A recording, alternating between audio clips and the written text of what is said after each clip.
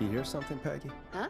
Hear what? I thought I heard someone yelling, or, I don't know, a howl. Forrest, is this a joke? No, I almost swore I heard something. Oh, and here I was thinking you'd finally started to ease up. You probably just heard some cats outside. Cats? You know, 4 legs, whiskers, tails, not dogs. I know what a cat is. But I mean, does Gallows Creek have a stray cat problem or something? Not since the rats moved in. Anyway, you ready to do the pre-flight checks? Seriously? Do we have to do these checks every time? And do you have to call them that? Reggie pays us to check the equipment before each show, and he pays us to call it a pre-flight check. But if you're sure you don't want to... Alright, fine. Let's get through this. Alrighty, this is your captain speaking. Really? Come on, let's have a bit of fun with it for once. Buckle in, folks. We're about to hit some tubular rents. Let's start with record playing. Okay. Grab a record, stick it on the player, and hit play. Easy.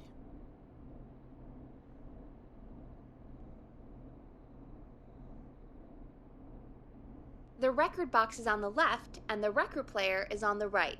Pick a record and stick it on the turntable. Then hit play. Got it. Great. Now turn it off.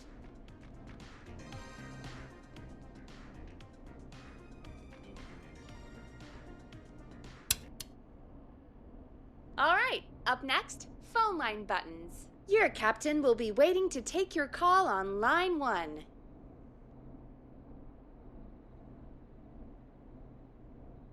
All right, Peggy. Ready for you on line 1. Who's Peggy? This is Captain Donald Key calling. Call me Don. You get it? Yeah, it's a riot. Great, and button 2 works just the same. So, let's move to the Peggy button. You mean the producer line? Like I said, the Peggy button. Press it when you need my help during the show. Is there a Peggy mute button? They haven't invented it yet. Now come on. The Peggy button is the 3rd one on the phone line. I labeled it for you.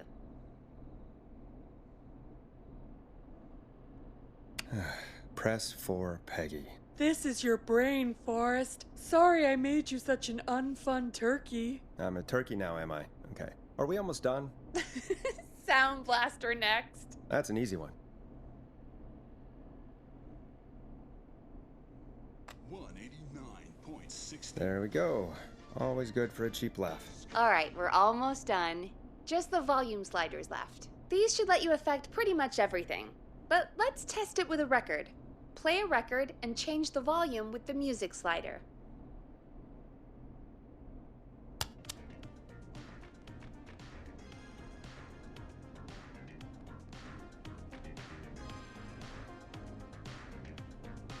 Sliders should be right in front of you, like directly in front. All right. Seems to be all working. We done, Captain? We sure are. Coming in for landing. Local time? Should not encourage you. I knew you had a fun side. It's my fun side that gets me in trouble. Now, let's get the show started. After your introduction, our first segment is Guess That Scream. I thought that was a joke. Nope, and don't blame me for this one. It's Reggie all the way, and he demands we do it tonight. Okay, Forrest, shut the music off.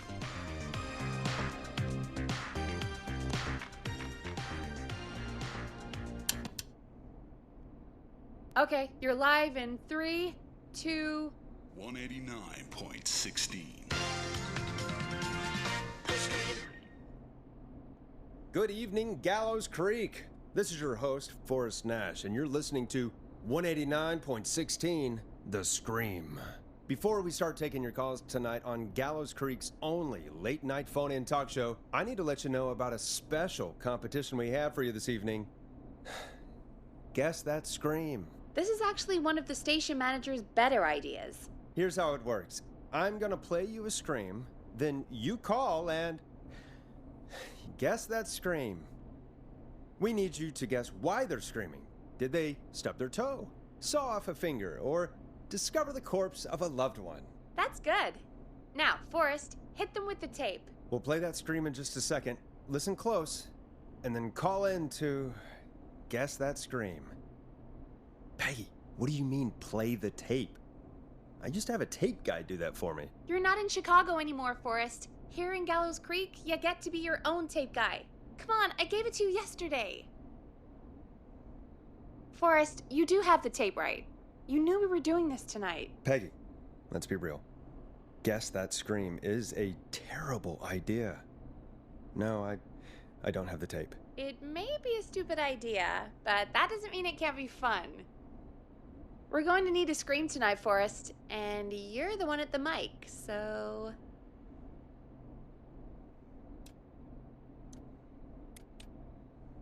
Really, Peggy? You want me to scream? You know this show depends on my golden voice, right? Come on, Forrest, just do it. That's enough dead air already. Just think of a scream and let it rip. Oh, God. Sorry about that. I'm back. Had to step away there for a second. Listen close, and then call in to guess that scream.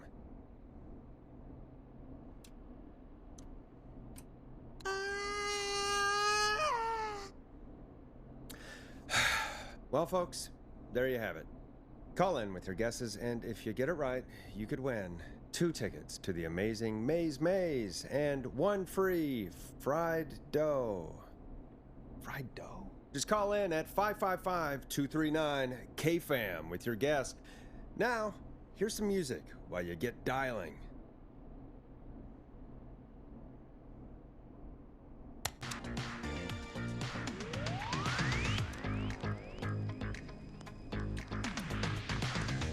Time to go on the journey that is Blast Processor with their hit song 1980X. Oh, God, Forrest, that was amazing. Thanks. I can't wait to hear what people think that was. How the hell did I get into this mess? Lighten up, Forrest. That's going to be the highlight of my week.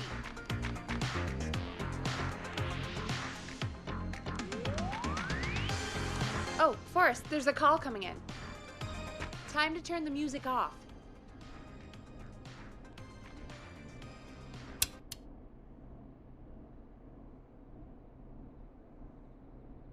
Welcome to 189.16, The Scream. Caller, you're talking to Forrest Nash. What's going on with you tonight? Forrest, thank God I made it through.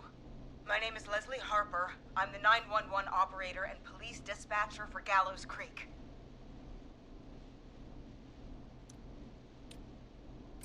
Welcome to the show, Leslie. Are you calling in to guess that scream? As a 911 operator, I bet you may have an educated guess. What? No! Look, I found a body and I need your help. 911 is calling me to report a body. Interesting setup. All right, I'll bite. What's the punchline then? Forrest, I recognize her voice. I'm pretty sure that actually is our 911 operator. I think this is real. Peggy, I'm not gonna be happy if this is a prank. I don't do prank segments on my shows. It's in my contract. Forrest, I really don't think this is a prank. Leslie, if you're telling the truth, you should report this to the sheriff. What was his name? Sheriff Andrews or whatever? I'm at the sheriff's office right now. Wait, what? Sheriff Matthews is dead. What? Sheriff Matthews is dead? I couldn't get any response from the department. That's never happened before, so I came to the station and I found him. Oh, God, poor Sheriff Matthews. Do you know what happened to him? Someone got him. Someone got up very close and I really don't want to say what they did to him. Did he fight back? I don't know. I think he tried. He's surrounded by bullet casings. I think he tried to shoot at whoever it was, but... I don't understand. Where are the other officers? Do they know? Have they secured the scene or whatever cops are supposed to do? No. I checked everywhere. Deputy Martinez is here, but she's knocked out, tied up, and locked in a holding cell. I called you right after I found her. God. Wait. Please don't tell me that this hick town only has 2 cops. Don't be ridiculous. We have 3. But Officer Gunderson is on leave in Cancun. Leslie, do you have any idea who could have done this? Not a clue. I didn't see anything on my way over. Leslie, you need to call over to Henderson or Quiet Ridge. They need to send someone over from their department. I tried, but I can't call anything but local numbers. Something's wrong. I'll have to go there myself. Let them know what's going on and bring help back with me. But if you leave while there's a murderer on the loose, who's gonna man the emergency line? That's why I called. Forrest, I've routed all 911 calls to come into you. I'm a radio talk show host, Leslie. I talk to idiot people about their idiot ideas. I'm not a 911 operator. Why me? You're the only person with experience manning a phone line around here. You're the only person equipped for the job. Besides, there are lots of transferable skills between the two. It's like an interview. You ask questions to get information you can use. Keep people talking, you know? Guide the conversation and know when to jump in. You do know that I'm so good at interviews, they sent me from Chicago to Gallows Creek, right? So I've heard. But that doesn't matter. And besides, there are two of you. You can talk to each other, discuss ideas, work together. Hell, let's have some on-the-job training right now. I have an emergency. I need to get an unconscious Deputy Martinez out of that holding cell. It looks like whoever attacked her threw the keys into the cell after they locked the door. Is there any way you can reach the keys? No. There aren't any bars to the cell, and the door itself only has a food tray slot. And that's too narrow for me to reach through. There's gotta be another way in.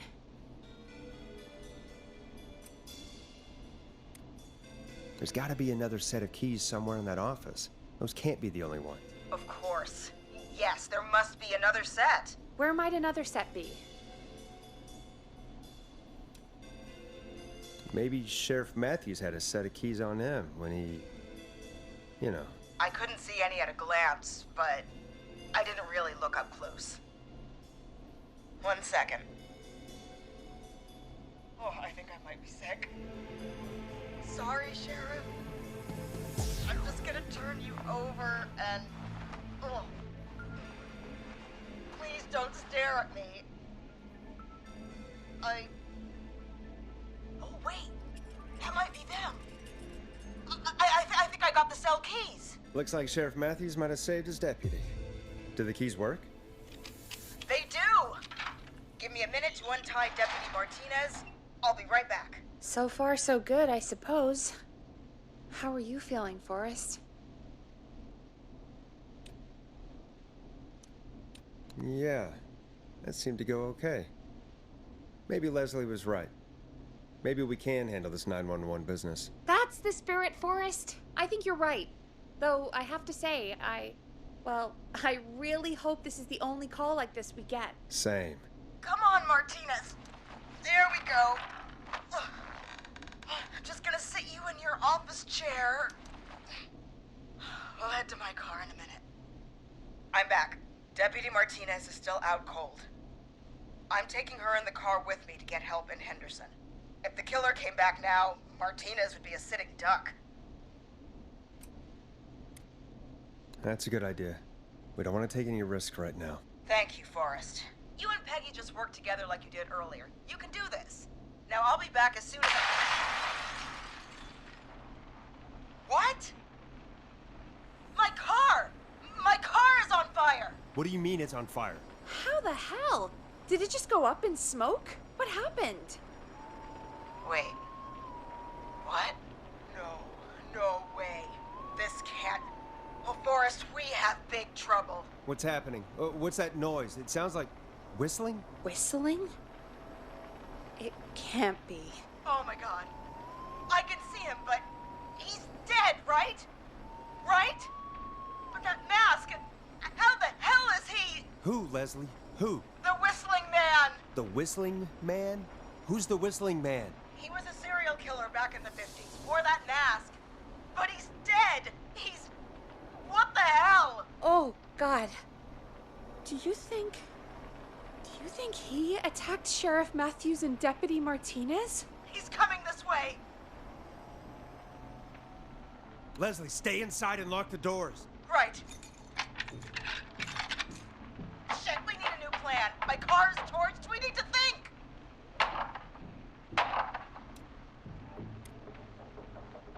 There should be police cruisers at the sheriff's office, right? Like, you should take one of those. Yeah. Yeah, that could work. Let me check if Martinez has any...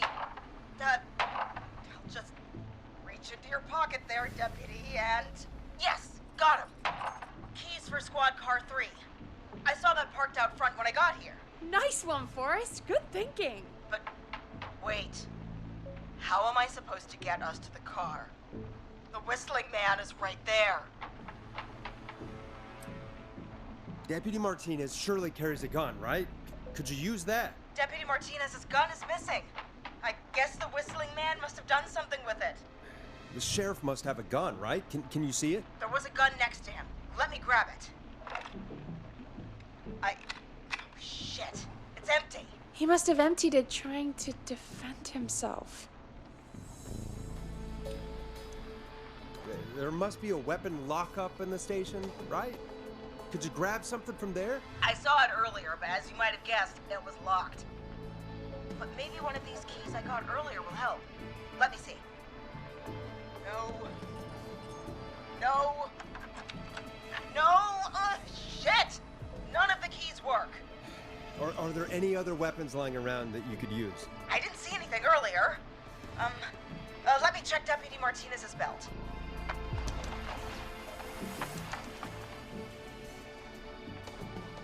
All right.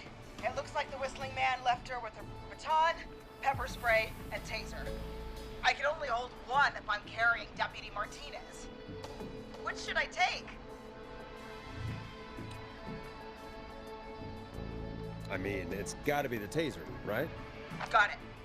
I'm just going to grab Deputy Martinez and then... Wait. Do you hear that? No, I can't hear anything. Exactly. It's gone quiet. No more knocking.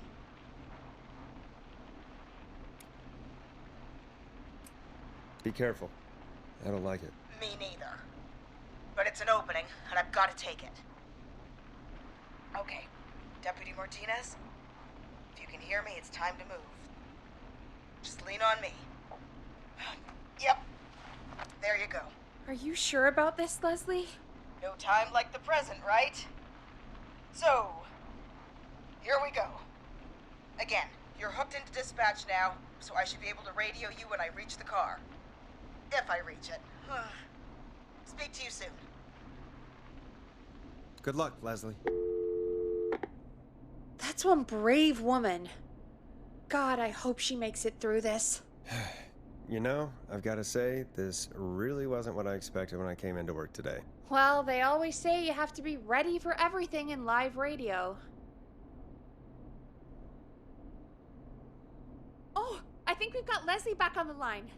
I'm putting the call through. Hello? Forrest? Peggy? This is Leslie. Are you there? Over. We're here, Leslie. So I guess you made it to the car then. Over? Sorry about the CB chat. Old habit. But yes, we made it to the car. Deputy Martinez is in the passenger seat, still out cold. I don't see the whistling man anywhere, and I don't plan to wait for him. So I'm going to get us moving. Jesus! God damn it! Get back! Get away from her! The whistling! No! Get off her, you son of a bitch! Yeah! Take that! Leslie, drive! Don't worry, Deputy Martinez. We're out of here.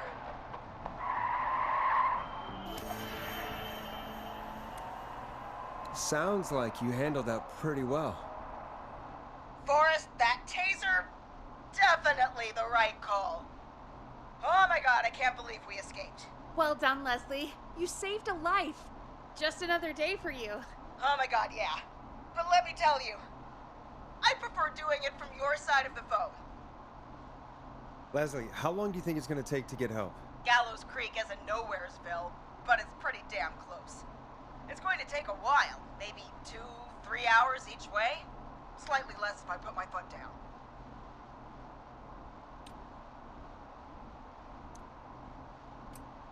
We'll do our best to keep everyone safe until then. Thank you. Just do what you did just now, and Gallows Creek is going to be okay. Anyway, once I'm in... Oh, I think Deputy Martinez is starting to stir. Forrest, Peggy, I've got to go. I'll be out of range soon, but I'll radio back as soon as I can once I got the cavalry. Try not to crash. We need you back in one piece. Good luck, Leslie! Feel better soon, Deputy Martinez!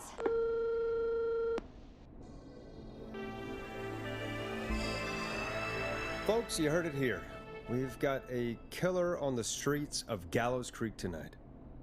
Please make sure to stay safe. And Leslie, we're counting on you. We're gonna get back to the show meanwhile. If you have anything on your mind or have any information about this Whistling Man character, then give us a call. We'll talk here on 189.16, The Scream. For now, here's another hit record for you all to enjoy.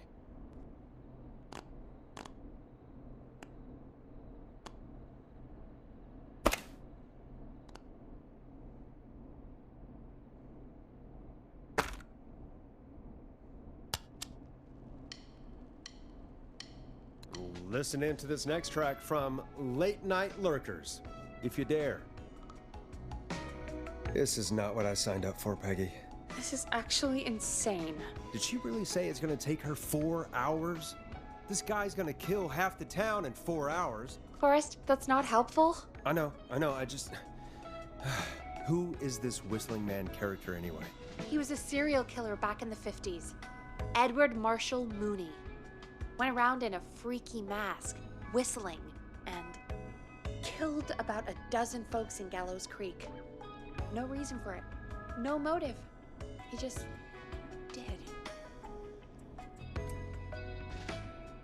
Okay.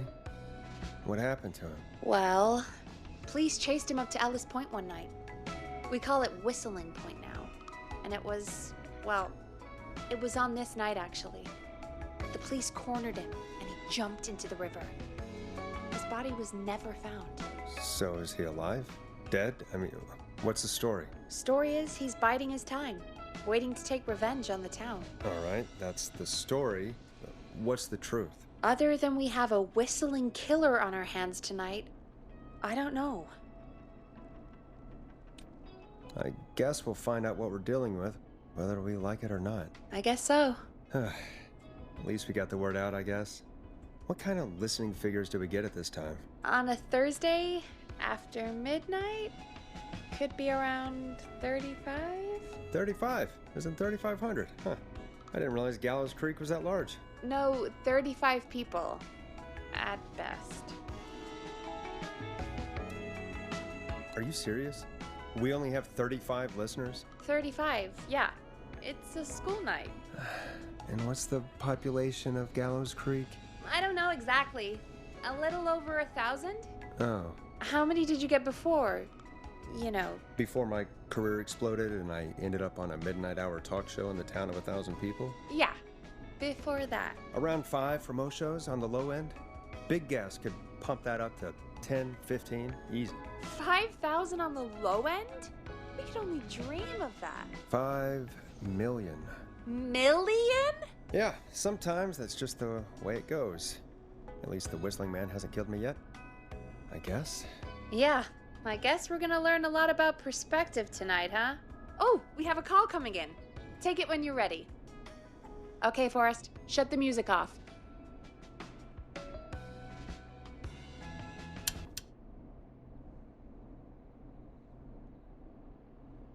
Hello, caller. You're live on 189.16, The Scream. Is everything, all right?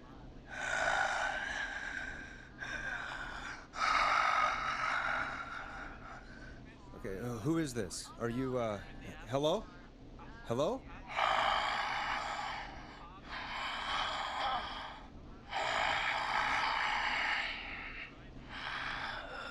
Okay, what's your name and why are you calling in?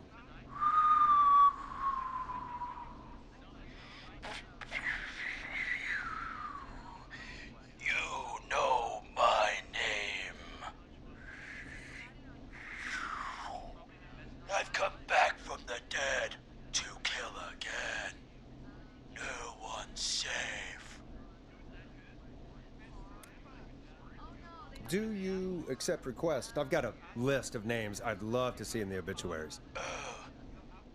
Maybe you must make a sacrifice to us. A sacrifice? To us? I mean, me.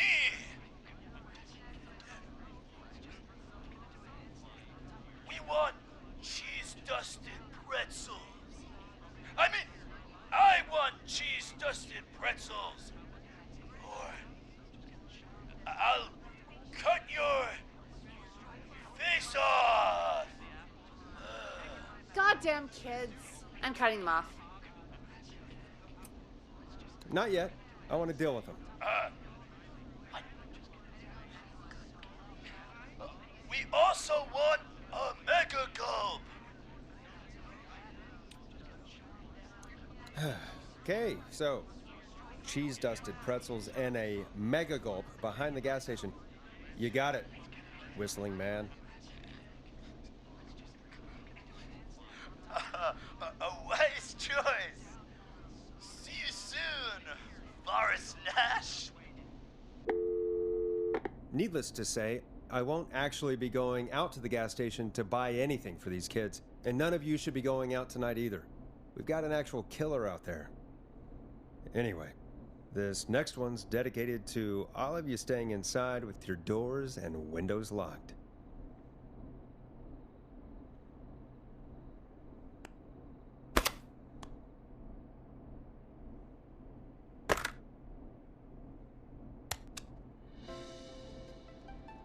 It's David Scopo with Moonlight.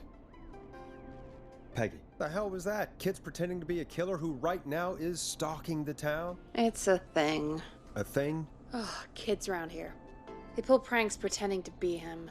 By pretending to be this Whistling Man character? They think it's funny, but it's not. It's not funny at all. And there's no chance that our Whistling Man was just a prank. That Leslie... No, that's real. Christ. Let's stay positive. We still have a show to do. We already have another caller on the line. All right. Let's do this.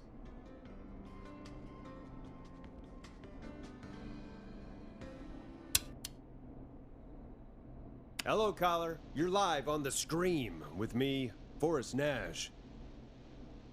What? I dialed 911. I need the sheriff right away. Okay, right. Well, I'm filling in for 911 tonight. What's your name and what's your trouble? My name is Sandra Sharp, and I need the cops now. I'm sorry, Sandra, but the sheriff is dead. We're trying to get help in from Henderson now. What? God. Listen, you've got to help me then. I drove to the edge of town for a jazz run, and now some psycho dressed like the Whistling Man is after me, knife in hand. Oh, God. It's actually happening.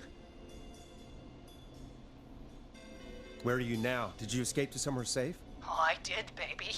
I jazz ran all the way to my car and nothing flat. But I dropped my keys somewhere along the way.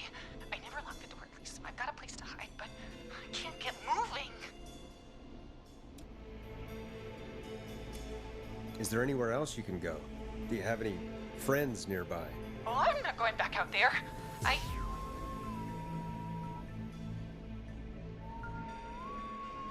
Oh, shoot. Oh, he's back. Look, I don't know a thing about cars, but I gotta start this engine without the keys, and you're gonna have to help me. Wait, I don't... If it helps, I've got a toolkit buried beneath my spare sweatbands. I'll call you back when I find it. You're listening to 189.16, The Scream. Hosted by me, Forrest Nash, your friendly neighborhood radio host, mechanic and savior. Sit tight while the record spins, folks. This one goes out to you, Sandra.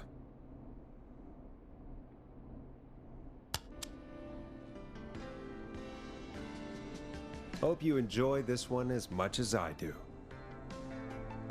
Doesn't the station have a show about cars? The Tamora twins or something? Timberline twins talk motors. Yeah. You know they're not even brothers. Really? They look the same, though. I know, but they're not even related. It's weird. I asked them about it once, and they got really sweaty and defensive. Anyway, go see what you can find. The offices are out the door and down the hall.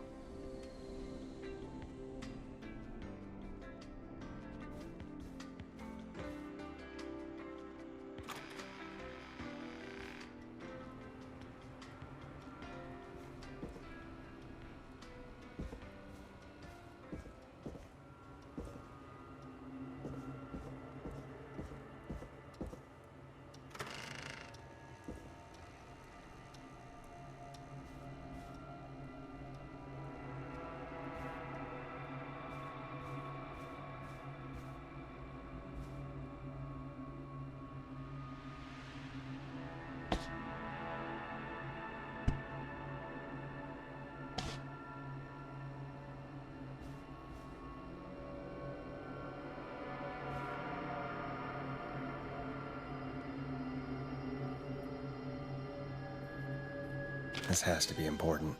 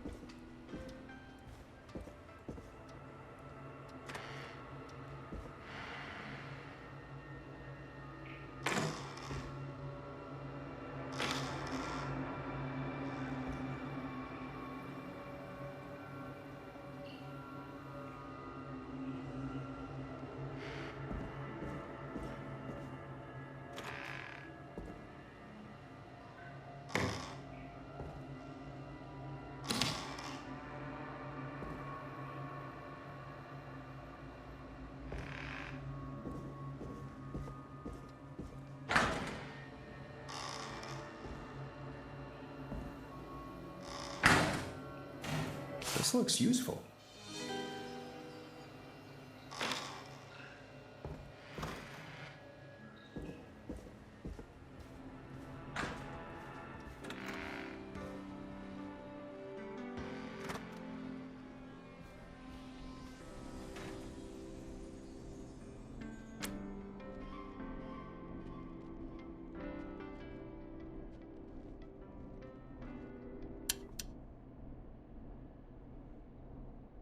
You find anything? Yeah, I found a magazine about hot wiring cars. Well, that sounds perfect. Caller on line 1. Thanks, Peggy.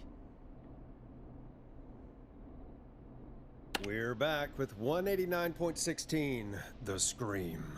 How are you holding up, Sandra? The creep's looking through the parking lot trying to find me.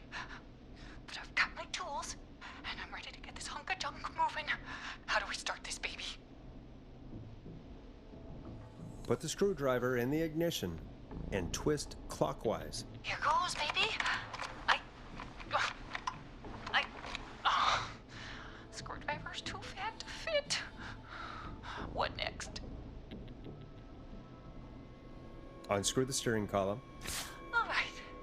Just turn. 1, 2, 1, 2. Oh, God. How long are these screws? Okay. Cover's off. Okay.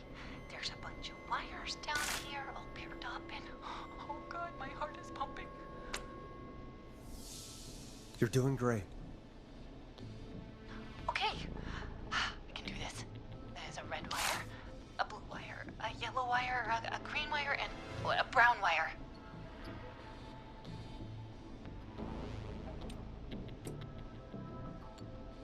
What's the serial number on the steering column?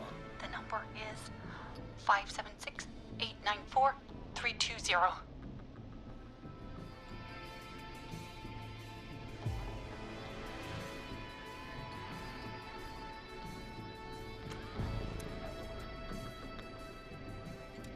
Strip and twist together the red and yellow wires. All right. We take the red and the yellow and we twist and we turn. Oh, perfect. I also see pink and purple wire. What next?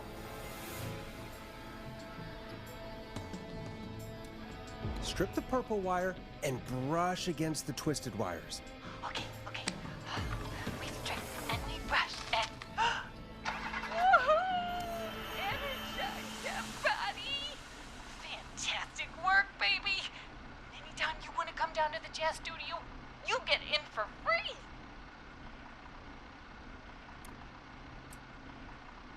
I'm glad you're safe, Sandra, but please lay off the jazz. Sorry, Forrest. My life is my own, especially after that.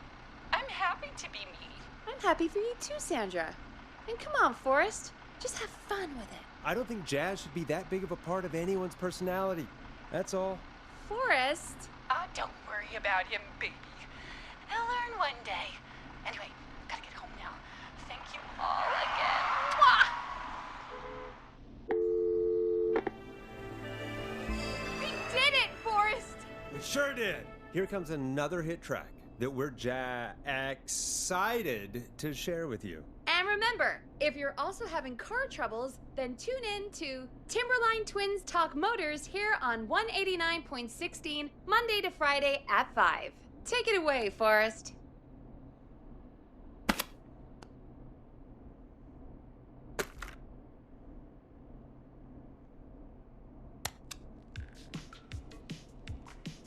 It's funky, it's groovy, it's Stabbing the Twilight by Knife and Easy.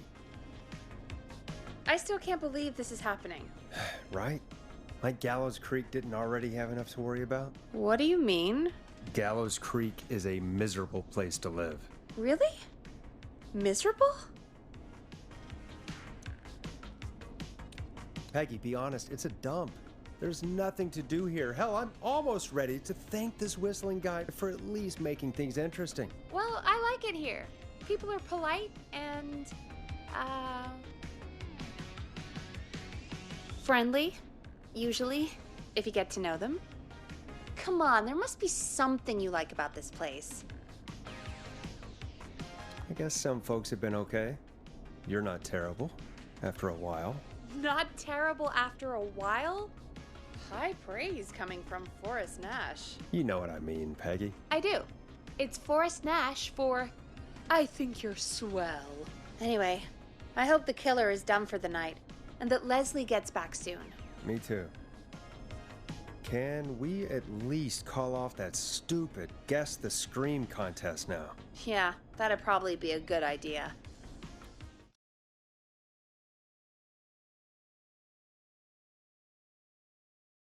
Caller on line 1.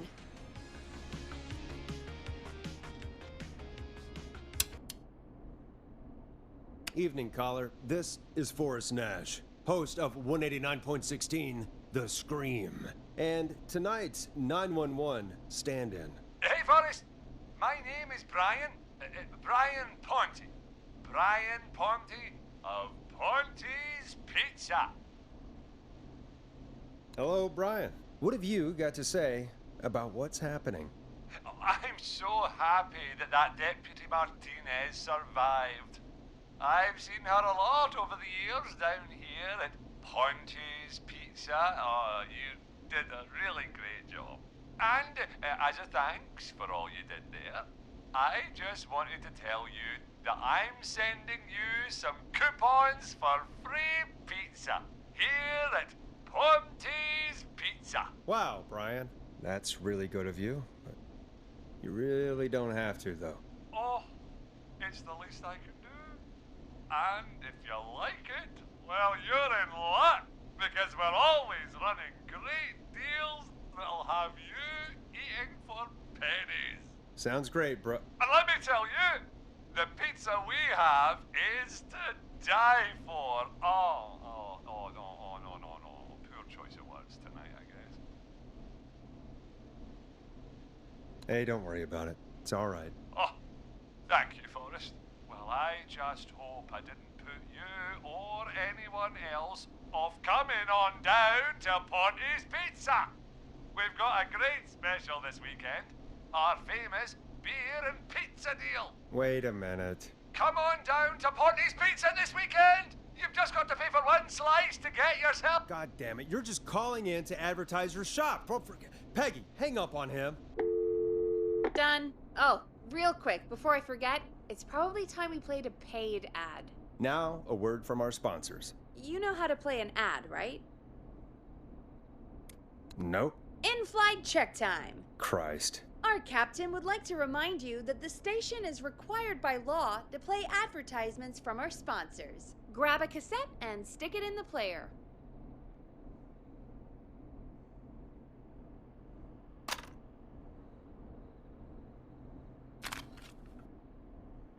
The cassette player is on the desk in front of you, just above the sound blaster. There should be a cassette in the dock nearby. Done. Great party, man. Thanks. Can I grab another beer? Hey, sure thing. Let me grab you one out of the fridge.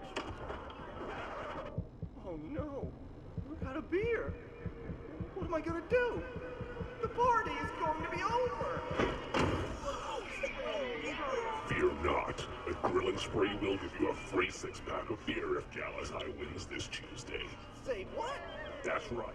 Order a meal deal from us and you'll get a free 6-pack of beer if Gallus High A wins. free 6-pack? Righteous. You heard me. 6 beers if Gallows High wins. Sounds like you've already had enough beers. I hope we murder them. Me too, Billy. Me too. Come on down to Grilling Spree or call 555-749-8335. We've got barbecue you'll die for. Yeah. Hey, Forrest, do you know what the Grill Reaper's favorite grilling spree order is? I have a feeling you're gonna tell me. Spare ribs. Just get me back on the air. And we're back. We got a caller. You know what to do. Welcome to The Scream with me, Forrest Nash. Yeah, Leslie. This is Maurice Russell from the Gallows Reporter. I'm at the office. This guy just broke in downstairs and... Wait. Forrest Nash? I want to speak to 911. Put Leslie on. What? God, another one? Leslie's driving to Henderson right now. She left me in charge. Why on earth is Leslie... Oh, never mind. Just put me on with Sheriff Matthews. Sheriff Matthews is dead. Dead? What happened? Did you witness the incident? Are you willing to do an interview for the reporter? I can cite you as an anonymous source, if that's a concern. We're live on the air. Anything we say can and will be broadcast. Live on... Damn it. All right. There's obviously a lot more going on than I know. Yeah, there's a lot happening tonight. You said someone broke in. That's nothing to get worked up about. Some idiot kid just broke in, dressed as the Whistling Man. Teens. They get worse every year. This punk wasn't even a disappointing twinkle in his daddy's eye when Edward Marshall Mooney stalked the town. But I was there. I covered it. Maurice, I don't know what's going on, but he's back. The Whistling Man is back. Don't be an ass, Nash. Every year this happens. They think it's funny. Not a big deal, old man. But they didn't live through the terror 30 years ago. Anyway, I know for a fact, Edward Marshall Mooney is dead. I don't know who I'm looking at on the security monitor. But if he killed Sheriff Matthews... Where are you now? I'm in the boardroom, upstairs. We got security cameras all around the building. You can watch them on any TV set here. And there's a set in the boardroom. Maurice, is there any way you can get out of there? I sure as shit hope so, kid. But I'm not sure how I'm going to do it. That crash you heard was him tipping over my filing cabinets. He's blocking the stairs. I'm guessing the stairs are the only way out? That's right. And it would take me a good few minutes to move those cabinets. We need to do something. But what? All we can do from here is... Forrest, I think I've got it. Why don't we call the killer? They'd have a bunch of phones set up across the office, right? In different rooms, with different extensions? So we call one of them. Draw the killer away. Buy Marie's time. That could work. Exactly! It's worth a shot. I can hear you, you know. The son of a bitch hasn't killed me yet. Yeah, sorry, Maurice. Peggy and I were just trying to figure out... You realize how stupid that plan sounds, right? For that to be successful, you're gonna need every phone extension, plus a plan of the entire office floor, all delivered while the killer is en route. I've got it. And thank God I've always been cool under pressure. Don't go anywhere.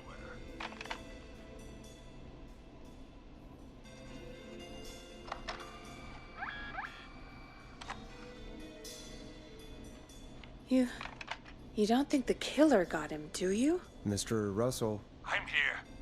The freak's going to be here any second, too. Go check your fax machine. Don't let me down.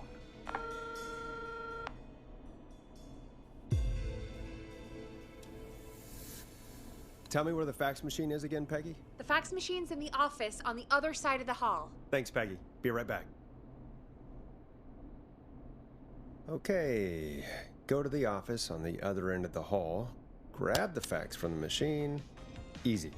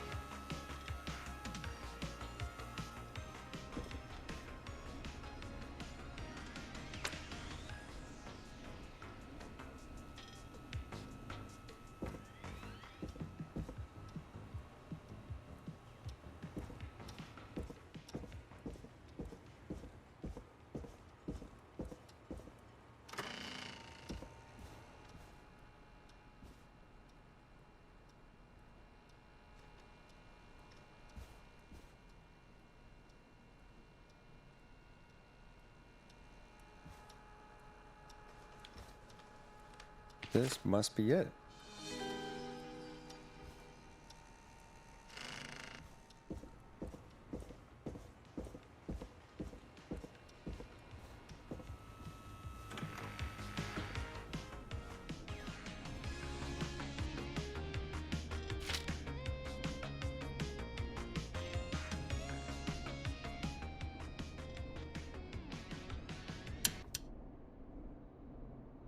Hey, did you get the fax?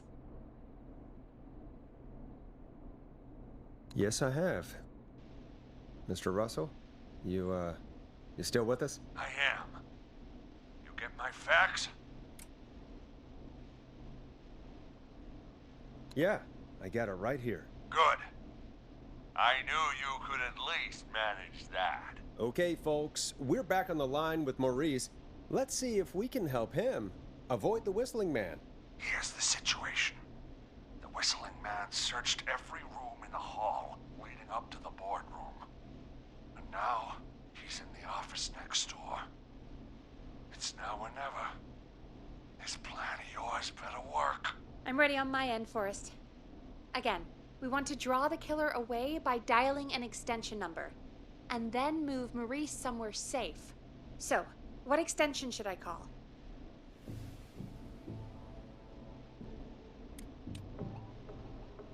Call the editor's office. The extension is 03. Got it. I'll put the call through when you're ready. All right, Nash.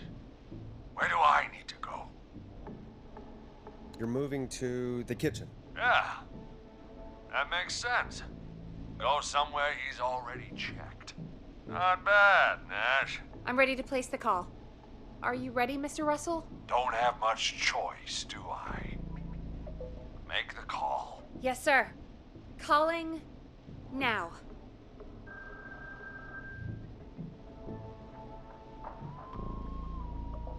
I can't believe it. He's actually heading to my office. It was all Peggy's idea. Credit goes to her. Don't mention it. The coast is clear. I'm shutting off the TV so he won't see me on the security cameras. Then, making my move. I'll call when I get there. Do you think he'll make it okay? I'm sure he'll be fine. But now what do we do? We gotta find some way for him to get past that barricade. What do you mean? I don't think calling the Whistling Man is gonna buy Maurice enough time to move those cabinets. We gotta think of something else. Yeah. Maybe we could... Oh! Call incoming. You ready? Ready as I'll ever be. Put him through. Alrighty. Mr. Russell, are you there? I am. I don't think he saw me. I've got to give you credit for that, but I'm not out of the woods yet. Right. Let's review where we are. So, the only way out is by the stairs, which the Whistling Man has blocked with furniture. Exactly. I can move the furniture out of the way, but not quickly or quietly. Could you lock him in a room? That'd probably buy you time enough, right? Maybe. But the damn fire regulations say every door in the office has to unlock from the inside. He'd be able to get out just as soon as... Wait, no. I got it. The secret archive through my office, where we keep our most sensitive records. Ooh, a secret archive? Reggie would love that. What have you got back there? Juicy secrets about outer space? Peggy, I don't think now's the time to be playing around like that. You're right. Sorry, Forrest. Kids, we're in the big time now. I've got it all figured out. The secret archive. There's no lock on the inside of that room, only the outside. You can't break out. If we can get him in there, and I lock him in... We can catch the son of a gun. Exactly. Oh my god. Forrest, we might be able to end the nightmare right here. So should I call the secret archive then? You can't. The archive is a room for secrets, not gossip, so we don't have a phone in there. Oh, we're gonna need to change it up then. Any ideas, Forrest? Maybe we could use a radio. There's no radio in the secret archives. Are there no radios at your offices? I don't have one in my office, but... What is it? Our sports reporter, Hopkins. He has a little portable radio he never turns off when he's here. That might be what we need then. Is his portable radio still there? It should be. It's what he calls his work radio. It should be in the archives, actually. I'll sneak over while our friend is still distracted with his search. I'll call you back once I've got the radio. We're gonna save him, Forrest. Heck, if this works, we might even save the whole town. There's still a lot to do before we celebrate. Let's just see how it goes first. What do you mean? He's not out of there yet. He's still got to find the radio, unblock the stairs. I know, but we've got a plan for how to do that. And, oh, call incoming from the reporter. Putting it through now. Nash, hello? Nash, are you there? I'm here. Is everything okay? I found the radio. It's right where I thought it would be. It's all coming together. I'm just gonna turn it on quickly, make sure it's still got some juice. Maurice, turn the volume down. We don't want that thing blasting just yet. Yeah, I knew that, Nash. I was just doing that when you yelled at me. The radio works! If I make it out alive, Hopkins might just get that day off he wanted. He's earned it. Let's do it for Hopkins, Forrest. Wait. Ah, God damn it. If I can't have this stupid thing turned up, how am I supposed to draw the killer? I can't be in the room when it's on, or I'm dead. You just... Oh, that's a good point. But wait! We're the radio. We can just be quiet until you're ready. If you can do that, then... Yeah, sure. 189.16. I know that's your station number. But a good editor always double checks. Can you confirm that? 189.16, The Scream. Gallows Creek's best and only phone-in talk show with me, Forrest Nash. And me, Peggy. Jesus Christ. I've got the radio on silent, but I'm tuned in. Now, I just need to get to my office. Sounds like we need to make another call, Forrest. Where should we send the killer? Call the boardroom. The extension is 04. That might work. The boardroom is fairly close to the editor's office, but we haven't seen the killer go there yet. Are you sure? I'm sure. Make the call. Okay, calling the boardroom now.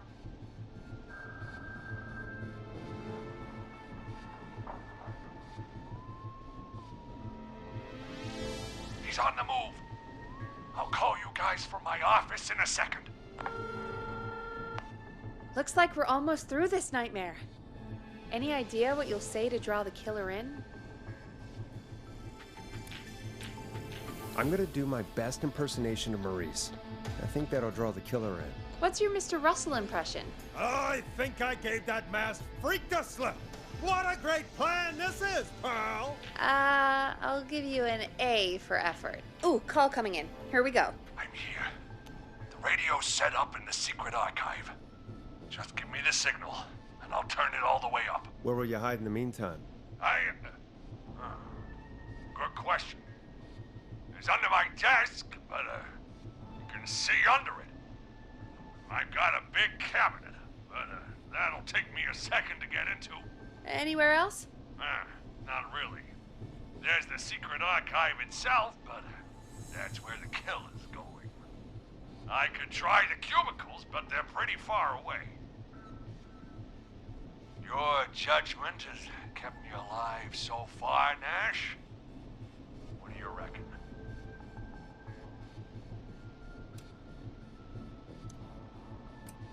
Hide in your cabinet. All right. Well, this is it. I'm going to go turn the radio up to full blast now. Don't say anything until I've had time to hide. You got it? We know the plan. You can trust us. Here we go.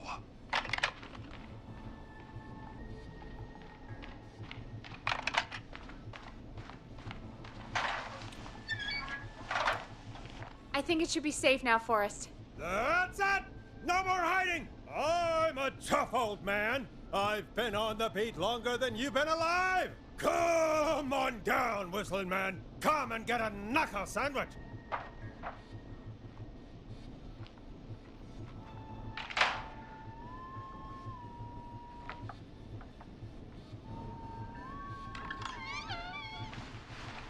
Listeners, this is Forrest Nash of 189.16, The Scream. And if you've just tuned in, See you in hell, kid! we've just locked up the Whistling Man. Forrest, you beautiful bastard! I can't believe that actually worked! If I'm being honest, I can't believe it either. Thank God it's over. I'll be off now. Gotta get out of here. Write up a few notes. Call a few friends. I'd feel safer waiting for the cops to come grab this freak with some company. Hey, maybe you and me could do an interview tomorrow for the Gallows Reporter. I'll think about it. Let's see what tomorrow brings. I'll take that as a yes. Talk to you soon. There we are, folks. The Whistling Man is locked up. Let's all take a deep breath. And play some killer tunes.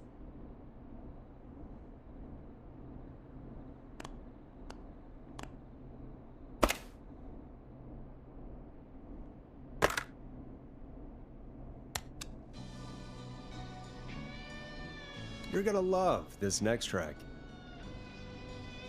Looks like the night should be pretty easy from here on out. Right?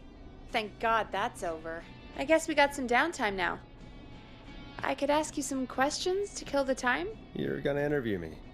You sure about that? You're not so scary. Besides, we've been working together like a week now, and you're still all shrouded in mystery. I'll regret this, but okay. Question 1. Tell me about your family. What? Come on, Peggy, that's too general. Okay. Did anyone move with you to Gallows Creek? Nope. Now that's too specific. Too specific? Do you have any siblings? I don't. I'm an only child, and my folks are dead. Oh, I'm sorry, Forrest. No, it's okay, Peggy. That's how it goes. Anyway, what about you? Any siblings? Your mom and pop still around? I thought I was asking the questions. You were. I'm just making conversation now. Oh. Well, my folks went the same way as yours. Huh. What a coincidence. Yeah. My dad walked out when I was about 13. He'd been a wreck for a while. Then he got himself into a wreck, and, well, that was Dad. Mom didn't take it well. She remarried pretty quick after that. She wanted to forget Dad so bad, she even made me take my stepdad's last name. So I'm Peggy Weaver now. Anyway, Mr. Weaver got sick one day, and my mom didn't last long after he went. I'm sorry to hear that, Peg. Don't call me Peg. Yeah, sorry. I was just trying to be... It's okay, I know. I'm sorry. I'm defensive about that name. Any siblings? Funny you mention that now. No. Not anymore. I had a sister, but I haven't seen her since before my dad. Hold on. Someone just rang the door buzzer. What on earth could someone want at this hour? I don't know. Do you want to go check it out? Me? You sure you don't want to go? I can't leave the booth while we're on air. One of Reggie's K-Fan regulations. I'll pass you the key to the stairs. Gee, thanks, Peggy. The buzzer's on the front door. See you in a bit.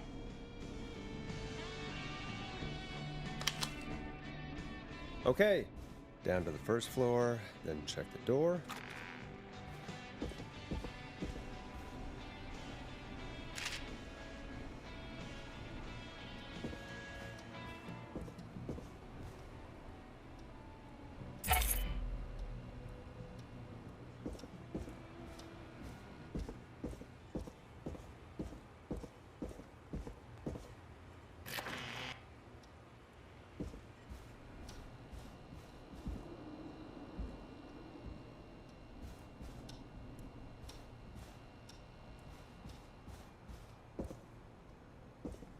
A tape. Play on air.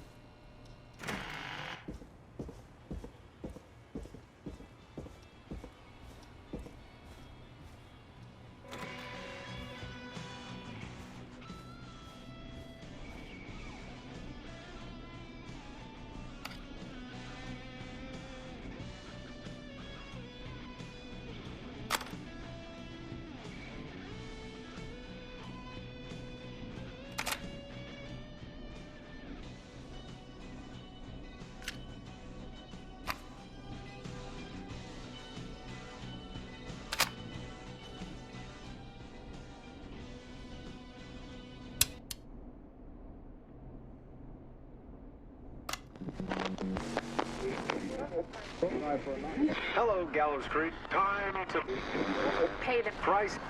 Time to pay for live.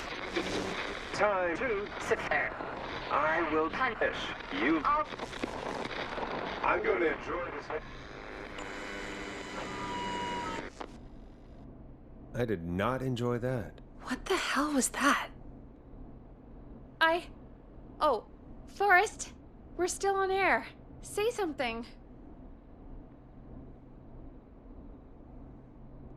Folks, Oh, folks, the tape you just heard was passed through our door only moments ago. I don't know how or why that came through our door with the killer locked up, but be careful, Gallows Creek. Stay home and stay safe. Give us a call if you need help. You can get us on 911.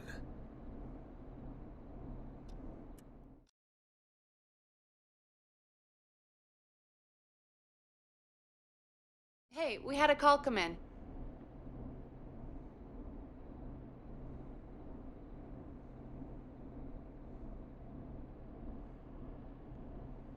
We have a call waiting. Caller, you're on 189.16, The Scream, with... Ash!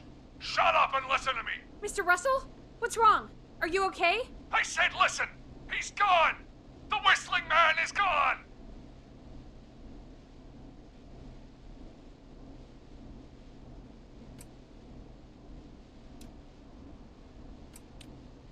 God damn it, I thought you locked him up. What's going on? Damned if I know, Nash! Mr. Russell, where are you now? What happened? Well, after our call, I cleared the stairs and went home. I phoned some buddies, and we came back here to keep watch. Then what happened? I'm getting to that. We came back here. Door was shut, just as I left it. We had a couple of drinks, and, well, there was a bunch of us, and we were all armed. They thought we could teach the freak a lesson before the cops got him.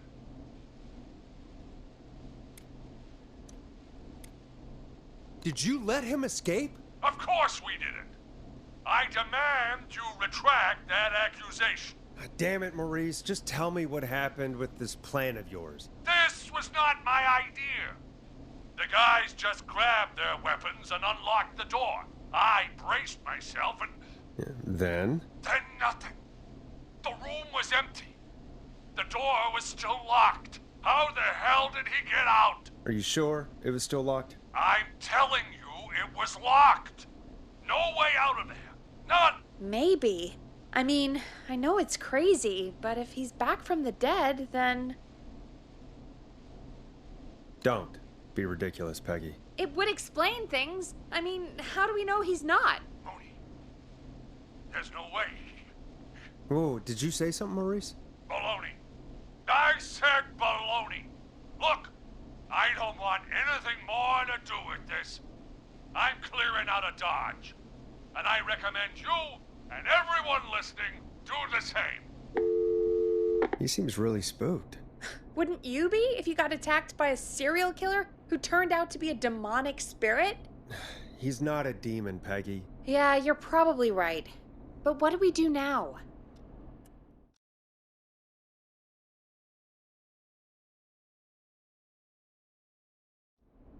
Thank you again, Mrs. Mackenzie, for the helpful tip.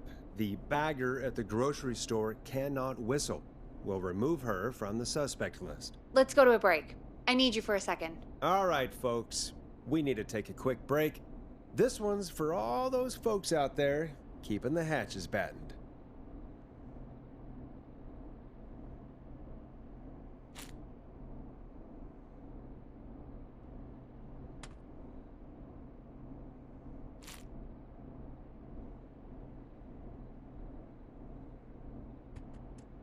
Dead air is a crime, Forrest.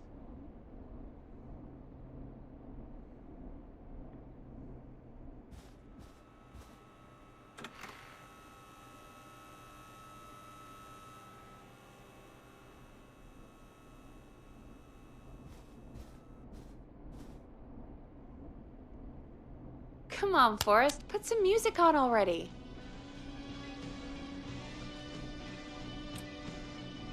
Here comes one of my favorites. All right, Peggy, what's up? I pushed a cassette under my door. Go play it. You stopped the show for a tape? Just go get it.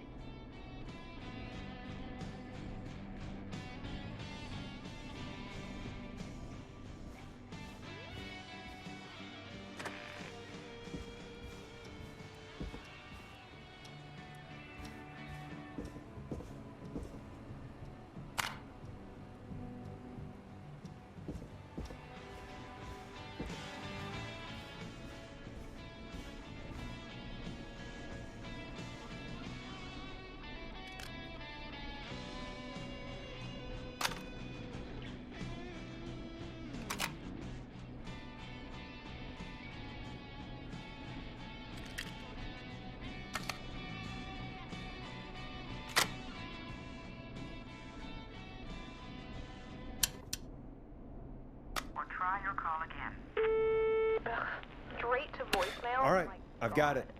Did we forget an ad or something? I don't know. It was buried in my work mail. I only just saw it. See what it says. Play me ASAP. Off air. That's Reggie's handwriting. And he wrote it in purple. And? Purple is Reggie's angry color. He only writes in purple when he's really pissed off. About when you're fitting it into your busy programming. I'll be frank, I didn't want you as part of this. Save you, but Mr. Snap.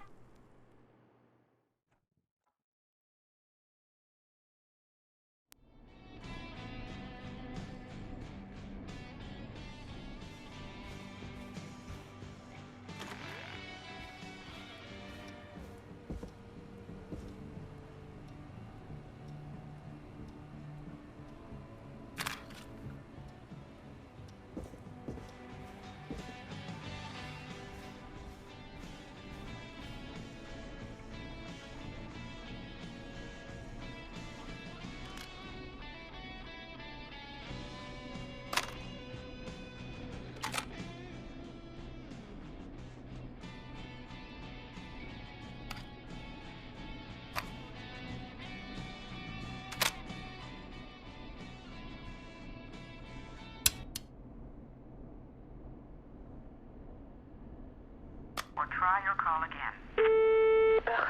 Straight to voicemail? My God. Are there any professionals at KFAM? This is Gina Franklin. I'm calling because your backwater station has not honored our agreement. We gave you Mr. Snatcher's newest single, the kind of honor you've never had and probably never will again. And we've still not received any information about when you're fitting it into your busy programming. I'll be frank, I didn't want you as part of this debut, but Mr. Snatcher, due to his prior friendship with Mr. Nash... Prior and current friendship, Gina. Forrest, mate, you alright? Don't worry about Gina, you know how she is.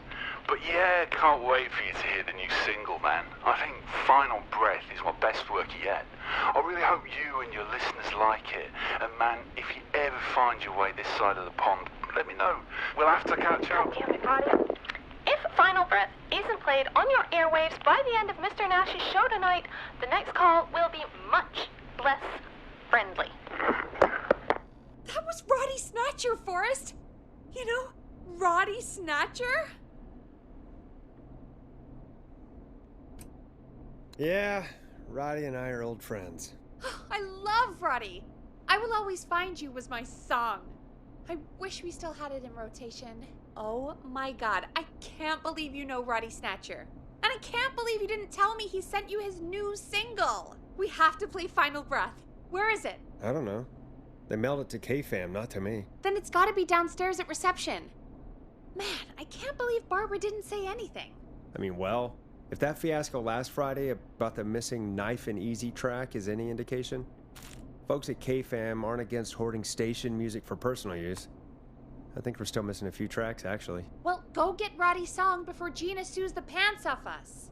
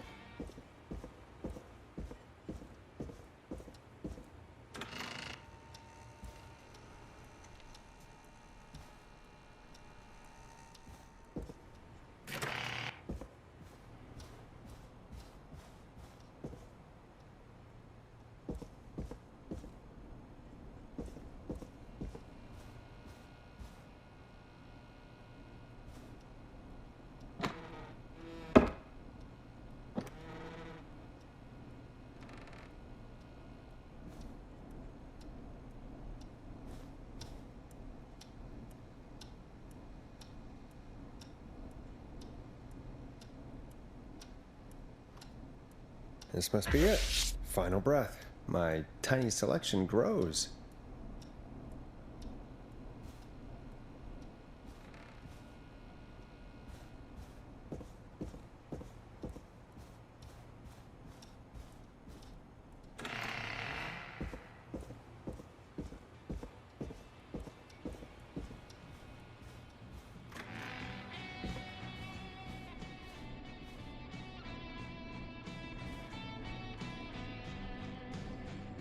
Hey, did you get it? Got it. Let's get this on the air. Gallows Creek. I'm pleased to say we're in for a much-needed treat. Up next, courtesy of the British sensation himself, is a track you won't hear everywhere. Here's Final Breath by Roddy Snatcher.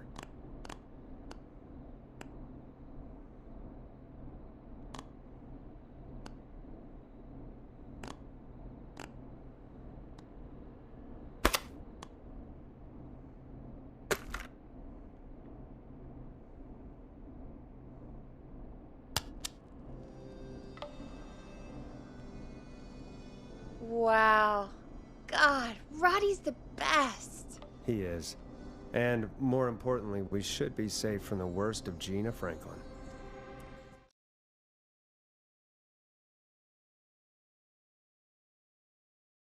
I think that's every time I've seen him live. Peggy, you just talked through the whole song. Oh, whoops. It's okay. I can just play it on loop later. Oh, shoot. I just noticed we have a caller waiting. I really hope it's nothing serious.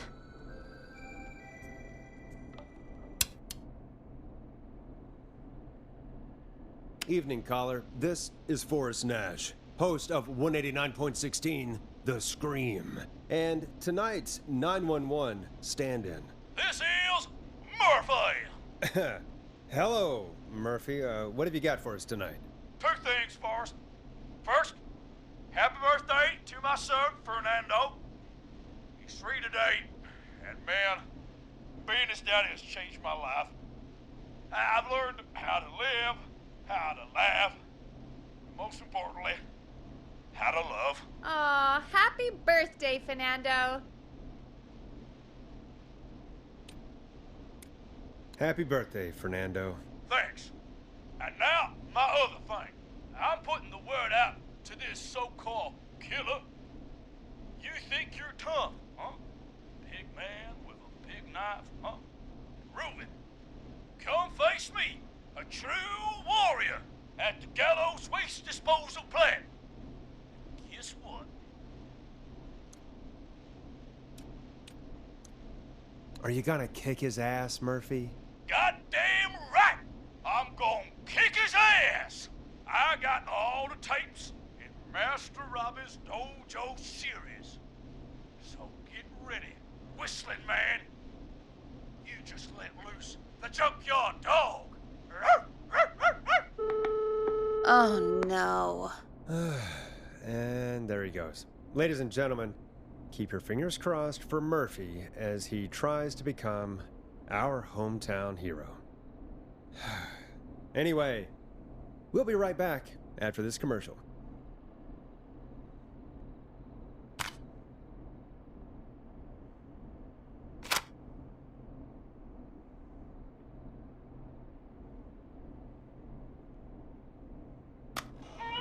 The world-famous annual Gallows Creek Harvest Festival is back!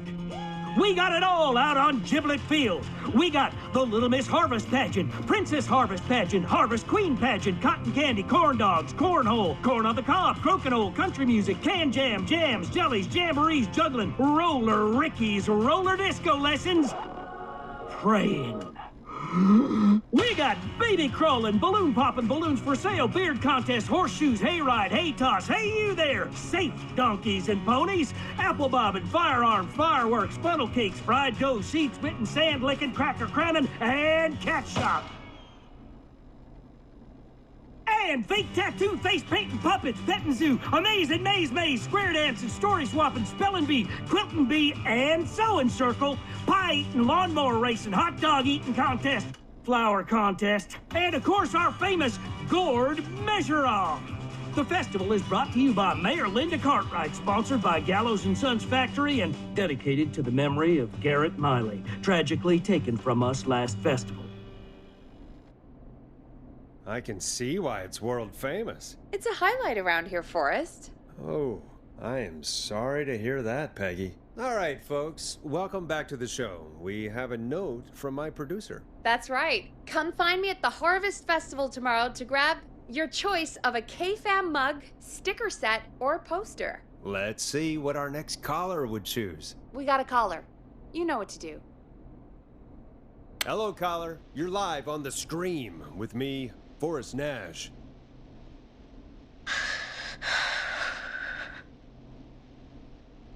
Hello? Who is this?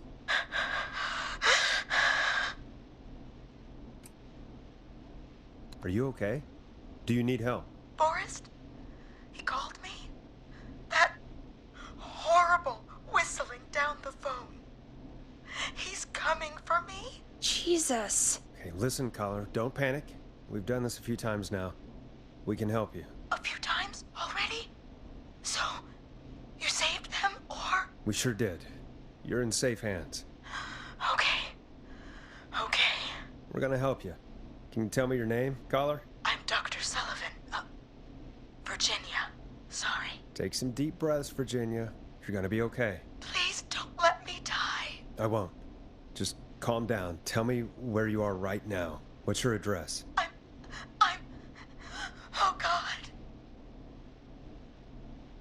Is there a neighbor you can call for help? No.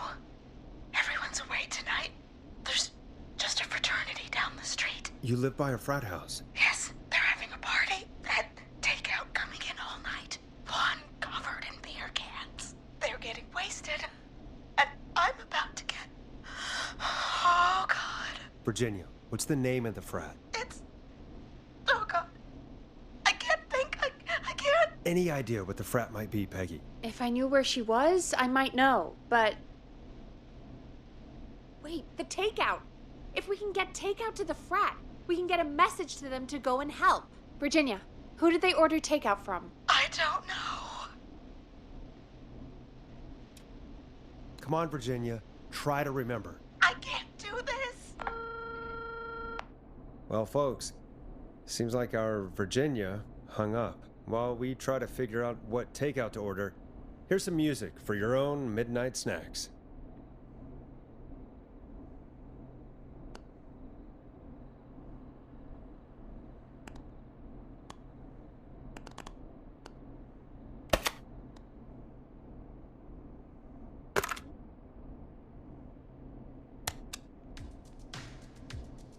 Enjoy this classic by Smooth. It's their hit song, The Word. Peggy, what places do takeout in Gallows Creek? Off the top of my head? Well...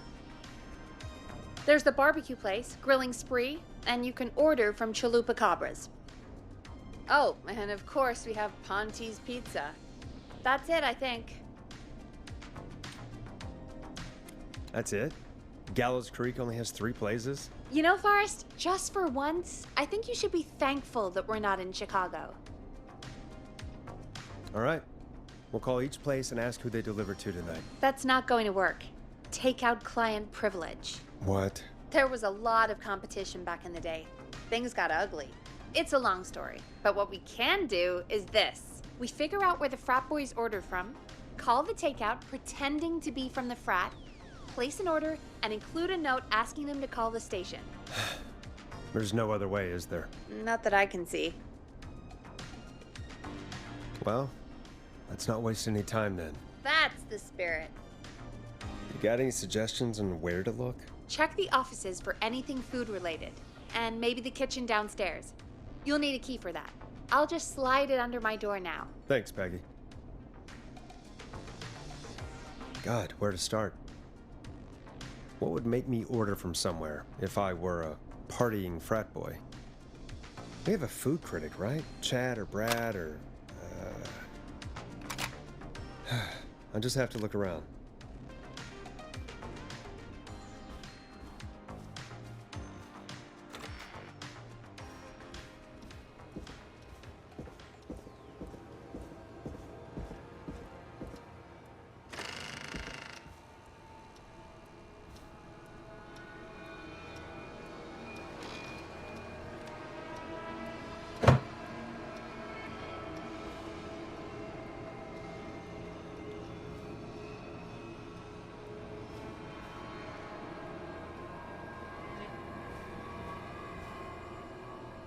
Chalupa Cabra.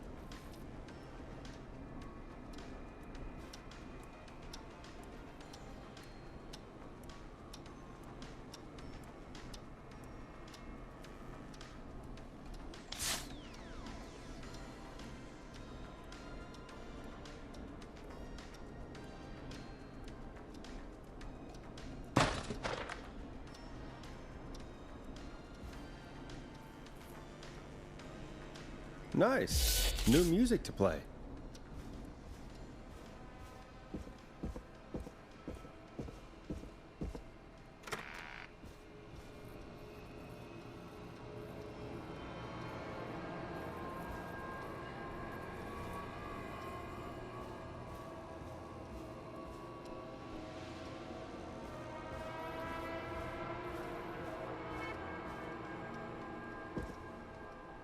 Rooting through trash. This is a new low. Ooh. Interesting offer. I wonder how well Gallows High performed.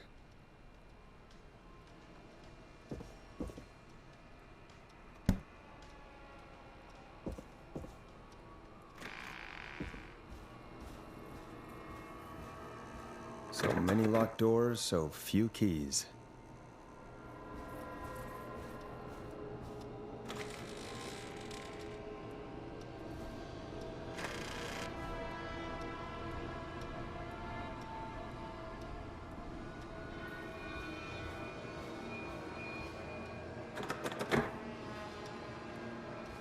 I need a key to get in there.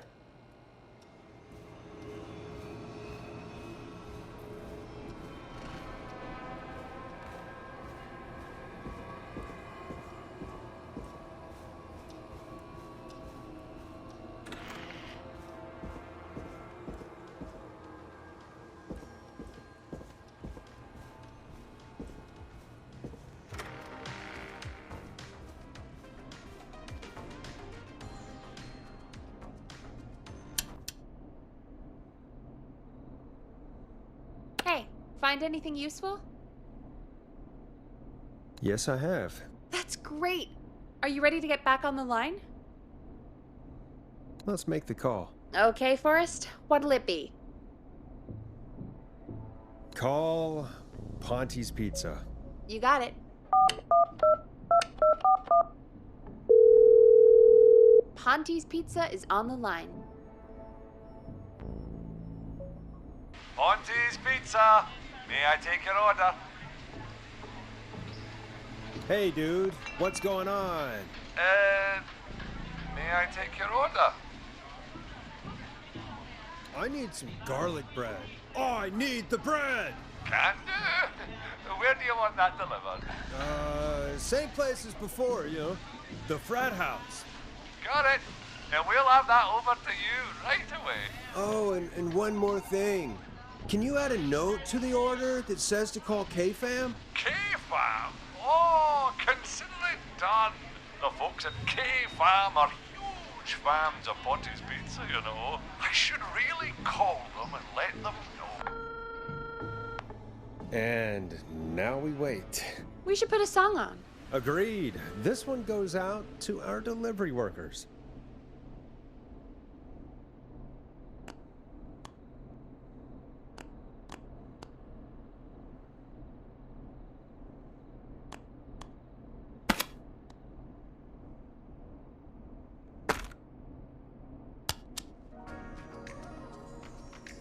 This is I'm Coming to Get Ya by Vice. One of the best tunes this year.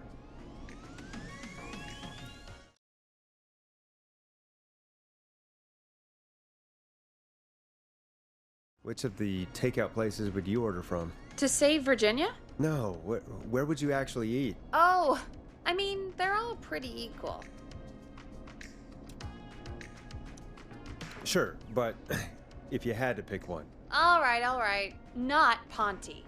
He's not Ponte. Right. So between Grilling Spree and Chalupa Cabras. I mean, it depends. Do I want a plate full of meat? Or do I want really, really good nachos? It can change depending on the day, you know? Yeah, fair enough. Maybe I... Hold that thought, Forrest. We've got a call coming in.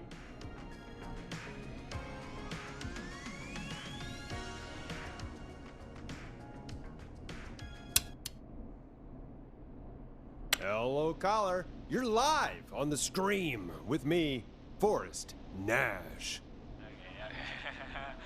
Hey, this is Fratman Plunker.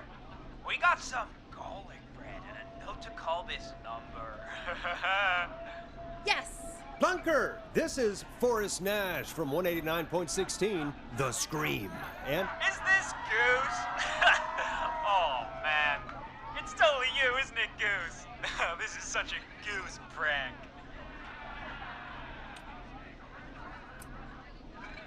Sure, whatever. It's Goose. Now, listen, Goose, dude, get your ass to the party. We got so much beer! Listen, I need you to... Goose, come get beer. Your brothers are waiting for you. I'm not Goose! How can I prove this to you? Oh, let me get a second opinion on this. Norman the Barbarian! What do you think? Great idea. Norman the Barbarian says only the radio man can control it. So, play us the flow. Wait, really? What? The flow? Norman the Barbarian demands it. Okay. I'll play the damn song.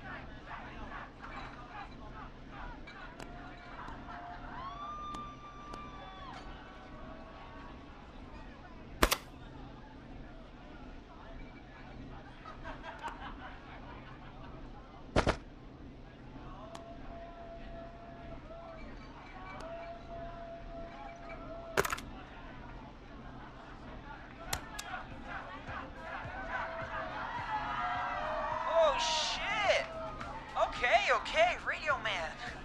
Got my attention. What is it? Thank God. Listen, you've got to get over to your neighbor's house. All of you. Just... Say no more. Bunker's moving the house. Forrest, line 2. Hello, you're live on 189.16, The Scream. Forrest, it's the killer. He's at the door. Grace. Oh my God, it's you, isn't it? God, I didn't talk, I promise. Whoa! The party has arrived. Oh, thank God. He's gone and... Oh, is that you, Radio Man? Don't worry, we brought the beer. Good times are here. I could use a drink. Thank you, Forrest. You're welcome, Virginia. And thank you to Plunker and his fraternity brothers. Some heroes wear capes, some wear sheets as togas. Hey, Forrest, did you hear what Virginia said earlier? What was that all about? Clive, I didn't talk. Do you know what she meant? There's a janitor here at the station named Clive, but your guess is as good as mine. All right, folks. Seems we may have a lead. If any of you know a suspicious Clive, then please call in. It could save lives. In the meantime, looks like we have another caller. Hello, caller. You're live on The Scream with me, Forrest Nash. It's great to speak with you, Forrest. As a local small business owner, I find this all horrifying. A killer roaming the streets of our fair town? Terrible. I hear you there. It's a scary time for everyone in Gallows Creek. How are you holding up? You somewhere safe tonight? Yes, Forrest, I am. I'm here at work in my small business. It's a safe, family-friendly place. Oh, what small business do you own? Oh, well, I'm not really big on promotion, but since you ask, it's Ponty's Pizza! The best and only pizza place in town! Come on down and get yourself a cracking deal on our 2-for-1... God damn it, Ponty, no! No free ads! I mean, I guess we can't be that mad at him. Calling Ponty's did save Virginia. I can be mad, Peggy. That sort of thing just... I can be mad. Look, he's gone now. We already have somebody else on the line. Just take a deep breath and let's keep going.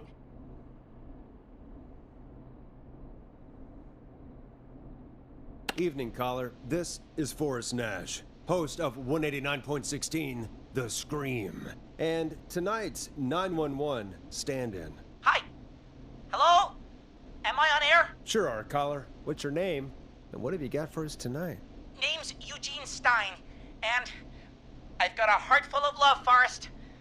I'm hanging out in the middle of the maze, listening to your show. looking up at the stars and waiting for her. You got a special lady coming out to see you. Yeah. Molly. We planned to get lost in the maze tonight.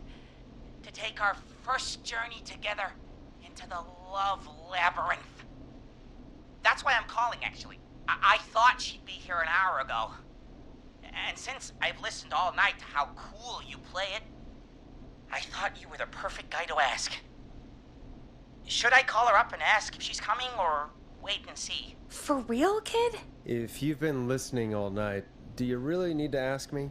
Yes, that's why I'm calling. Ah, what the hell. Stay and wait. Forrest, that's a terrible idea. Eugene, please go home. Your parents must be worried sick. My parents are dead, actually. But, Oh, jeez. yeah, I guess it's not the night. Hang on. I hear some rustling. I guess she came after all. Molly! I'm in the middle! It'll take a little while to get here, but, thanks again, Forrest. It's been good talking. Oh, wait a second.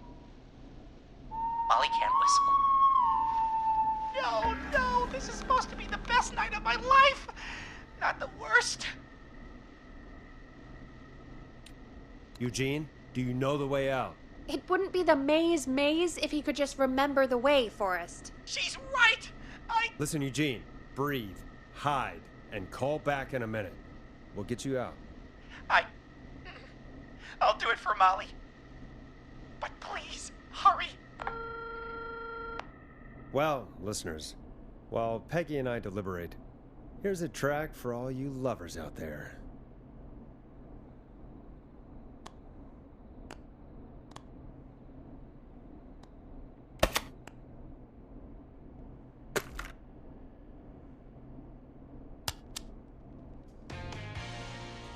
Let Storm Riders take you on a rock and roll ride with the Glam Jam.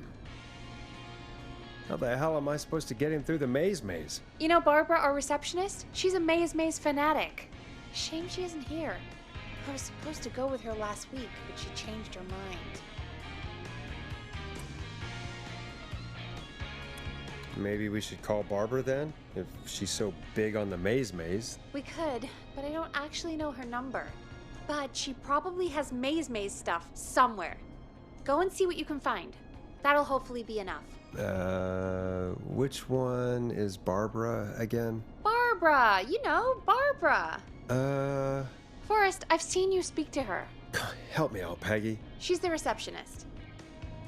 Sits at reception, never does any work because she's talking to Brad all day. Ring any bells? Right, yeah, sorry, I guess it's just the stress of... No excuses. Just go and find something to help us.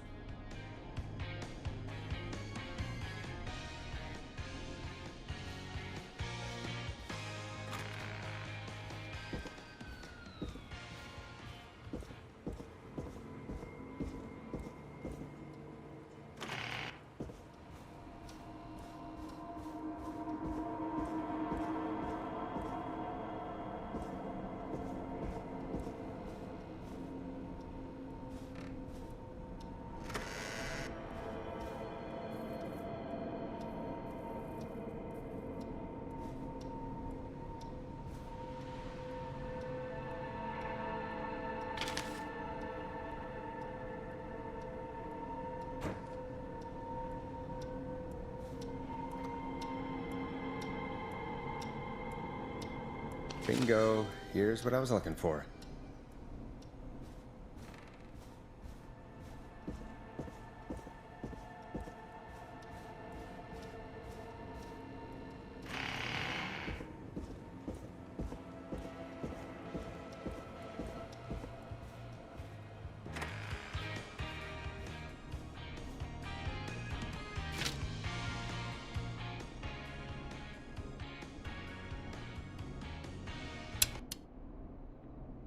Any luck? Yeah, I found a map for the maze in the trash. Why was it in the trash? Never mind. It doesn't matter right now. That's a question for Barbara later. Eugene called while you were away. He's on line 1.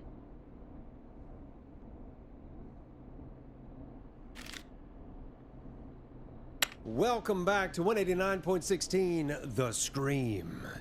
I hope you lovers like that track. And I hope we can help our lover in the maze. Eugene, you're back on air. I'm lost, Forrest. I just ran and I don't know where I am. I'm at a crossroad, facing a tractor statue. There are hay bales painted gold on my right.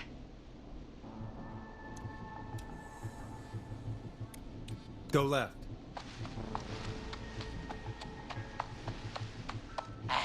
Okay. I went left, then tried a right. I have a pig statue in front of me and a creepy rocking horse on my left. Go backwards. Oh, God. Why didn't I just invite her over? I'm at a crossroads. There's a pitchfork statue up ahead. Which way? Go left. Oh, this wasn't how tonight was meant to go. I just wanted some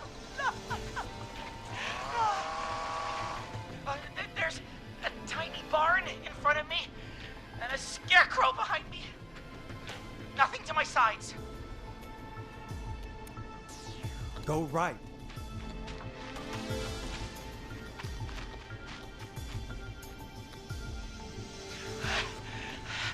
I can't run much more. I just passed a corn silo. Didn't see anything else.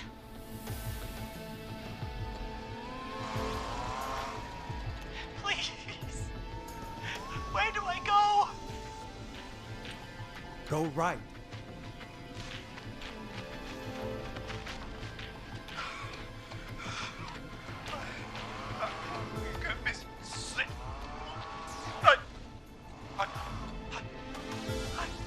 I'm out.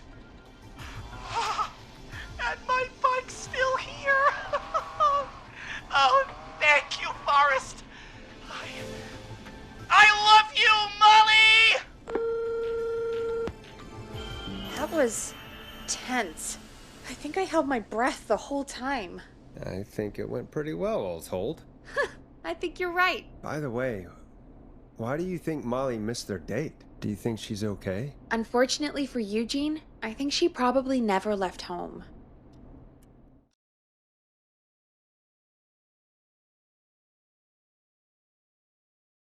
Thank you for calling in, Mr. Walton. We'll make sure to add the town librarian to our list of suspicious Clives. Remember, report a Clive to stay alive. Next caller is up, Forrest, so take it away. Caller, you're through to Forrest Nash on 189.16, The Scream. Hey, wonderful show tonight, Forrest. Well, that's kind of you to say. Thank you. What's your name, caller? You can call me Dawn. Could you play my tune, Forrest? Your tune. Sure. Long Ride Home. That old song. Sure. We got it. I think I played it the other day. Thanks. It'll be good to hear it again. All right, folks. Coming up is that old classic. Forrest, I don't think you're gonna find that song. What do you mean? I played it a few nights ago. I know, but, we don't have it anymore. What are you talking about? I threw it away. You threw it in the trash? No, I threw it out the window earlier today. And why did you throw it out the window earlier today? Brad was annoying me all afternoon. He played it on repeat because he knows I don't like it. So I grabbed it and threw it right out of one of the office windows. Not my finest hour, but I can only take so much. All right. So, what do we do instead then? Let's just play a different song. We've got more important things to think about anyway. Gotcha. Okay, folks. Here comes some unrequested music. Sorry about that, Dawn. Maybe try again tomorrow night. Sorry.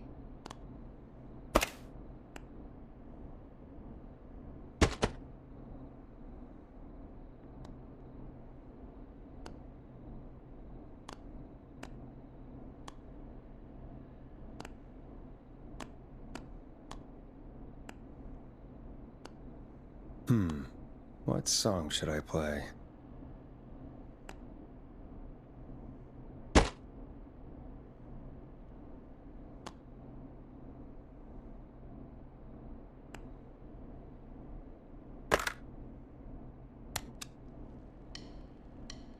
You'll like this next song.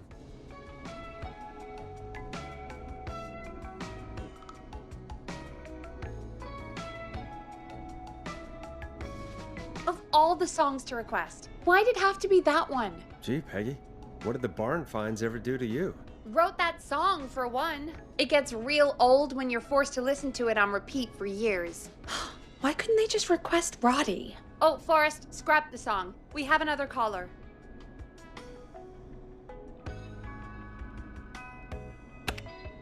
When you're ready, shut the music off. Sorry to cut the music short, folks. Callers take priority tonight. Welcome to 189.16, The Scream. This is Forrest Nat. Forrest? Oh, thank God. It's me again. Murphy. Talk to me, Murphy. What's wrong? Oh, the killer got me, man. Why did I ever trust a guy named Master Robbie? That's not important right now. Just tell me what happened. Goddamn piece of... He came to the gallows waste disposal plant. Beat on me, man. Carried me inside and locked me in a dumpster. I got a flashlight, but... Oh, goddamn. I smell smoke. I think he started a fire. Hold on, Murphy. We'll call for help right now. You gotta hurry, man. I need someone here now or I'm gonna die. Peggy, get the fire department on the line. On it. All right. Now just... Come on, pick up. Hi. Yes, I'd like to report a fire over at the Gallows Waste Disposal Plant. It's an emergency. What do you mean it's not operational? Why is there no backup vehicle? Oh, god damn it! Forrest, that evil son of a bitch slashed the tires on the town's only fire engine. They can't do anything. But I have a few friends who live nearby. Maybe one of them can save Murphy. Where do they live? My friend Alex lives on the corner of Haddonfield and Romero Street, and Catherine lives on the west end of Myers Lane. And there's Jericho on the east end of Myers Lane. But he's... old. Really old. Okay, I'll check the map, see who would be best to do this.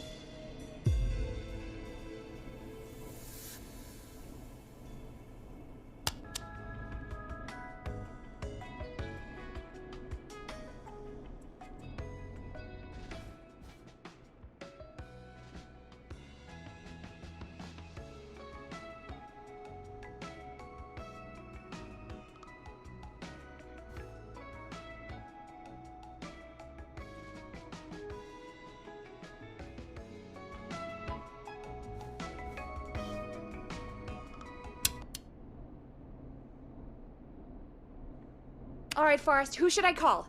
Who can help Murphy? Call Catherine. All right, give me a second.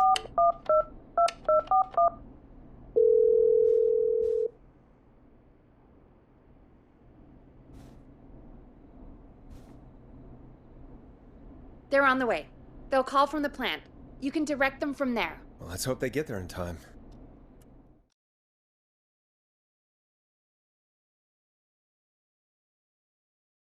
Call coming in. It's Catherine. She and Murphy are now both on the line. Hello, Catherine, are you there? What's happening at the plant? The whole damn thing is up in smoke. God damn it. I'm going in. Oh, my reception is terrible in here. God, my eyes sting.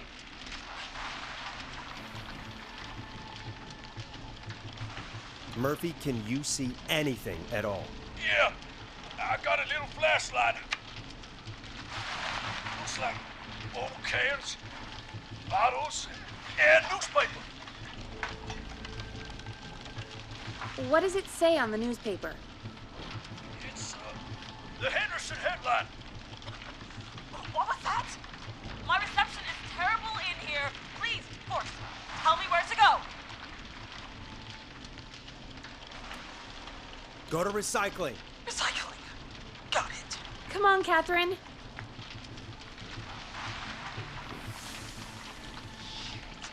The plant splits up again. I can go shredding or crushing. Which way? Murphy, do you know what part of the plant you're in? I'm in a dumpster, man. What do you want from me? Do you hear anything, Murphy? I hear my heart about to pound out of my chest.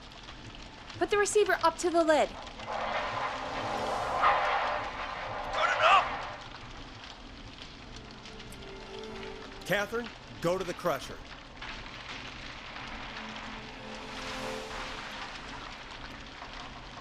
Okay, it's super loud. We're almost out of time. There are 3 dumpsters here. 1 for Gallows Creek Council, Henderson Disposal, and Quiet Ridge Municipal. What does it say on the newspaper? It's the Henderson headline. What was that? We have no time. Which dumpster? Open the Henderson container.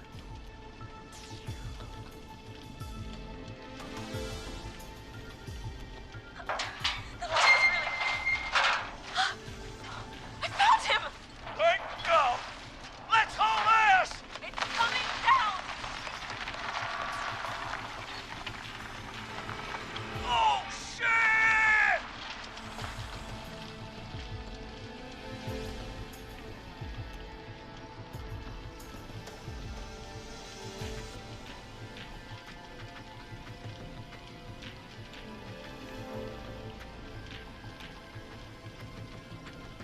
We made it! Oh, man. You saved my life. Thank you. Thank you. And I swear to you, now, I'm gonna raise Fernando to be like you. And I'm getting my money back from Mr. Robbie. Hey, you just get home to your son, okay? Will do, Forrest. Well, folks, Gallows Creek has 2 folk heroes tonight, Murphy and Catherine. I'm sure their deeds won't soon be forgotten. Great job, Forrest. No time to celebrate, though. We got a caller. You know what to do. All right, folks, another of our good citizens is on the line. Let's see what they have to say. Welcome to 189.16 The Scream, with me, your host, Forrest Nash. Forrest, Teddy Gallows Jr. here. I just want to say that my thoughts and prayers are with my Gallows Creek neighbors during this awful time. Oh, it's mayoral candidate and scion of the town founders, Mr. Gallows. Are you in danger? We need to be a town of law and order. We need cops who have the tools and funding they need to keep us safe. Okay, Teddy. I know you're an outsider to our little town here, Forrest. But you're really stepping up to bat for us all tonight. I just want to say thank you for taking a swing for Gallows Creek. Jackass. Right. Thanks, Teddy. Now, are you... Teddy, you lowlife! This is not the time to promote your damn campaign. I just want to make sure our town is safe and prosperous. That's why the Gallows Family Factory, founded by my father, Theodore C. Gallows, God rest his soul, which employs over 200... Teddy, unless you've got an emergency, I'm cutting you off. You know what? I do have a problem. A problem that's ruining our town. You know what it is? I didn't ask about a problem. I said emergency. The problem is that woman, our current mayor, Linda Cartwright. Oh, here we go. She just isn't one of us. Linda Cartwright is un-American, unstable, and... You're not better than anyone, Teddy. Just because you inherited half the town. Your producer sounds a little unstable, too. Don't you dare speak to me that way. Cut him off, Peggy. I can guarantee this kind of thing will not happen when I take office. The moral decay of... And that's enough of Teddy Gallows Jr. for one lifetime. I always feel disgusting after hearing him talk. Just play an ad, Forrest. I need a minute. We'll be right back after these messages.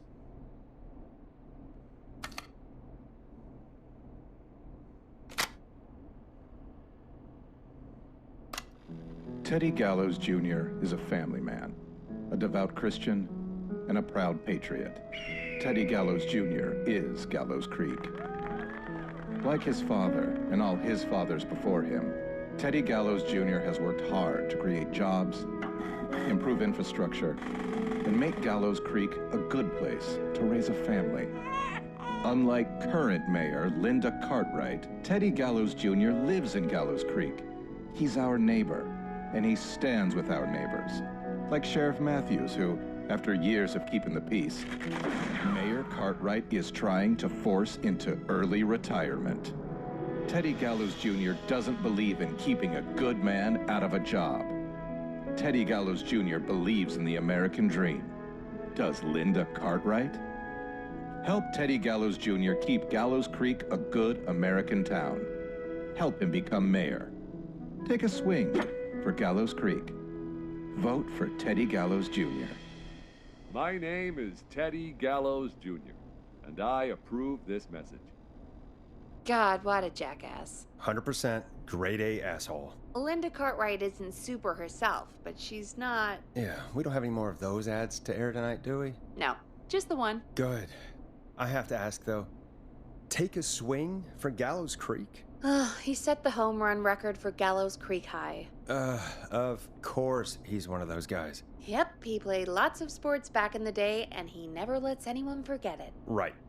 Let's just get back to the show. Well, folks, hearing that reminds me that every vote matters. That ad really made me want to take a swing at Teddy Gallows. You mean take a swing for Teddy Gallows? Yeah, sure. Let's find out from our next caller who's got their vote. Caller on line 1. Hello, caller. You're live on the stream with me, Forrest Nash.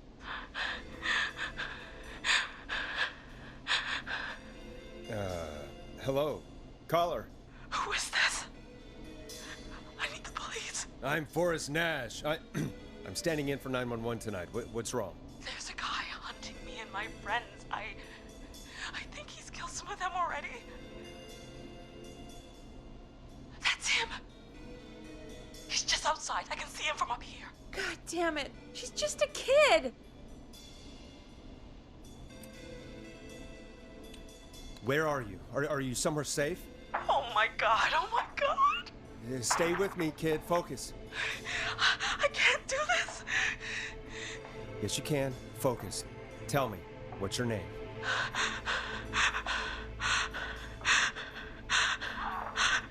Sweetie, you can do it. What's your name? Carrie. Good. Carrie, listen to me. We're gonna get you out of there, all right? Now, where are you? The old murder house. Upstairs. I'm at the end of a hall. There's a bathroom, a couple bedrooms, a closet. Oh, he's coming. Where should I go? Go to the bathroom. Okay, I'll...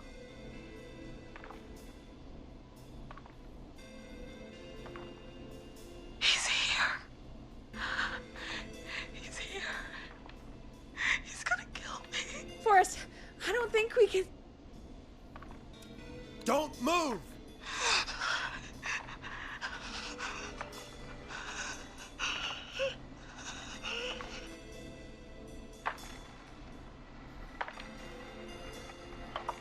Oh no! Oh no! Oh no!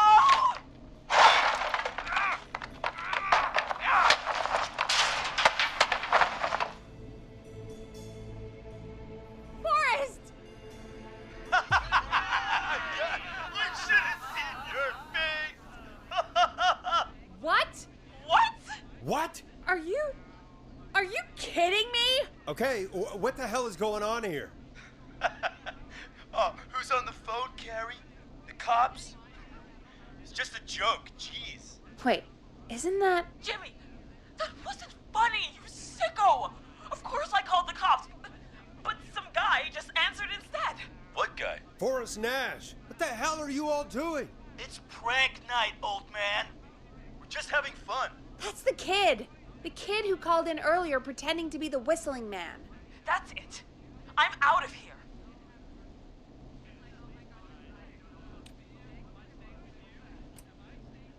Jimmy, everyone, it's really not safe to be out. Please, go home. And waste whistling night? No way. That little idiot. Whistling night? It's a stupid tradition. Especially stupid since that one kid died back in... Would you take off that stupid mask if it's hard to breathe? Who's under there anyway? Is that you, Seth? Idiot. Seth is right next to you. That's,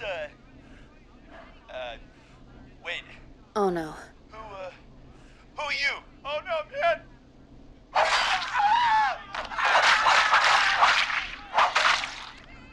Everyone, get inside! Everyone, run! You two, barricade the door.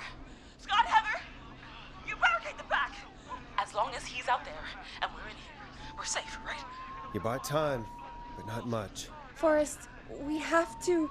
Heather, I already called the cops. Forrest picked up. He's the best we're gonna get. Who is with you, Carrie? My friend, we drove out to the old murder house and...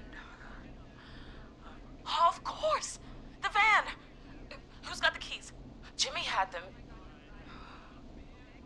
Jimmy. Oh.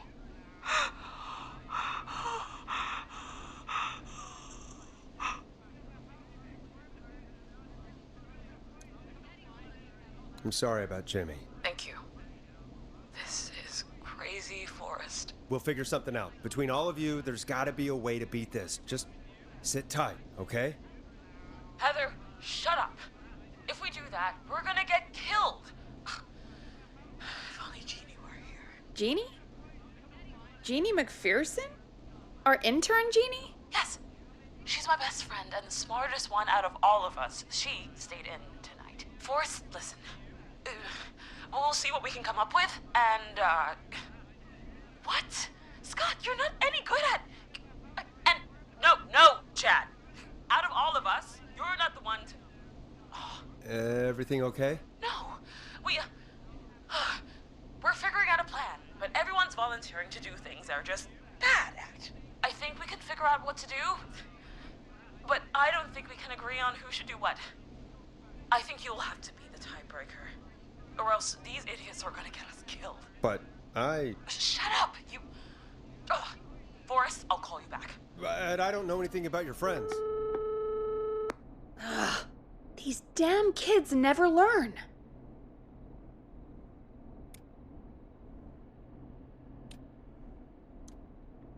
They're just dumb kids. Ugh, they do this kind of thing every year, Forrest. People get hurt. All right, folks. We're gonna work out a way to save Carrie and her friends. This next one goes out to all the trapped kids out there.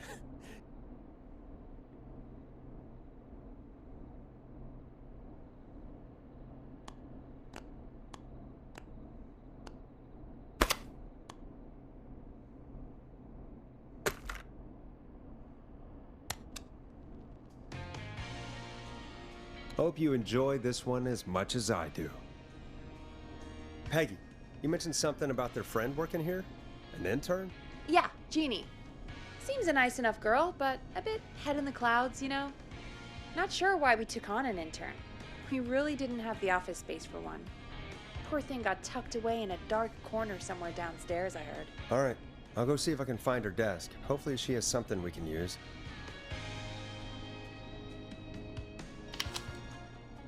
Peggy said her desk is downstairs.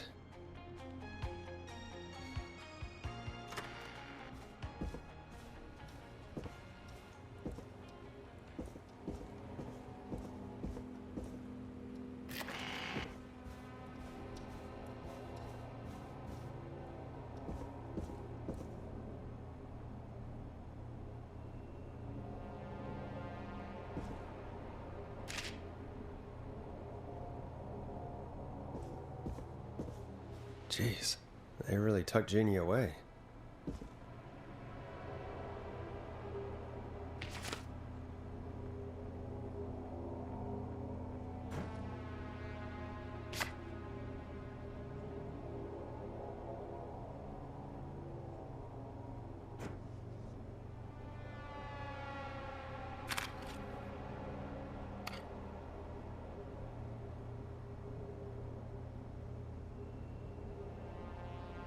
Friendship quiz. This might work.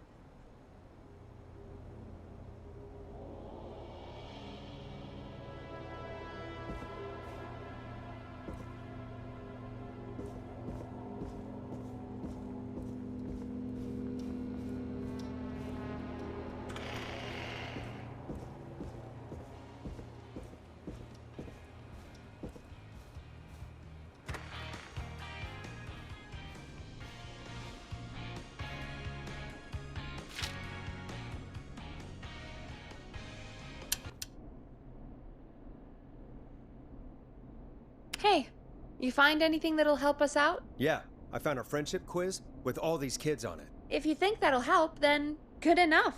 Carrie's on line 1. Whenever you're ready.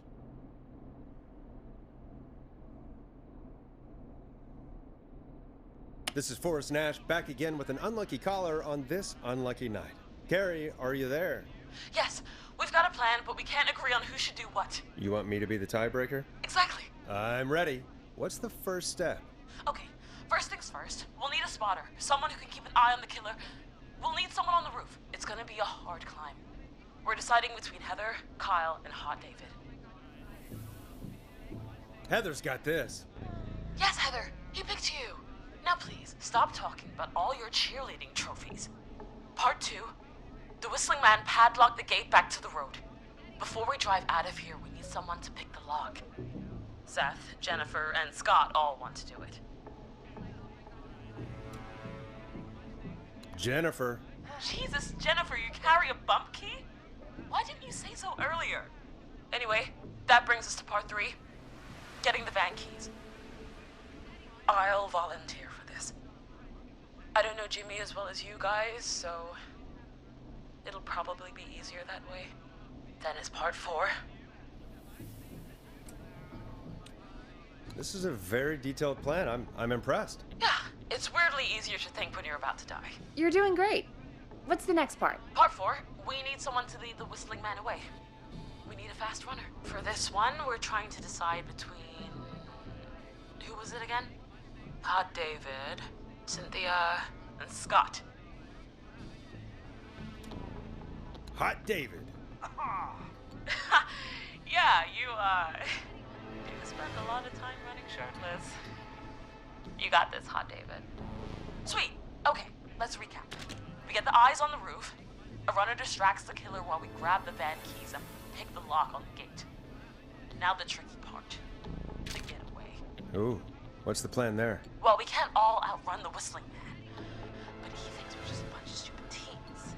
So, let's use that against him. Part 5. We trick the killer into a trap. Someone can pretend to be injured. Who would make the most believable lead? Who you got? We got Lisa, Tammy, and Cynthia. Lisa. Whoa. You're right, Lisa. Having to smile at rude customers is perfect practice. That should take care of the killer. And then it's time to get out of here. Finally, part 6. We need someone who can drive us through the woods and back to Gallows Creek alive. Who's our getaway driver? Should it be... Who have we got? Chad, Scott, Cynthia, whatever. Forrest, you know what to do. Chad. Oh, perfect. Your go-karting experience will be great, Chad. Thanks, Forrest. We'll just take a few seconds for ourselves, and then it's go time. Sounds good. Talk to you in a sec. Good luck, Carrie. That actually sounded like a pretty good plan. I hope you're right. Yeah, let's hope.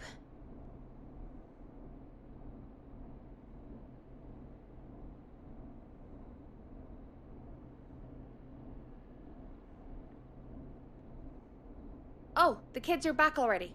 Line 1 again. If you're just tuning in, we're coming to you live with a bunch of teens about to flee a madman. Listener discretion is advised. Are you ready, Carrie? We're good to go, Forrest. Don't die, okay? You got this. Here we go, everyone. Spotter, to the roof. Go, Heather. She's off and away. All right, Renner. Get ready. Wait for the spotter's signal. Spotter says go.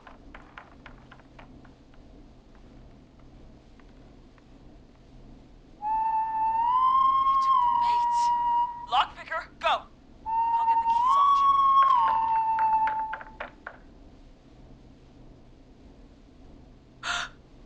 Oh, Jimmy. Oh, his face is... The keys, Carrie. You need to get the van keys. His face is lying next to him, Forrest. He got cut. Oh, God. Focus. Breathe. Right. The van keys. Got him. It's... Jennifer got the gate unlocked. And Hot David should be back any second. Perfect. It's working. I can't believe it's actually working. You're doing great. Focus. You got this. We got this. Next step, trap the killer. All right. Wait. Get into position. Everybody else, hide.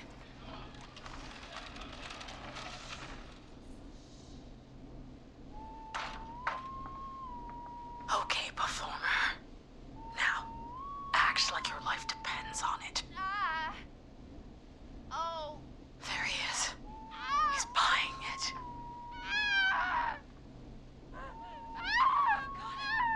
Now! Push the bookshelf over!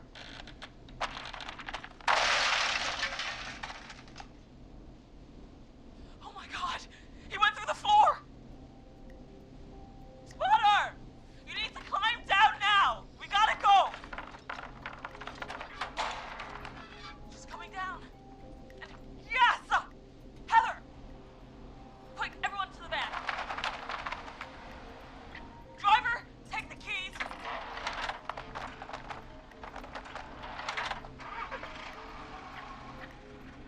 The damn gate swung shut.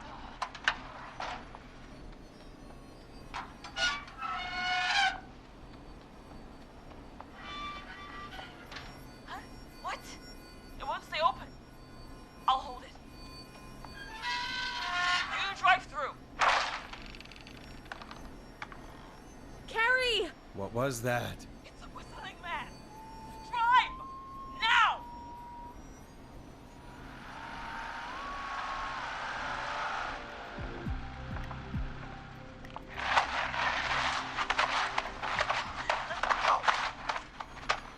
Let me go! Let me go! Just drive! Oh my God. Please, no! No!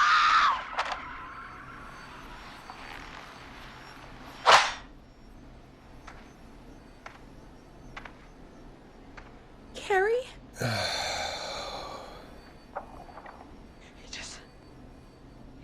He just stared at me. Carrie! Carrie? Just stared at me and walked into the woods. I don't understand. Thank God you're okay. Can you get somewhere safe? I can make it home. Thank you both for helping. If you hadn't, It was your plan, Carrie, and it was a great plan.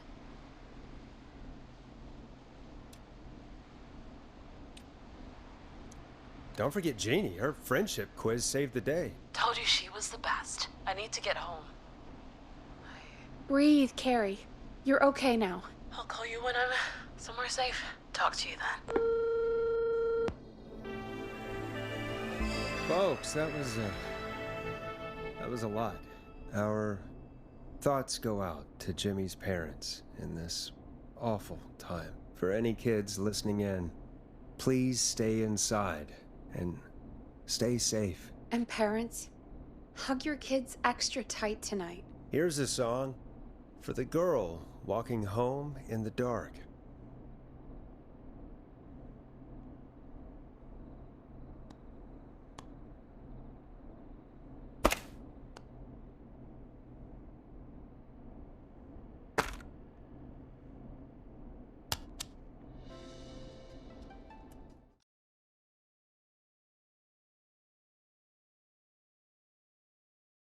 Hey, we had a call come in.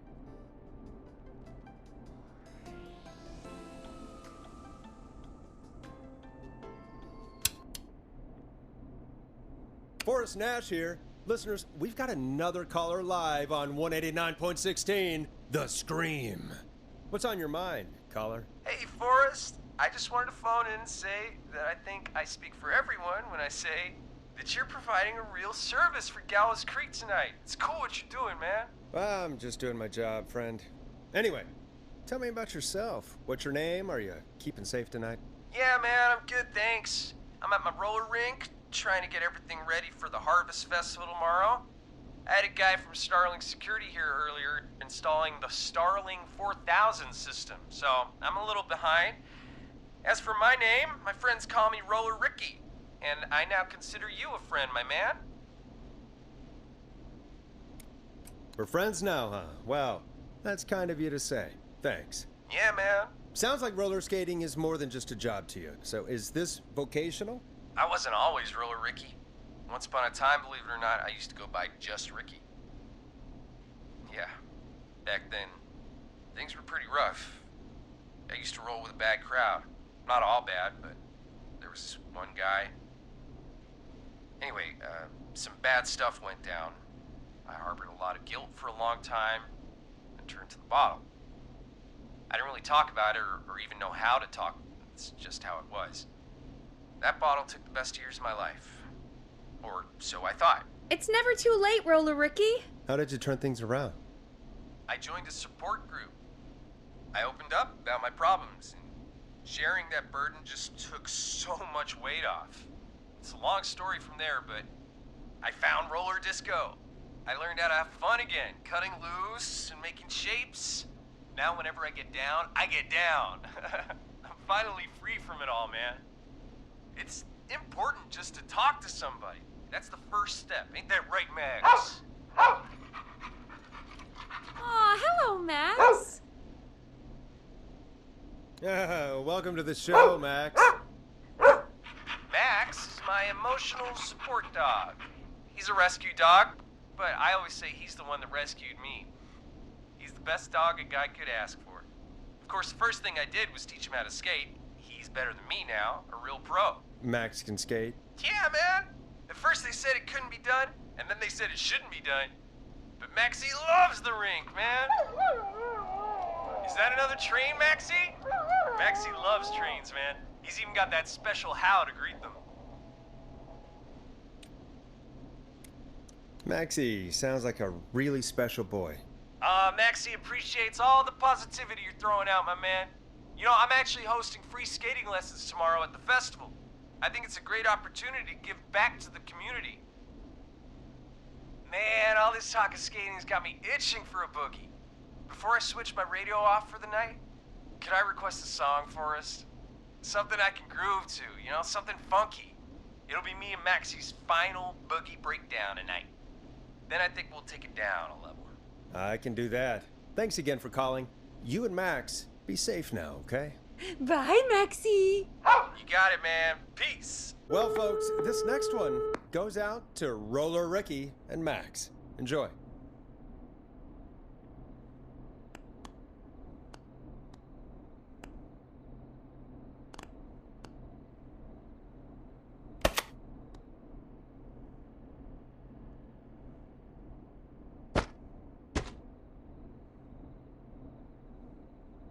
Hey, play something.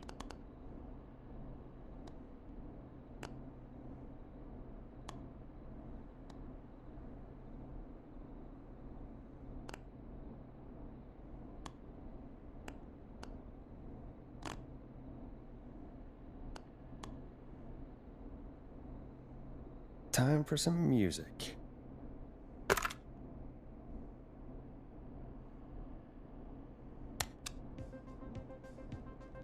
Now it's time to go with The Flow, and this is their hit, Crying for Help. I really needed that call, you know, after everything. Yeah, I get that. You talked a bit much for my taste, but it is inspiring to hear somebody come back from the brink like that. Yeah, that's what I meant.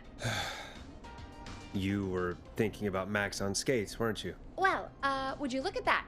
another caller on the line. What are the odds? Better take it.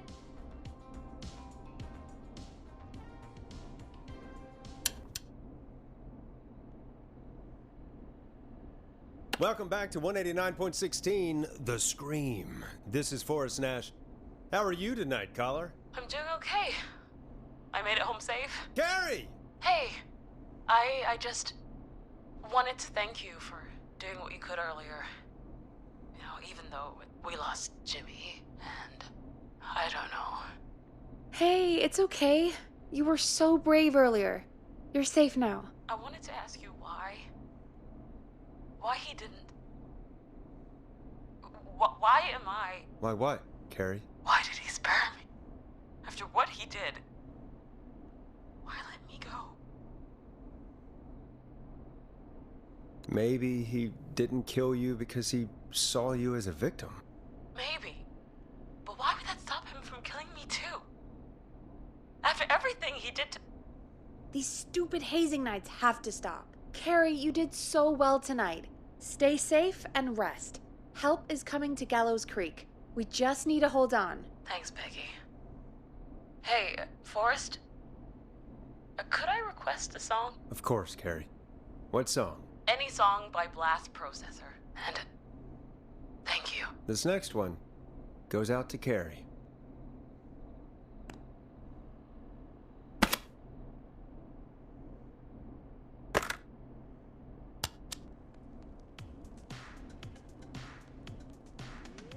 You know, what Carrie just said has really got me thinking. About what? The whistling man left her alone. Why? There must be a reason. When it comes to masked whistling killers, I don't think a reason is a key part of their process. Well, it's something to consider. I need to take a break. If you want to stretch your legs, now's the time. Just hit the Peggy button when you want to get back on air.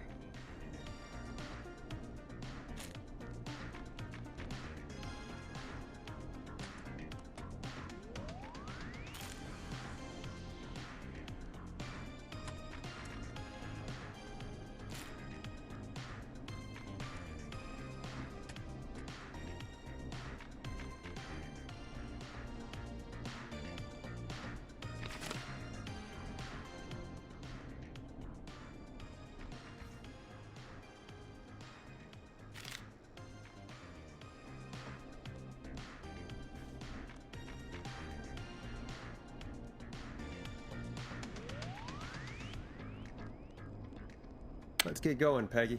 Alrighty, we could run another segment or... Scratch that, Forrest. We have a caller.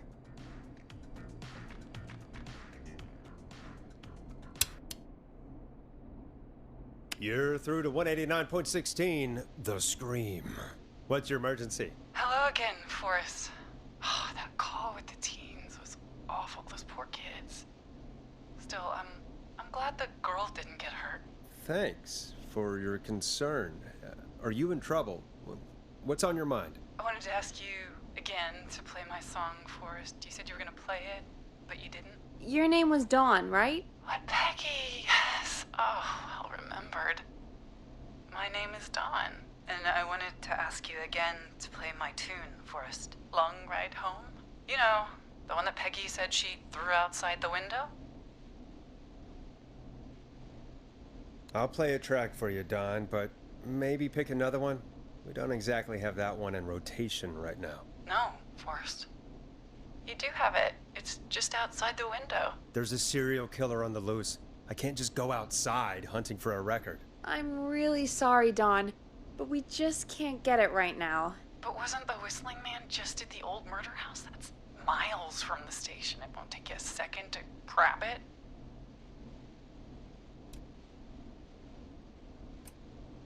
Call us back tomorrow when this is all over, Don, and I'll gladly play it for you then. No, that won't do. Don't worry. I think I can bring you around. Forrest? Peggy, I'm calling with more than a request. I know something. I think I know who's gonna be next. What? Are you serious? Play my song, Forrest, and you'll find out. Well, folks, here's some music for you while I think things over.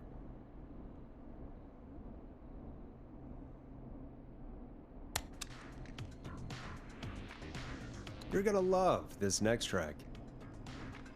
Is she serious, Peggy? She's serious about hearing that song, that's for sure. Peggy, I mean, is she serious about... I don't know, Forrest, but we don't really have a choice, do we? If she's telling the truth... All right, I'll do it. You're a good man, Forrest. I'll slide you the key to the fire door. Wait. Our fire door has to be unlocked? Yeah, you know, I never thought about it, but yeah. We should talk to Reggie about that later. Anyway, I'll hold the fort down while you're out. Maybe I'll even get a caller. That could be exciting. 189.16, The Scream. With me, Peggy.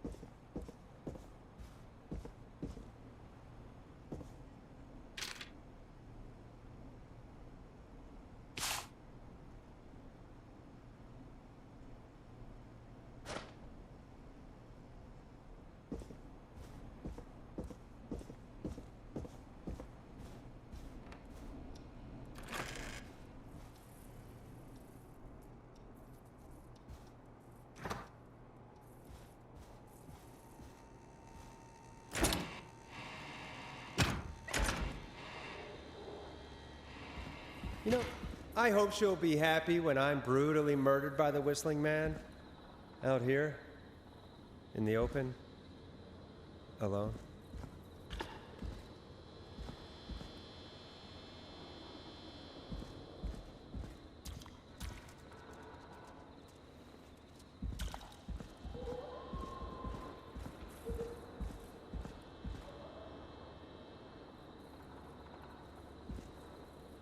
Here it is. Long ride home.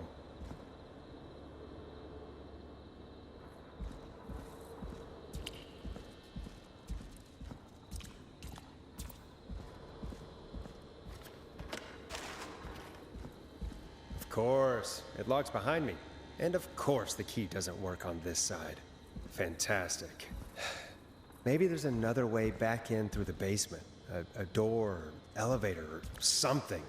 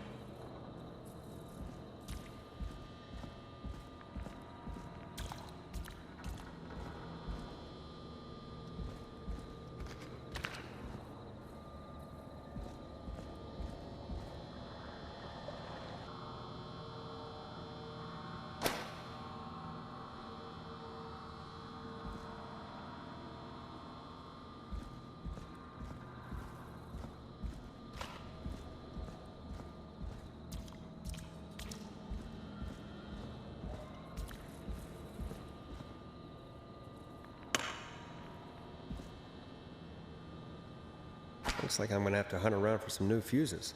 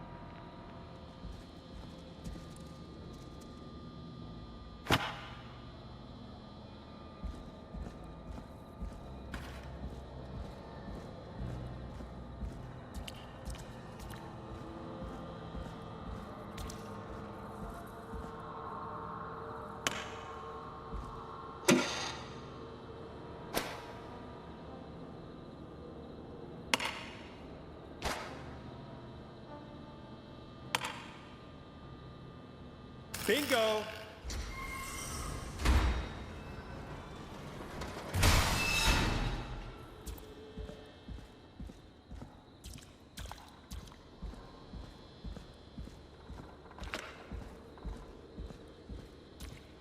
I could probably survive that fall.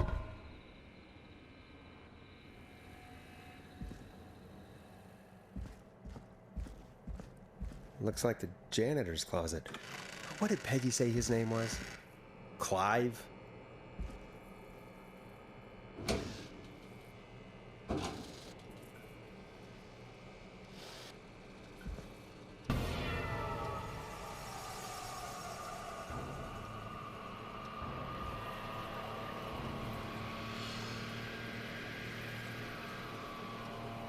What the hell?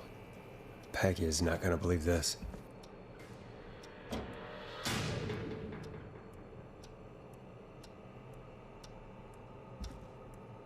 Huh, there's a key. I'll just take that. Might be important.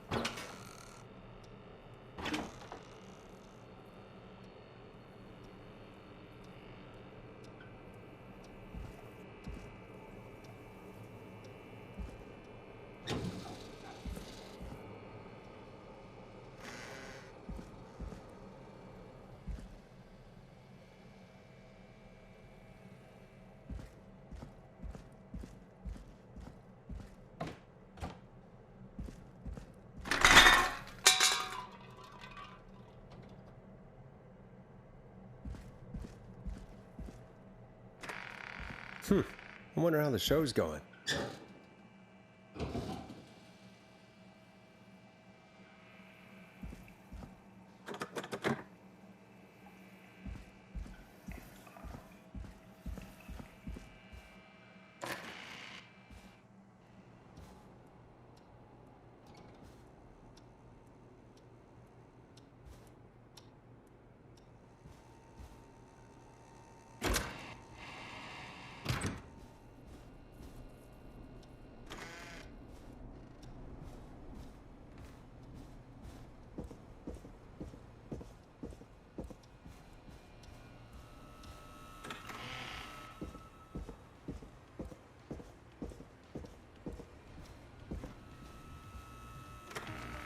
Isn't that such a good song, folks? And now for... Jesus, Forrest, you've been gone for ages. I thought something had happened. Something did happen. Clive, the janitor, might be Clive, the murderer. What? I'll start from the beginning. The fire door locked behind me.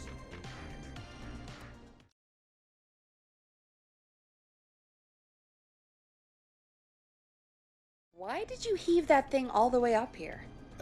Because the basement's creepy as hell, and I don't like standing around down there. Fair. All right, let's run through this again. We have a creepy board you found in a creepy basement made by our creepy janitor who you think is the creepy whistling man. Yep. And on the creepy board are the names Chuck Brody, Kim Walker, Rebecca Allen, and Aunt Williams. Correct. And you think one of these people will be the whistling man's, Clive's, next target. That's right. And we've got to find them. You said there are 4 locations listed there too? The hospital, the power station, the gas station, and the trailer park. Clive must think the target is at one of those locations. Forrest, you're gonna have to figure out if any of the potential targets are at one of these locations tonight. Hit the button if you need any help.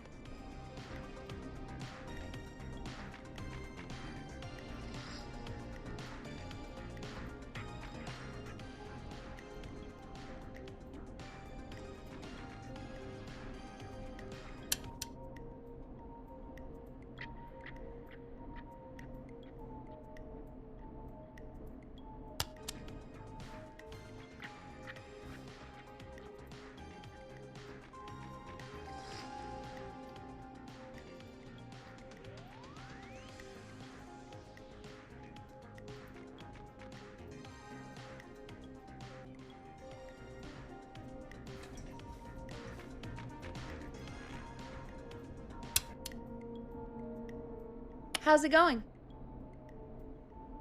I'm ready, Peggy. Are you sure? We've only got one shot at this. I'm sure. Let's do this. Okay, name first. Who do you think the target is? Chuck Brody. And where will I find them? The gas station. Okay, I'm dialing. One moment.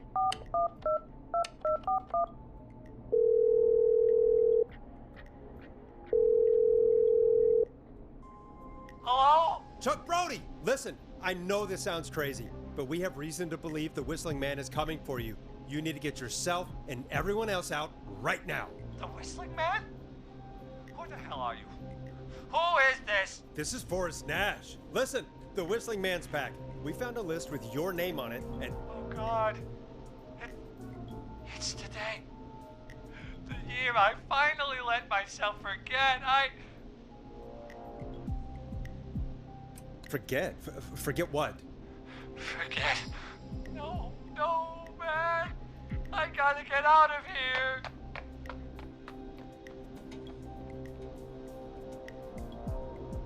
I think he ran off. Well, fingers crossed that Chuck... Jeez!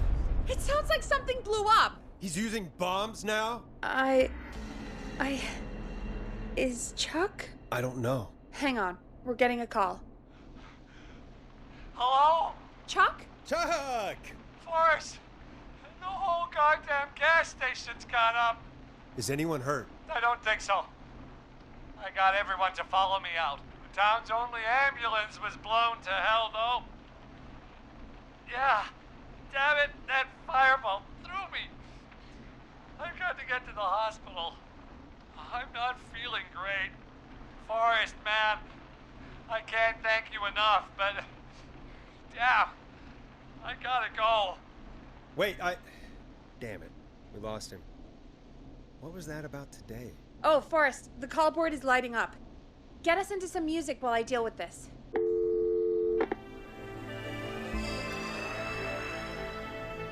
Careful with this next track, listeners.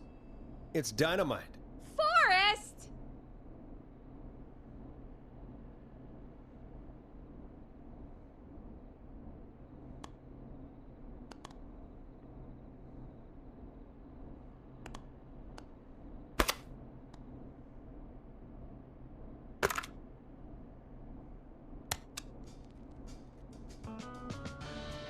A classic backed by popular demand. This is Long Ride Home by the Barn Finds.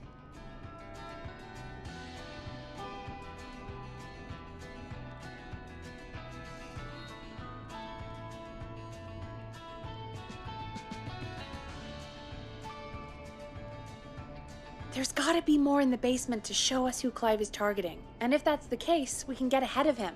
Stop the killings before they can happen. Forrest, we need to go back down. By we, you mean me, right? Yep.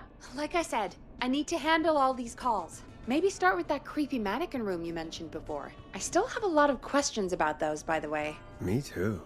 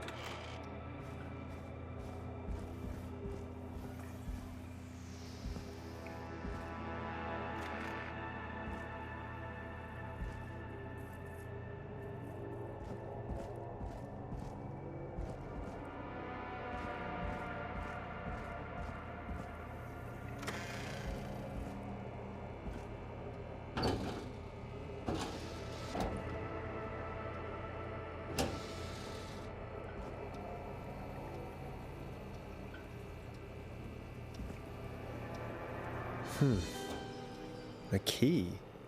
Was this always here? I must have missed it when I brought everything upstairs.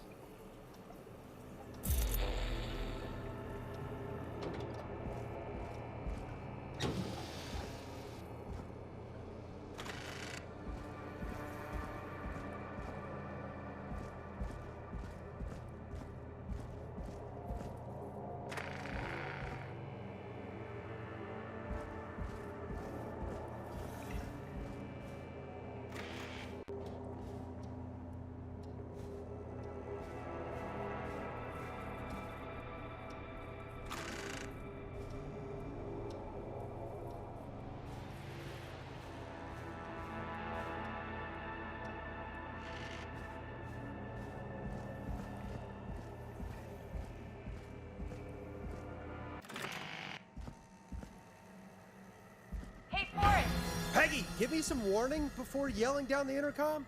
Sorry. Buzz the intercom when you find something and want to discuss it.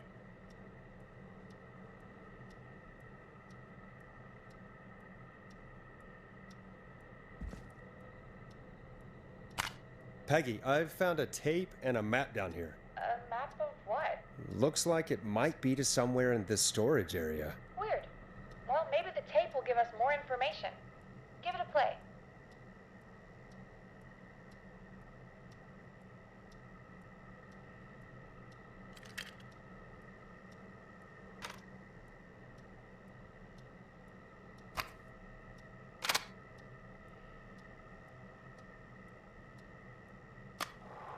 George Barrow, 1968. That's when this all began for me. Follow the maps, find the tapes. I'll be waiting. Wait. George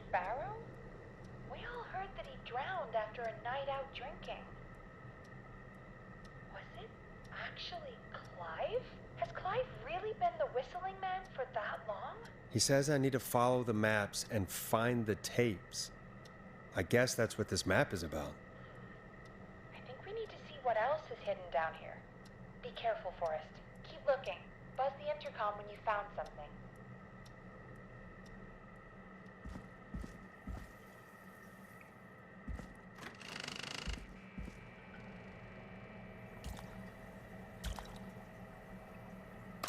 Time of autopsy is 7 a.m.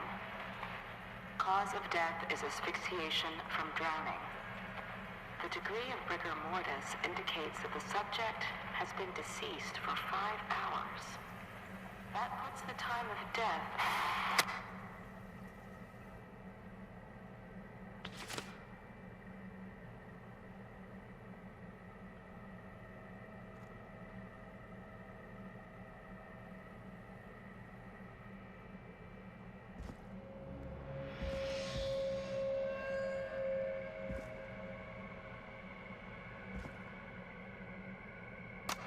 Small lacerations to arms, legs, and face, typically obtained by running through foliage. Severe blistering to the feet, as though the deceased had been running without stopping. This looks useful.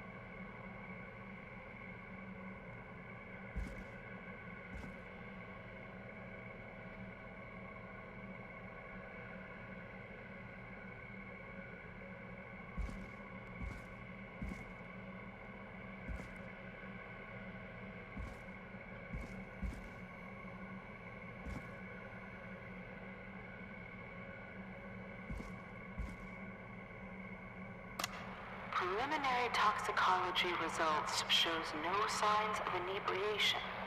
However, a high amount of cortisol was found, indicating elevated levels of stress in the immediate moments before death.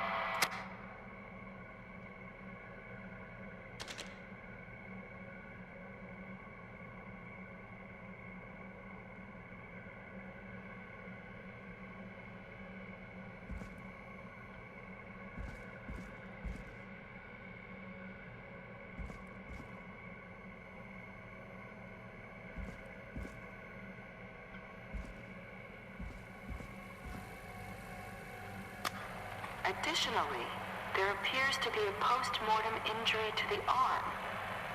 It looks like it was trapped in a car door.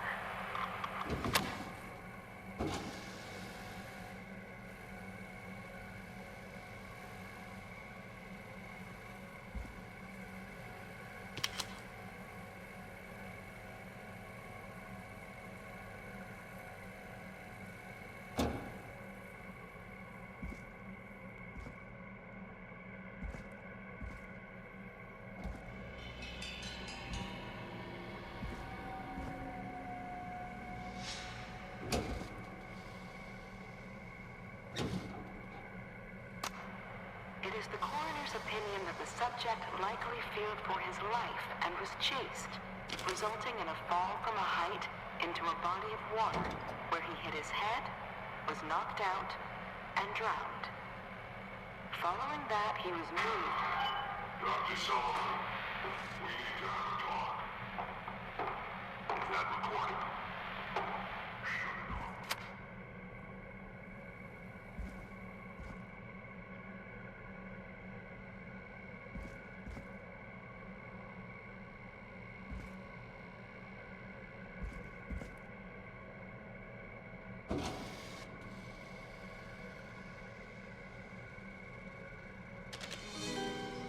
This has to be important.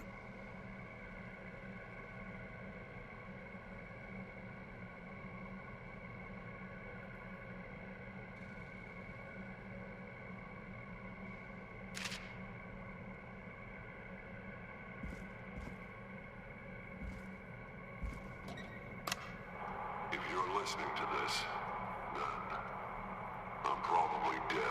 What the? I'm a man who likes to stay informed. I've got subscriptions to newspapers all over the country. A few weeks ago, I noticed headlines cropping up in those papers, one after the other. Each headline about a murder. Each murder, the death of someone I knew almost 20 years ago. And each one drawing closer to Gallows Creek. Drawing closer to the anniversary. None of us are innocent, but I don't think we deserve killing. All I hope now is that I can save some folk from the worst that I can. I don't know. Do something to make up for what I did back then, I guess. I didn't kill anyone, mind you, but that's past mattering. Now, there's more I could say that I should say, but my employer made it clear that my family would pay a high price if I ever spoke out. So, hopefully I've said enough for you, listener, whoever the hell you are, to start putting the truth together. What the hell? Peggy is not gonna believe this. Ooh, a new vinyl for my collection.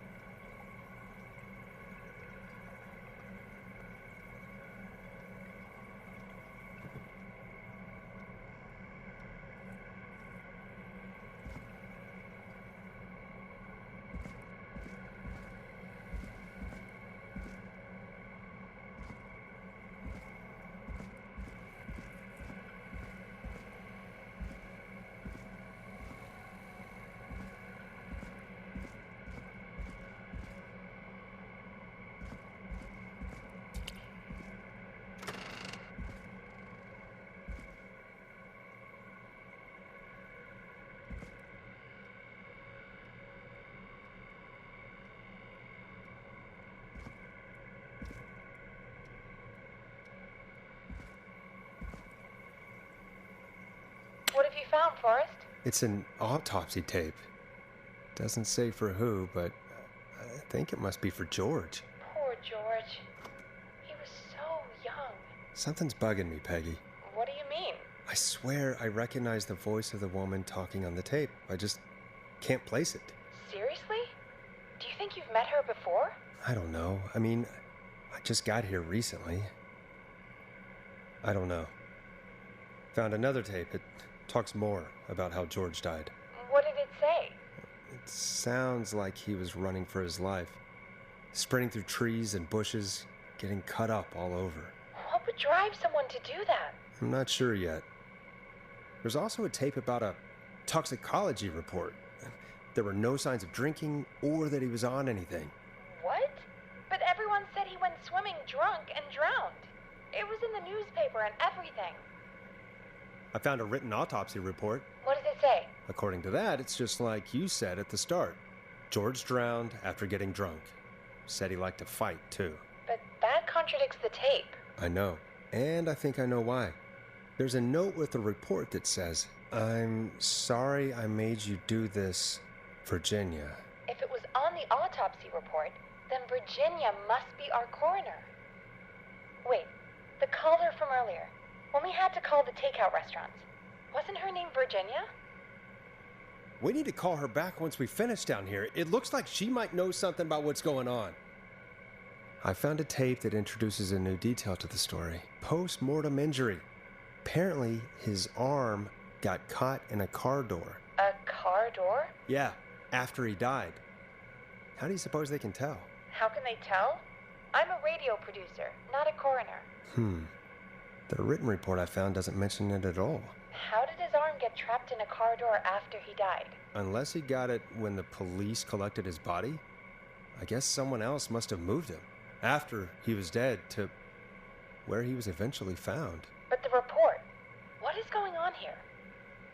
I found a police report. Mentions a friend from earlier, Sandra Sharp. Sandra?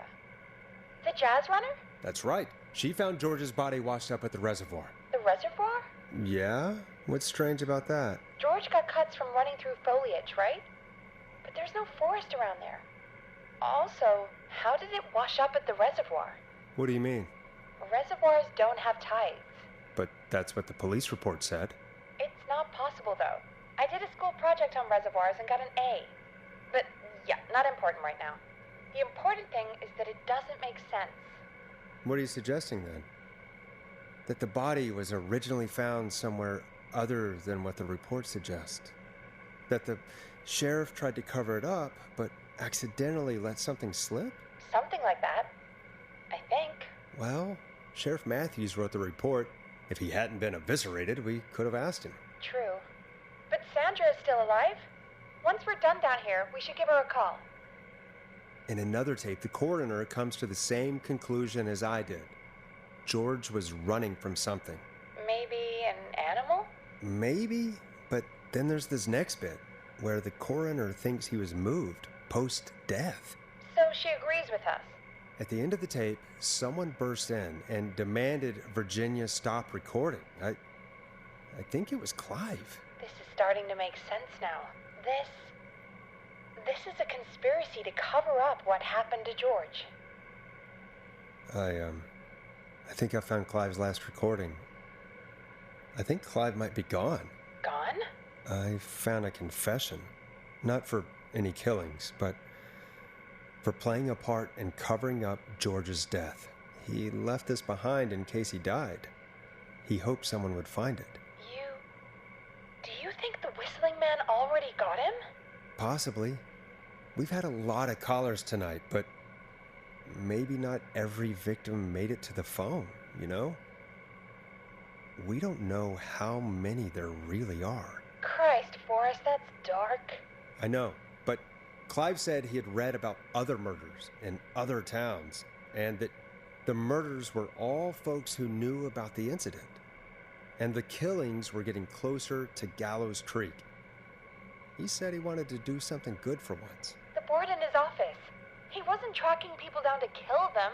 He was tracking them down to save them. Ugh, why didn't he just come out with all of this? He said his employer threatened his family if he spoke out about any of it. His employer? The one who orchestrated the cover-up? Oh, Clive. I'm sorry for thinking you'd killed all those people. Do you think you found everything? I think so. Forrest, what's going on here? Someone wanted that boy's death to seem like an accident, and they hired Clive to make it look that way. Come back upstairs when you're ready. We need to figure out our next step.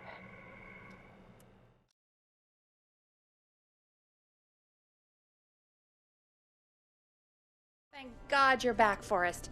I've been running out of stuff to pad our airtime with. Peggy, you work in radio. Forrest, I'm stressed. I mean, really, how are we supposed to keep a show going with all this happening? This is our job, Peggy.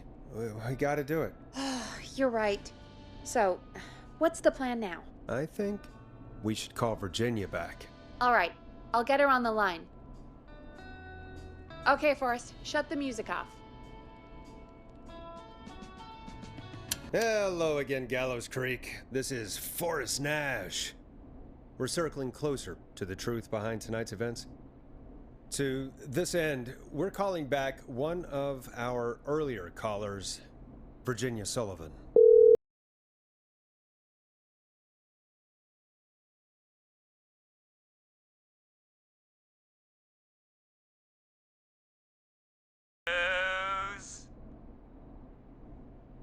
Plunker, hey, it's the Radio Man, Forrest Nash.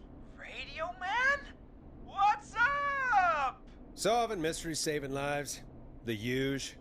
Right on. Plunker, what are you doing at Virginia's house? She asked if we could stay to keep an eye out for that whistling turd. So we're hanging out, bro. Well, that's big of you, Plunker. No, it's nothing. Can I speak to Virginia? Sure thing, Radio Man. I'll just go get her.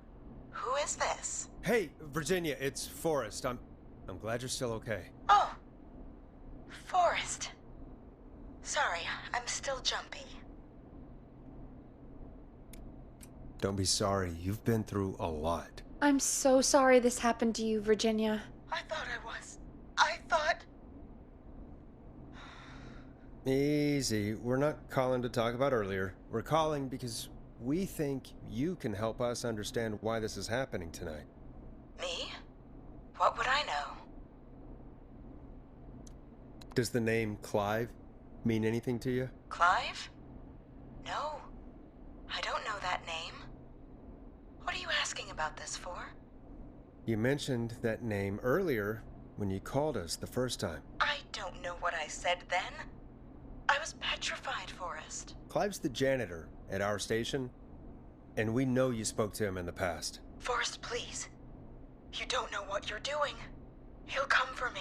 Virginia, it's okay. Clive won't be coming after you. We think Clive's dead. Dead?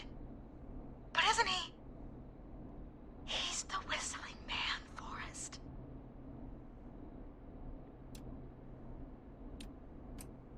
Why are you so certain Clive's the whistling man? Because all those years ago, It's okay, Virginia. He's gone. We found evidence to suggest well... And we found your autopsy reports for George Barrow. How? I saw him destroy them.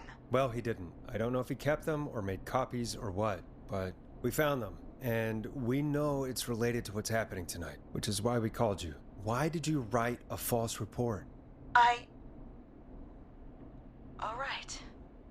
One day, I came into work to find a boy on my slab. And as I finished the autopsy, this man, Clive, he just burst in. And he started making demands to give over the reports, to falsify what I found. Of course I said no, but, well, when someone wants to make you do something, they can use the carrot or the stick. For me, he used both. You see, my sister is sick. She has a chronic condition that's never going away. It's expensive to treat, and it was getting to where I couldn't afford it. And Clive promised me that his employer would pay for my sister's treatment if I did what he said, and that if I ever spoke about this, he'd beat me to within an inch of my life. I don't know why he had me do it, but my sister needed me. You have to understand, she needed me. We understand. Thank you, Virginia. That was brave. God, I just want this nightmare to end. This will help end it, Virginia. Thank you. Stay safe, Virginia.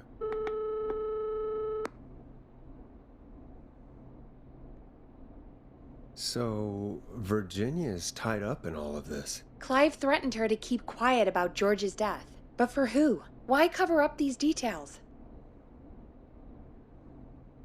Well, we know Sandra was involved in George's death. Do you want to call her? I do.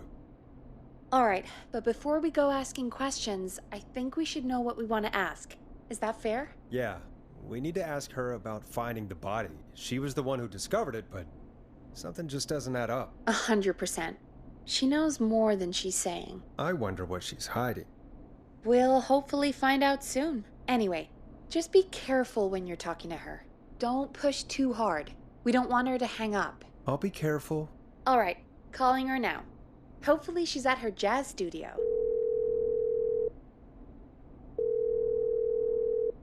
Aha! Forrest, you're through. Hello, this is Sandra at Jazz Pizzazz Jazz Studio. Who's this? Hello again, Sandra! It's Forrest Nash of 189.16, The Scream. And you're live on air. Oh, I always thought folks called into a radio show, not the other way around. How jazzy. What can I do for you? Well, we're trying to understand what's behind the attacks tonight. We had a few questions. Why, Forrest, of course. Heck, after the way you saved my life, I'd say yes to just about anything you asked.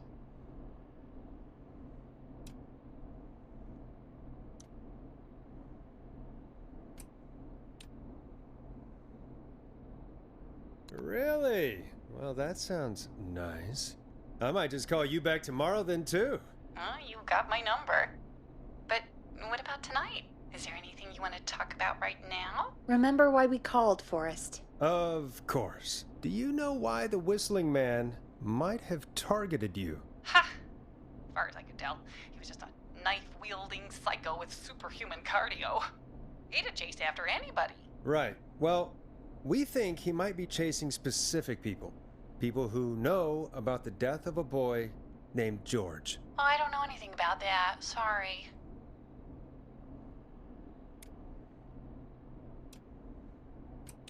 Sandra, we know you found George's body. We have the police report. I don't know what you mean. It's okay, Sandra. We know. You do? You know about? Yes. Of course. This studio is my life. After I found the body in the river, I couldn't lose my studio. Do you understand? Sure. I understand. When the rent just kept going up, he said he'd stop if I just needed to keep quiet. And everything would be okay. Of course. We understand. I mean, it's not like I killed him. What was the harm in saying I found him in the reservoir instead of the river, right? Right? I'm sorry. I can't do this. And she's gone. I don't think that could have gone any better. You truly did great, Forrest. Well, folks, if anyone out there has any thoughts on what's going on tonight, please call in. That's good timing. We've got a call waiting just this second.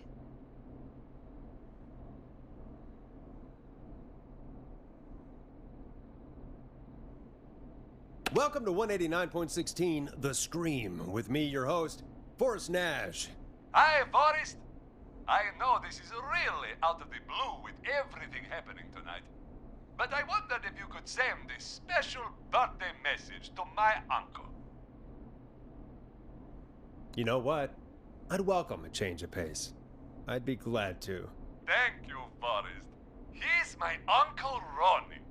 His first name's Peter, but he never liked his name. But since he always had salt and pepper hair, even as a kid, can you believe it? Folks always called him Pepper. Thanks for the history lesson. Is there anything besides happy birthday you would like to say to Mr. Pepper? Oh my god damn it! Yes! Tell him he can get the best birthday deals and party packages here at Putney's Pizza. Starting at You son of a bitch! Stop calling us! Sorry, Forrest. Let's just move on. We've already got another caller on the line. This is 189.16, The Scream. I'm Forrest Nash. You're on the air, caller.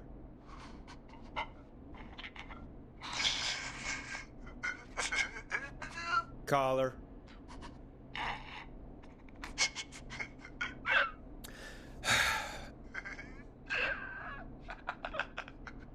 Ponty? Ponty's Pizza always delivers! Come rain or sleet or whistling man, we'll be there!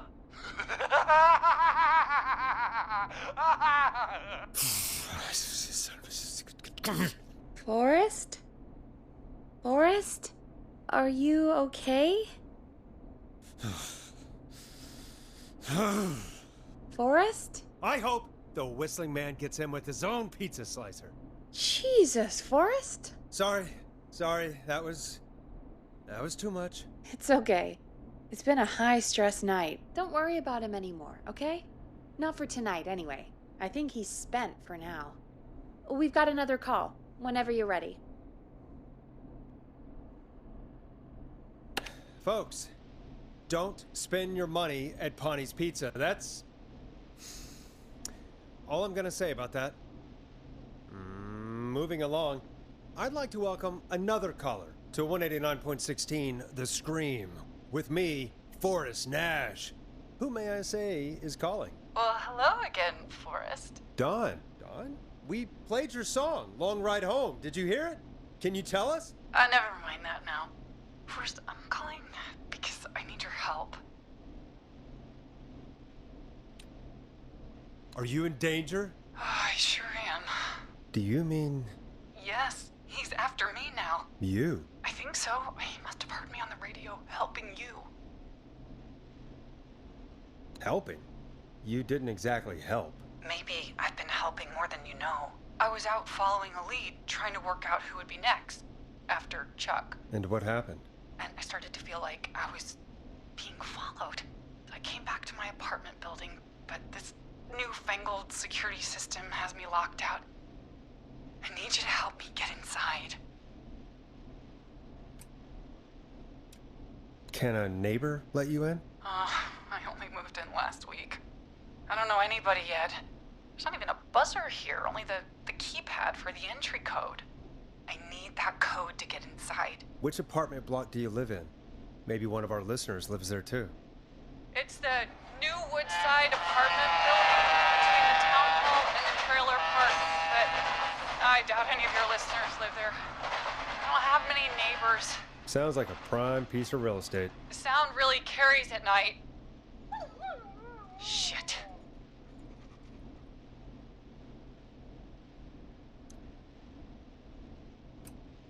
Is that a neighbor's dog? Yes, it is.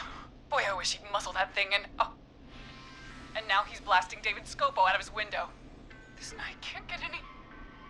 The whistling man is coming down the street. I don't think he's seen me yet. Forrest, please. I need your help. I need the code for that security system, or I'm gonna die.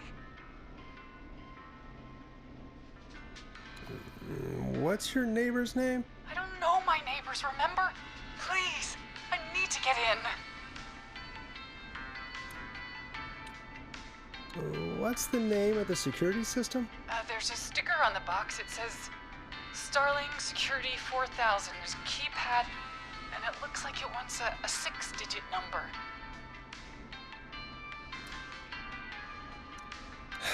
We'll see what we can do. Thank you, Forrest. Yeah, of course. Don't worry, Dawn. Thank you, Forrest. I knew I could count on you. I'll sit out of sight. Call me back soon. All right, folks. Here's a little tune for you all to enjoy while I try to break Dawn into her apartment.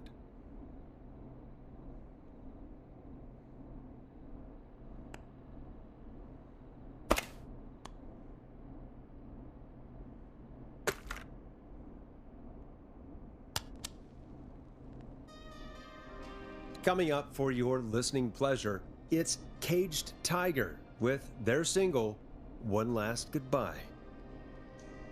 You were pretty quiet there, Peggy. Forrest, was it just me, or was there something... Yeah, it wasn't just you. Something was weird about that. Yeah. Well, tell you what, we have a Starling 4000 or whatever here at KFAM. Clive bought one for the station. Maybe we can find something to help. Well, I'm not sure who. But to help someone.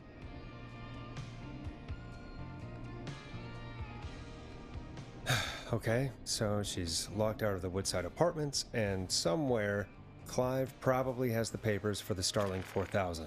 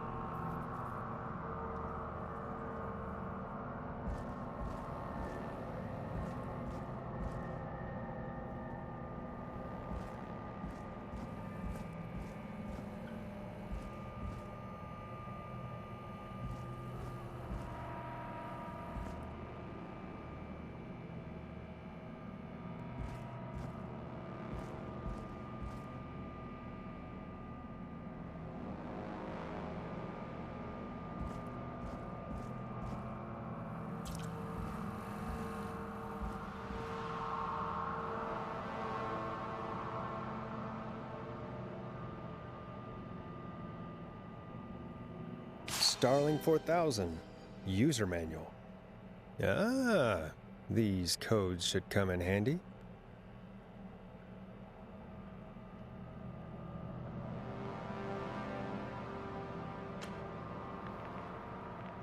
Order delivery form. Starling must have left this by accident. The system's not even installed at Woodside.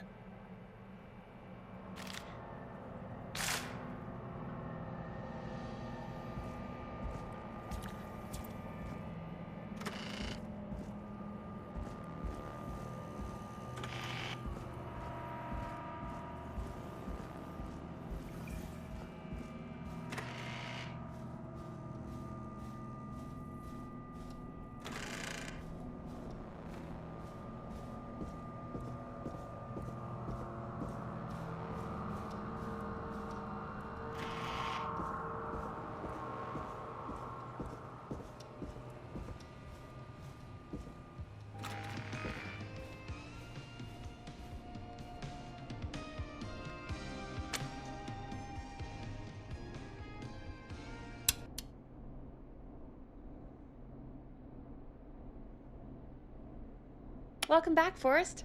find anything? The Starling 4000 security manual. It's got a bunch of codes. Good. And did you find anything else? I saw a list of everyone else who bought the Starling 4000. Know who was on there? Oh my god. Roller Ricky!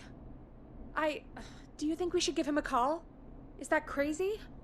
I don't know what you'd say, but... Just put me through to Don. I'll take care of this one way or another. Okay, if you say so. Line 1, whenever you're ready. Don, are you there? This is Forrest Nash from 189.16, The Scream. Oh, thank God you're back. I've been so afraid. What's the code to the gate? The code is 191519. Thank you, Forrest.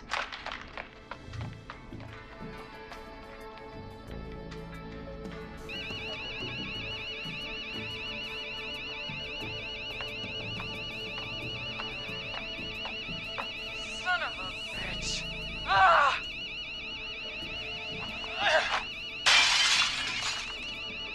Is she?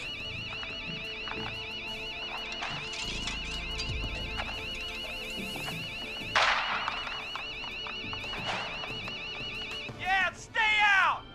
Nobody disrespects the sanctity of the ring. Don't ever come back here again. I'm calling the cops! Thank God. Hello? Is someone there? Ricky, get back inside and turn on the radio. Whoever that was, she was trying to break into the ring. She? Forrest, man, you got no idea. That was him. That was the whistling man. The alarm gave me just enough time to get my rifle.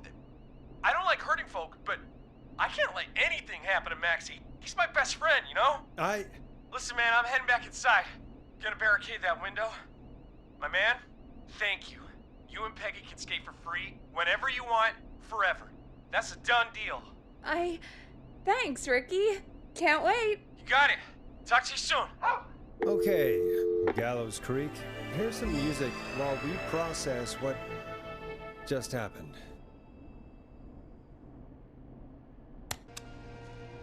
So, the whistling man is a woman? I know. I can't believe it. She called up. You spoke to her multiple times. Yeah, she seemed pretty normal. Why do you think she requested that song? To get me outside? Maybe, but how? She didn't know the song was outside to start with. That's right. She never actually attacked me out there. So? What now? I guess I should make an announcement. We do have new info. Okay, kill the music and you can make the announcement.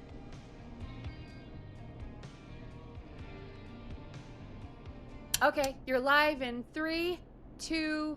Hey folks, this is Forrest Nash here. I hope you're all safely locked inside. For those of you listening to that last call, you might be wondering what to make of it all. Here's our take. We now believe the killer is actually a woman, one who might manipulate you into letting her in before she attacks you.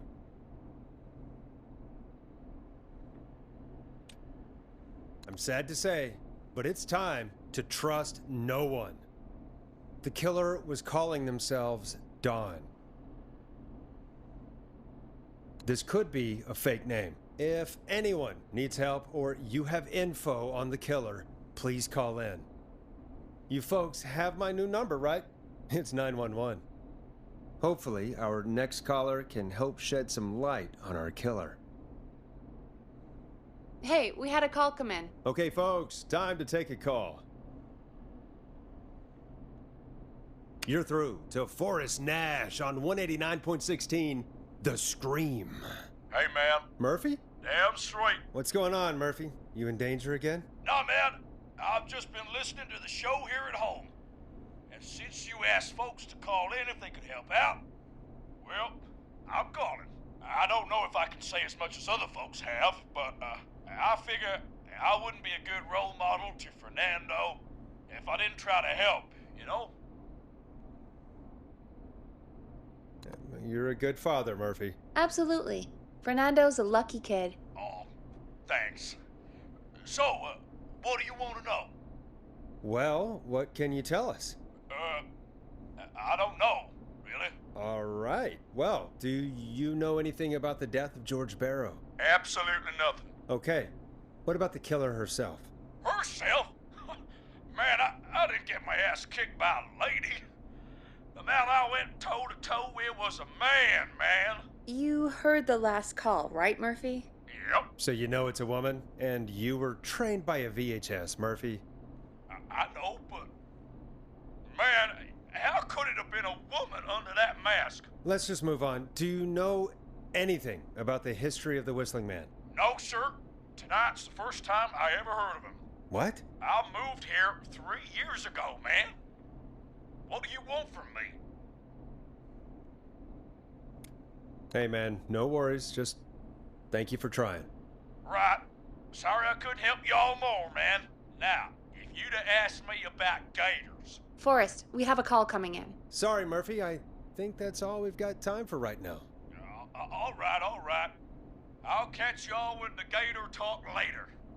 Night. Well, folks, that was a bust. But perhaps our next caller has more they can tell us. Let's find out.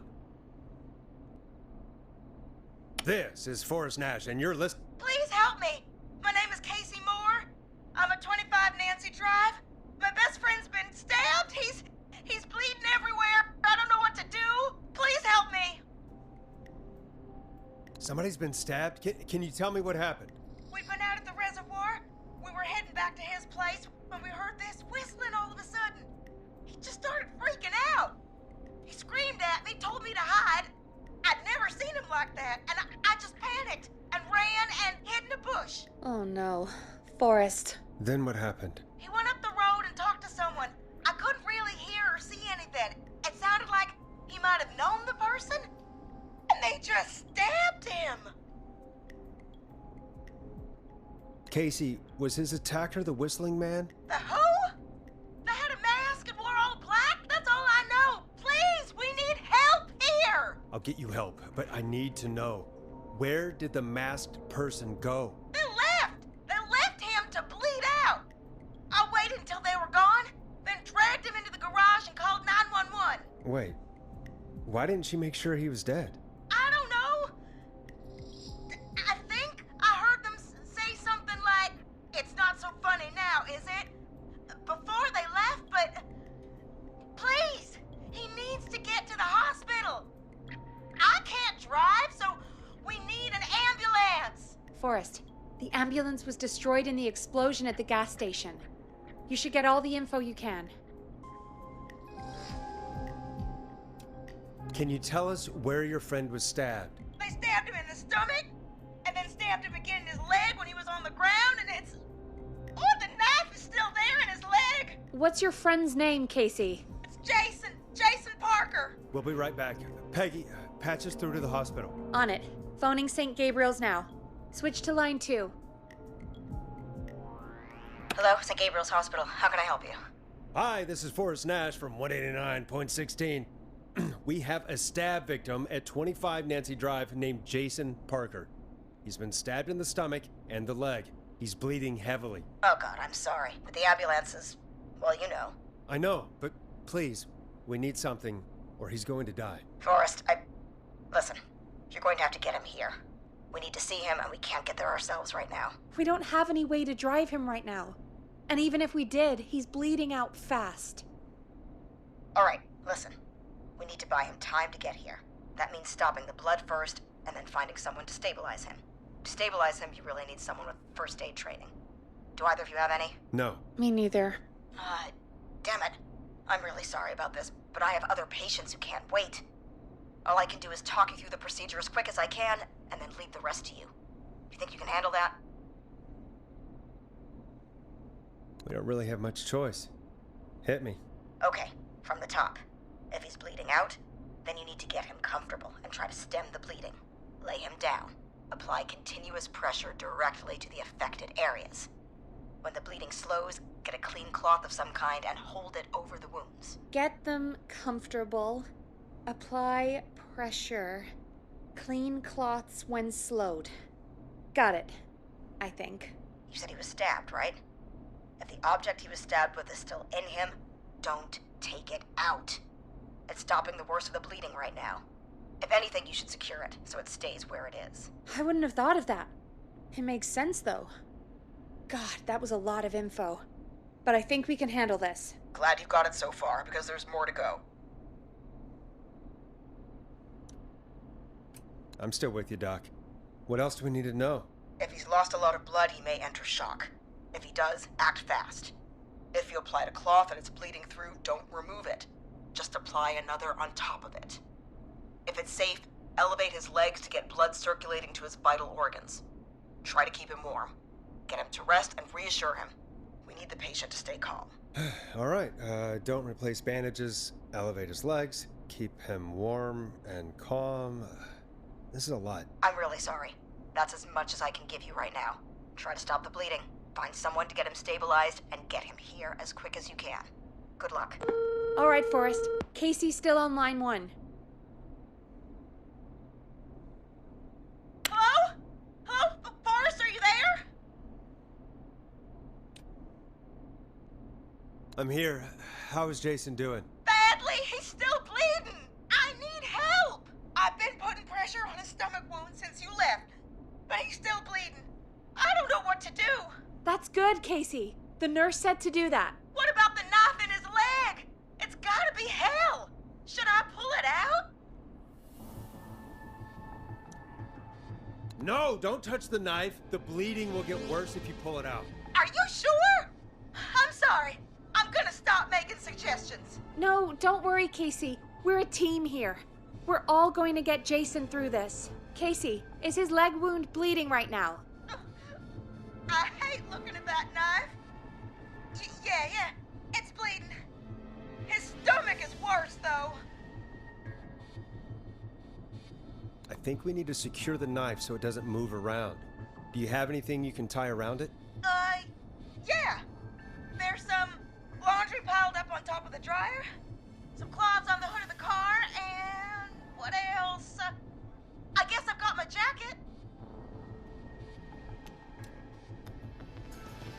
Take the cleaning rags and hold them over the wound. I really hope these are clean. Here we go. I'm sorry, Jason. It's secure. I'm putting pressure on his stomach again. I'm starting to think we might make it. Forrest, can I have a word? Casey, I'm gonna have a quick word with Peggy. Keep putting that pressure on and let us know when the bleeding is under control. You're doing great. But what if something happens? We'll still be here. Just shout if you need anything, and we'll be there. I promise. Okay. I'll wait. Jason, please be okay.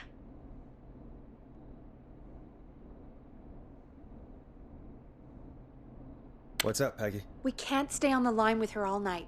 Dawn is still out there. What if other people need us? You're right. She's probably on her way to her next target right now. Exactly. And you heard the nurse. We need someone there with training who can stabilize him. He's got to get to the hospital somehow. Could somebody nearby help them? Maybe drive them to the hospital? You know, that's exactly what I was wondering. Do you have anybody in mind? I might. A little before you started working here, KFAM did a mandatory first aid training course. Me and Karen missed it because we were away on a producer getaway. You skipped it, didn't you? Never mind. So, how does KFAM's first aid course help us? Casey said they're at 25 Nancy Drive, right? Yeah? Why? They put up a bunch of cheap houses around there about 10 years ago. So a bunch of people here at the station live around there. Do you think any of them could help Casey and Jason? Probably, but I don't know who lives there. And since I missed the training day, I don't know who knows first aid. Could you call them and ask? I don't know everybody's numbers. I've only ever called Karen. Everybody's personnel info is probably in Reggie's office. Got it. I'll look through their files in Reggie's office. It's a life or death situation. I'm sure they won't mind. Right. But there are a couple of problems with that. Go on. It's sensitive information, so Reggie probably locked it in his safe. Great. Do you have any idea what the combo for the safe could be? Not a clue. Reggie's a serial note taker, though. Maybe something in his office will give it away. Right. There is something else. I'm not gonna like this, am I? Have you ever heard, the future is floppy? Peggy, what the hell are you talking about? I'm talking about floppy disks. Floppy disks are like these futuristic things that have information on them. You put them in a computer and they do something. Peggy, I know what a floppy disk is. Anyway, Reggie decided that the future is floppy and started phasing out our physical records and replacing them with these floppy disks. I imagine it's the same for our personnel files. That's good to know. Since we haven't heard anything from Casey, I'm guessing Jason's okay for now. I'll check out Reggie's office and see what I can find. You'll need a key for that. I'll just slide it under my door now. Thanks, Peggy. I'll just have to look around.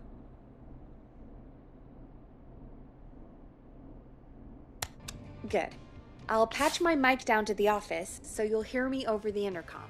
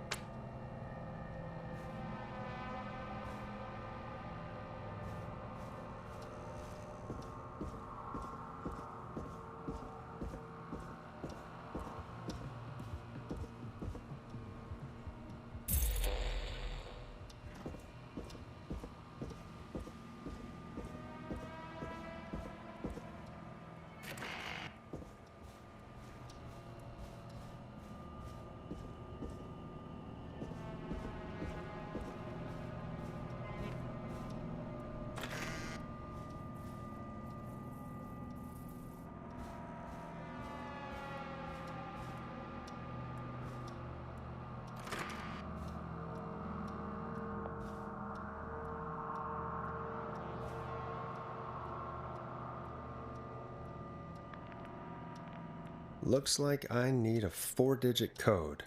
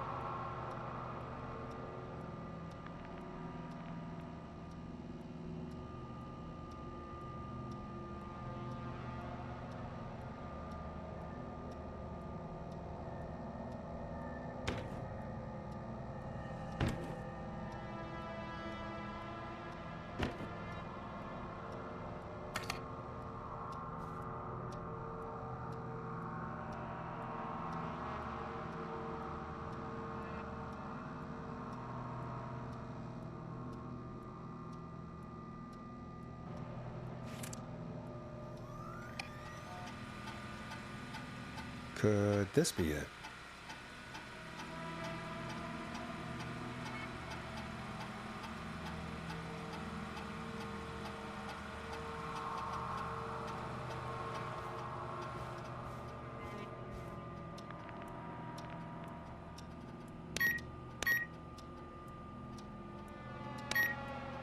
Nice.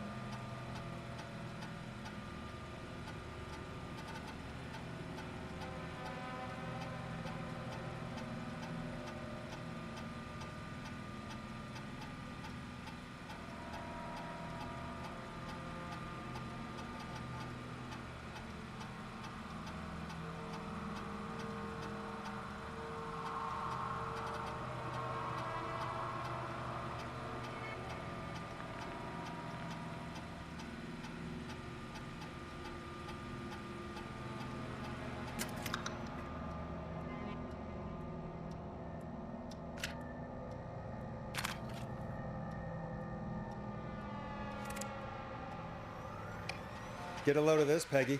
Apparently, I'm a lone wolf type. Forrest, what are you doing? We don't have time for this. We have a man literally dying on the line, and you're more interested in you. You're right. I'm sorry. I need to focus on possible candidates. I can read the rest of this later.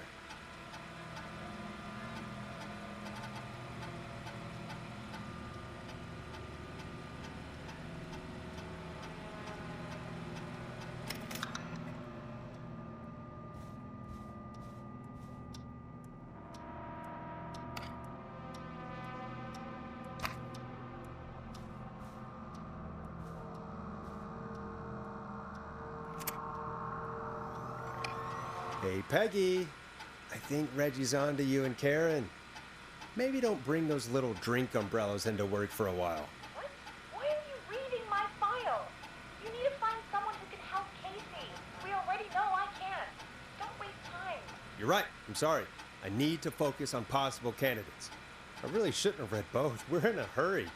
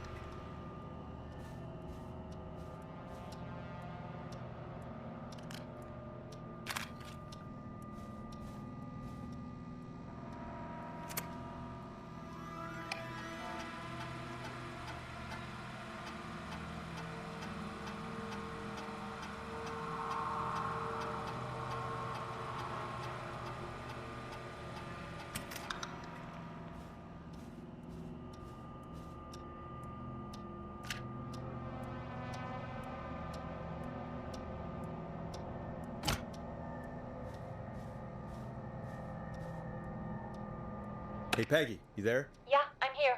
Did you find what we need? I think I know who our best bet is to help Casey and Jason. All right, good work. Who should I... Hello? Is anybody there? Please pick up. Casey, I'm here. What's wrong? Jason started going pale. I tried to get him to rest, but he just threw up everywhere. What's happening? What do I do? God, it sounds like he's going into shock. Casey, just stay calm. It's going to be okay. But the bleeding seemed to slow down. Did I mess up? Jason, I'm sorry. Casey, calm down. You've done everything right. I need you to listen to me, okay? For Jason. What did the nurse say to do about shock? Casey, I need you to elevate Jason's legs. We need to get the blood flowing to his vital organs. Got it. Jason, stay with me. I'm just gonna move you. This might hurt. Okay. I propped his legs up on some boxes. I'm looking at my notes. We need to get Jason as warm and comfortable as possible. Do you have anything you could use nearby, Casey? Yeah. I still have some laundry next to me. I'll wrap him in some blankets. Just give me a second.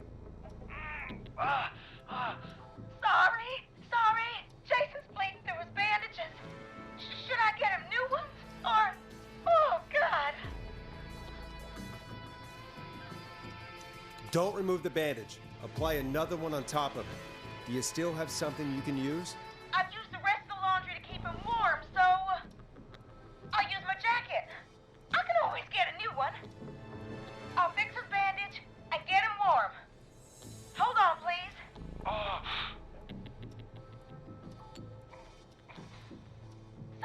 Sorry. I'm done. You're gonna be okay, Jason. Just relax now, okay? Forrest, I'm scared. He's not doing well. Is he gonna... Casey, I need you to be strong for Jason. Sit with him and reassure him that everything's gonna be okay. Okay? Okay. Please, I can't give him what he needs. Please send help. I can't lose him. All right, Forrest, we need to hurry.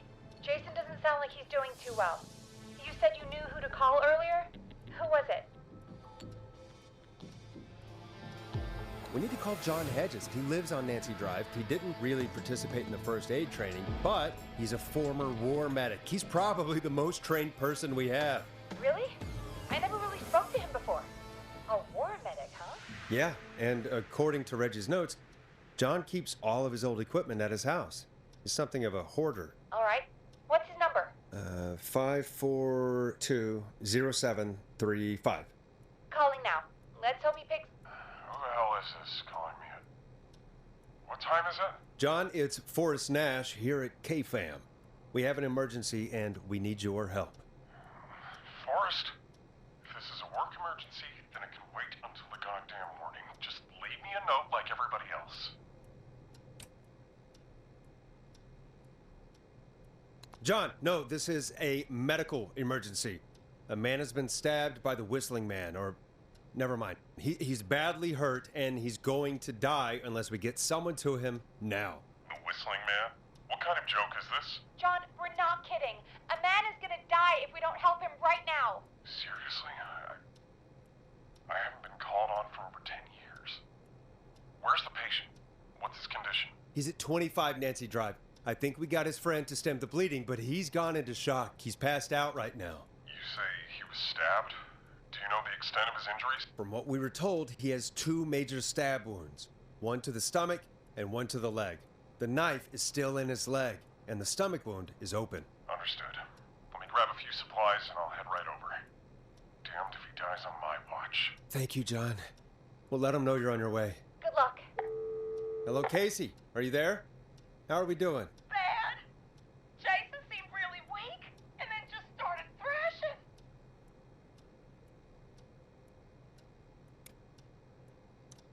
What about now? Is he still thrashing? He's passed out. Please tell me you found someone to help. Casey, help is on the way. My colleague will be there soon. You hear that, Jason? Someone is coming.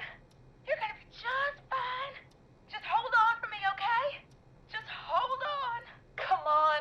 Hello, Casey. This is John Hedges. I'm here about Jason. Please let me in. I'm guessing that's Jason there. Casey, I'm gonna need your help. Forrest, Peggy, don't you two worry. We've got this from here. Okay. Forrest, we'll call you back later. I have to go now. Good luck, everyone. God, I hope he's gonna be all right. And with that, the show moves on. We're sending our best wishes to Jason. Well, after all that excitement, I think we could use some music. Come back upstairs when you're ready.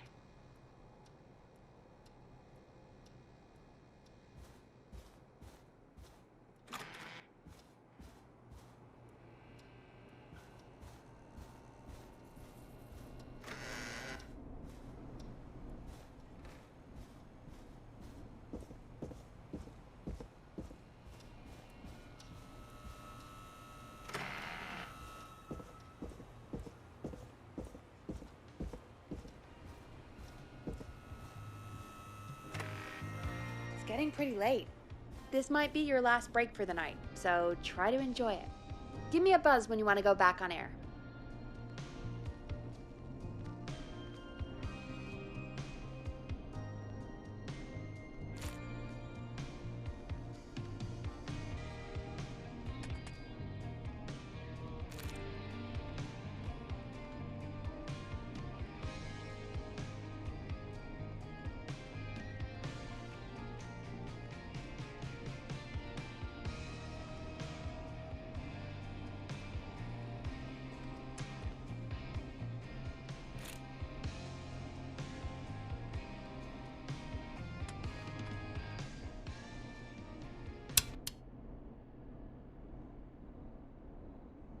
Let's roll. You got it. We've got another call coming through, too.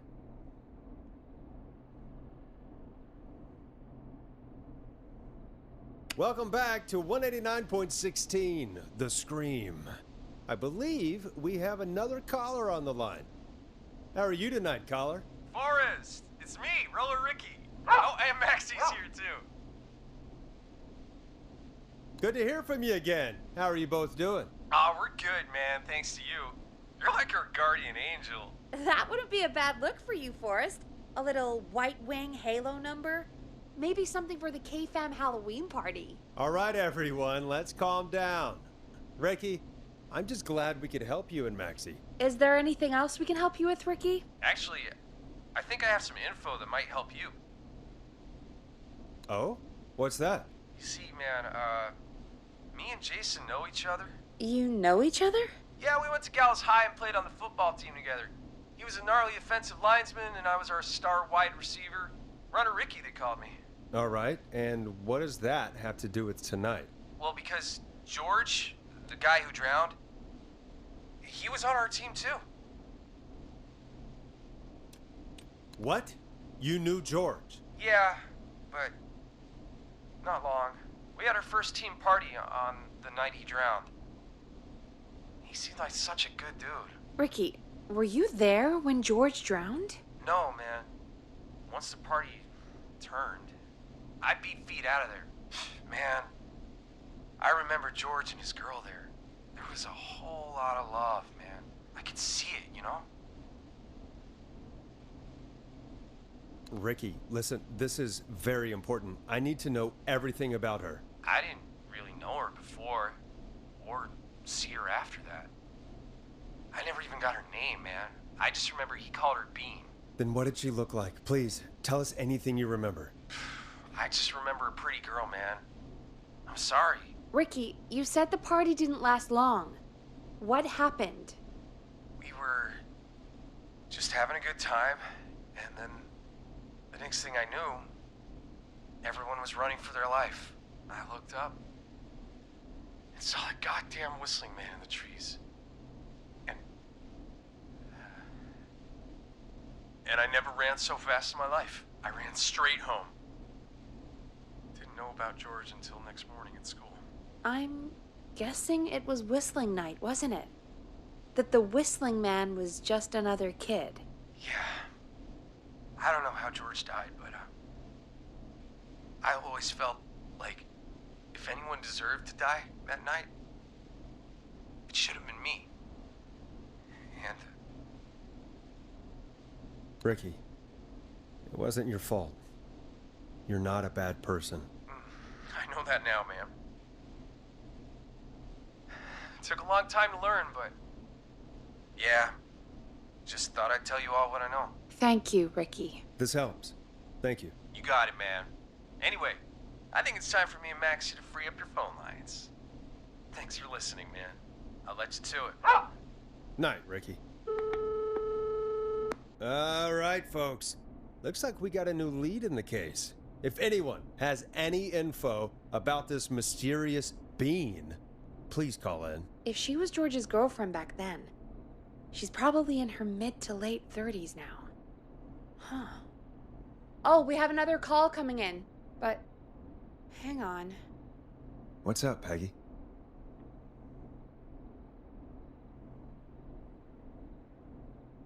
Peggy? You're gonna want to take this call off the air. Who is it? Just do it. All right, folks, it's time for another track. Here's one to help you sit back and relax. We'll be right back after this.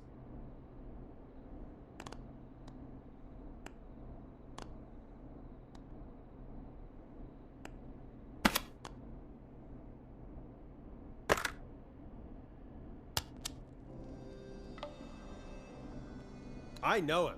You love him. This is Roddy Snatcher with his new single, Final Breath. I hope this is good news, Peggy. Who have we got? Find out for yourself on line 1. Hello? Forrest, I'm glad I got back through to you. Sounds like it's been a busy night, huh? Surprise! It's Leslie, our 911 operator, leading the charge from Henderson to come save us. It's so good to hear from you. Are you okay? We're doing okay. Sarah and I are both happy to be headed back home. We're happy to have you too. Wait, Sarah? Oh, yeah, I mean Deputy Martinez. Anyway, we got back into radio range a little while ago. We've been listening in, but haven't been able to get through until now. It's been non-stop since you left. Please tell us you're bringing help. You bet! I'm leading a whole goddamn squad towards Gallows Creek as we speak. Turns out somebody had cut the phone lines. They had no idea what was happening. That's great news. That's crazy about the phone lines, though. Do you think the Whistling Man cut them? I'm guessing so. I don't know how the Whistling Man did it. But that doesn't matter right now. Listen, we're coming in hot, but we need your help. I know Gallows Creek isn't a big town, but if we don't know where the Whistling Man is, we can't get him. Her. That's where you come in. You can count on us. What do you need? It might be a long shot, but here goes. The Whistling Man already called up a few times. I bet she calls again. We're still a little ways out of town, so if she calls, stall her. Buy as much time as you can for us to get in. And while you're talking to her, try to figure out where she is. We'll be listening in, so once her location is known, we'll head straight there and end this nightmare. I'll do my best. I know you will. Heck, I can see the headlines now. Forrest Nash's interview of a lifetime.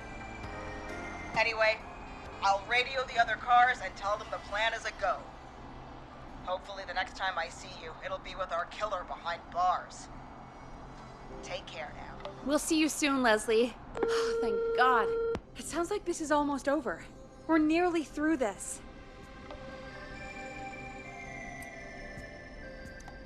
That's nice to think, Peggy, but I don't reckon Dawn is gonna give up without a fight. She probably won't give up without a fight, no. But neither will we. Now, let's get you back into the arena, champ. Time to turn the music off. Bringing you back live now.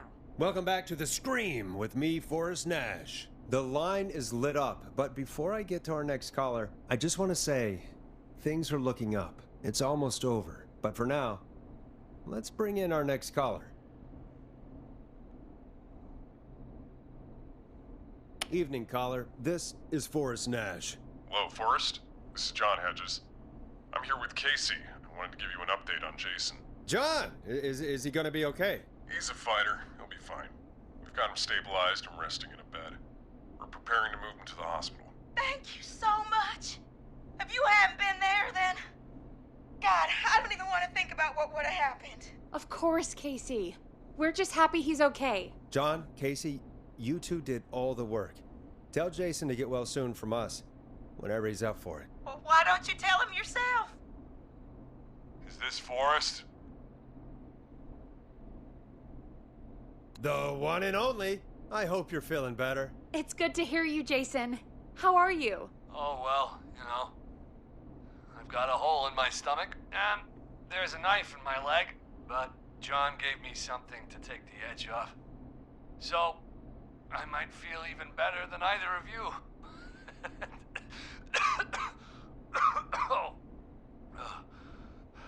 Take it easy until you get to St. Gabriel's. I will.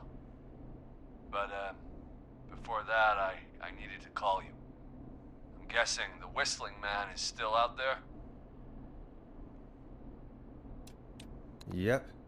As far as we know, anyway. I was worried you'd say that. God damn it. Actually, I'm glad you called. I wanted to talk to you about what happened earlier.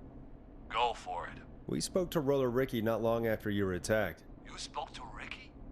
Is he alright? He is now. I mean, he was attacked earlier, but this call came after. Hey, guys, I'm really sorry, but there's a call on the other line. I just need to make sure we don't have another situation brewing. You fill Jason in on what happened. I'll be right back. Sure, Peggy. Sorry, Jason, where was I? Ah, yep. Ricky's fine. You don't need to worry about him. That's a relief. He told us about George. Sounds like everything's finally coming out now. It's been tough to hold it all in. Sounds like you've been holding back about something awful, Jason. I'm part of the reason my best friend is dead, Forrest. And the few who knew about it said if I ever said anything, I'd find myself in jail. For a long time, it was hell. And then the town just moved on, like he'd never existed.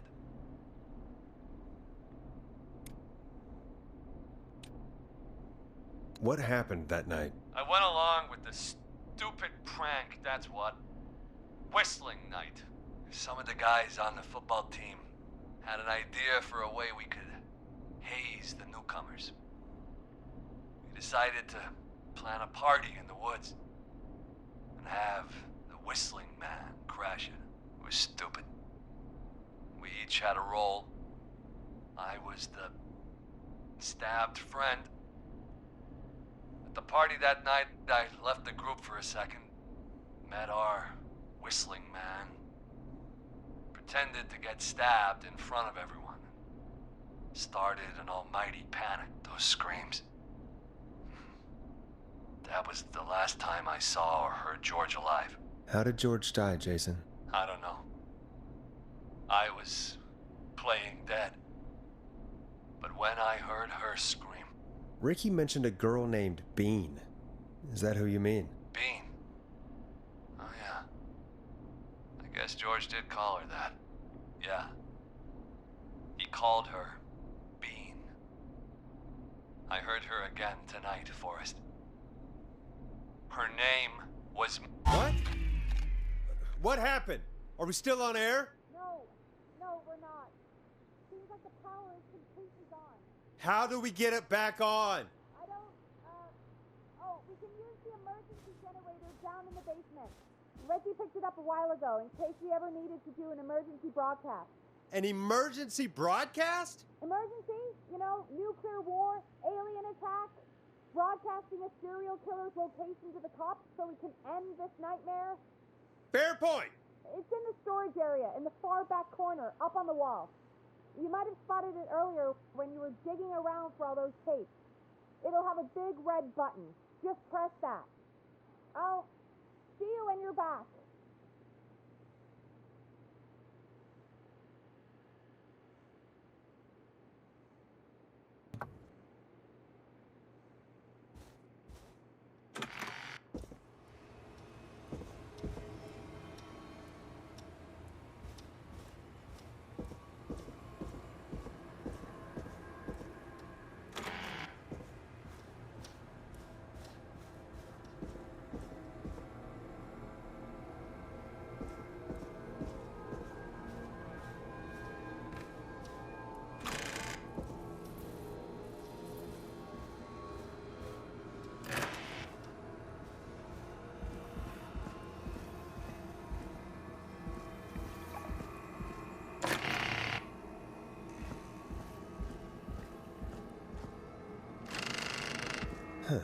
Far back corner. Why is this station so big?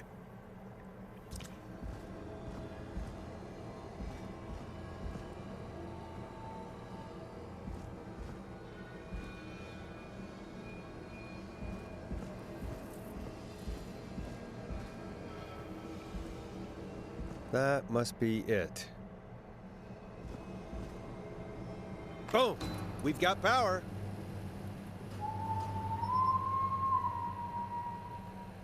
The whistling man.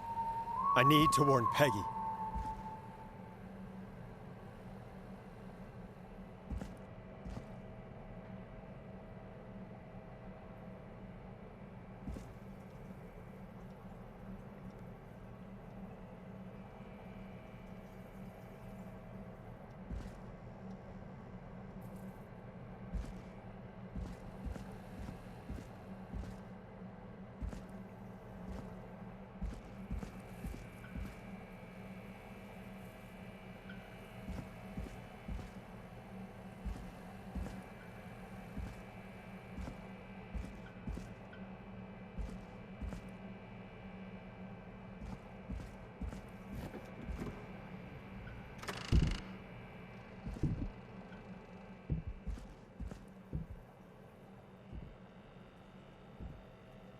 Peggy, are you there? Are you... Peggy!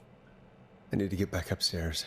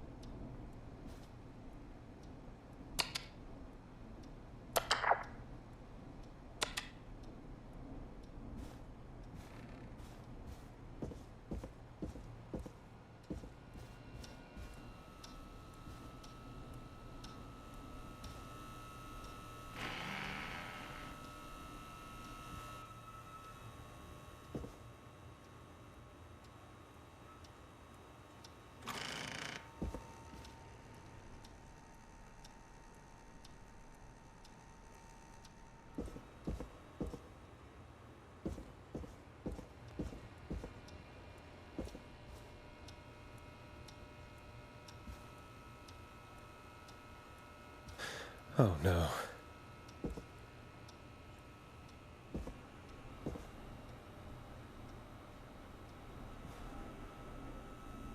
Peggy! Where'd you go?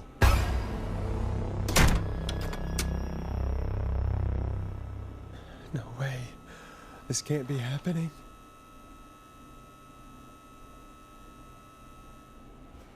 What the...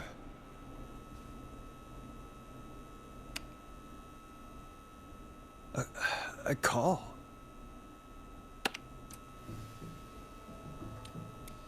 What do you want? Good to talk to you again, Forrest. You know, I've really enjoyed our chats tonight. I guess we've had some moments. My favorite was when Ricky ran you out of the rink. Ha! You sure did get me then, Forrest. Where's Peggy? Have some patience, Forrest. It's almost the end of the night. Almost the end of the show. But it's not over just yet. Got a little time still. So let's make the most of it. What do you mean? Make the most of it how? Well... Huh? I thought we'd end tonight's Whistling Man special with a special guest. The one who started it all. Let me take that out of your mouth and... You crazy bitch! Let me go! Welcome to the air, Mr. Teddy Gallows Jr. Wait. It's all gonna come out tonight, Teddy. Your daddy and his money saved you 20 years ago. But even if he crawled out of his coffin with all the money in the world... Wait, where the hell is Teddy? How are you talking to him if you're here with me? Because I'm not there with you, Forrest. I'm here with Teddy. And if he says where that is, well, he knows he'll get it. I can see you. You're standing right in front of me. Oh, I get it. You're wondering who's there at the station. You. Forrest Nash, let me introduce you and all of Gallows Creek to my boy, Henry Barrow.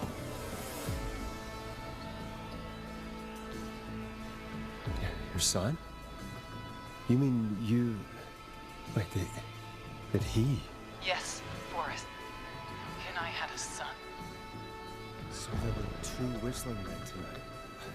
Of course. That explains how you were always able to get around town so quickly. And that's how you escaped the secret archives in the newspaper office. Don't think I've forgotten about that, Forrest.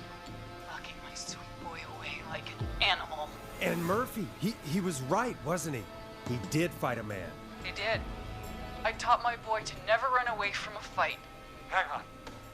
Did you say Barrow? Then are you... Let me just get this mask off. Damn uncomfortable thing. No wonder Mooney went crazy wearing this. There we go. Marie Campbell? George's old girl. Oh, well, it sure has been years since I last saw. Oh, God damn it. Marie Campbell? So, not Dawn, huh? No, not Dawn. What are you going to... Everyone's gonna know now what Teddy did. He killed George that night. This night. 20 years ago. Listen to me. You... You're gonna talk when I talk to you. And not a moment before. Meanwhile, Forrest, I'm gonna give you the chance to talk. You're gonna help me reveal what really happened to George all those years ago.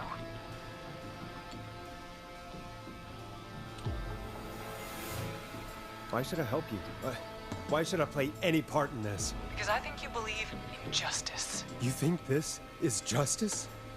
You have no goddamn idea, Forrest. These people you've been trying to save, they were all in on it. They all knew George was murdered, but... Murdered? Listen, I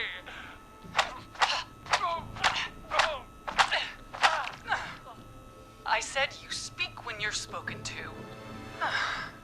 Now, I know you've done some good work tonight in piecing together what happened to George 20 years ago, and that's why I want you to interview us.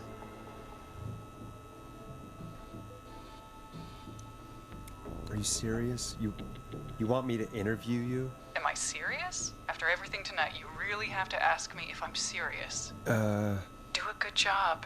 And hell, you might be the only one to leave here alive.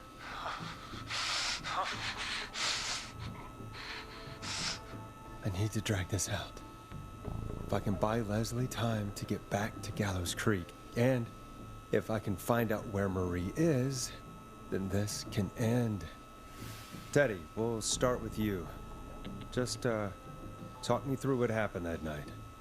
How did it start? how would I know? It was 20 years ago.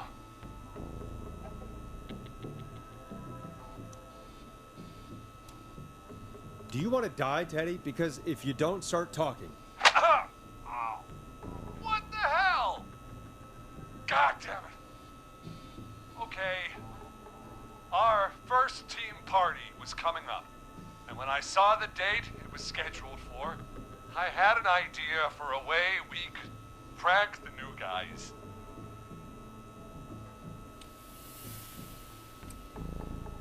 What made that night special?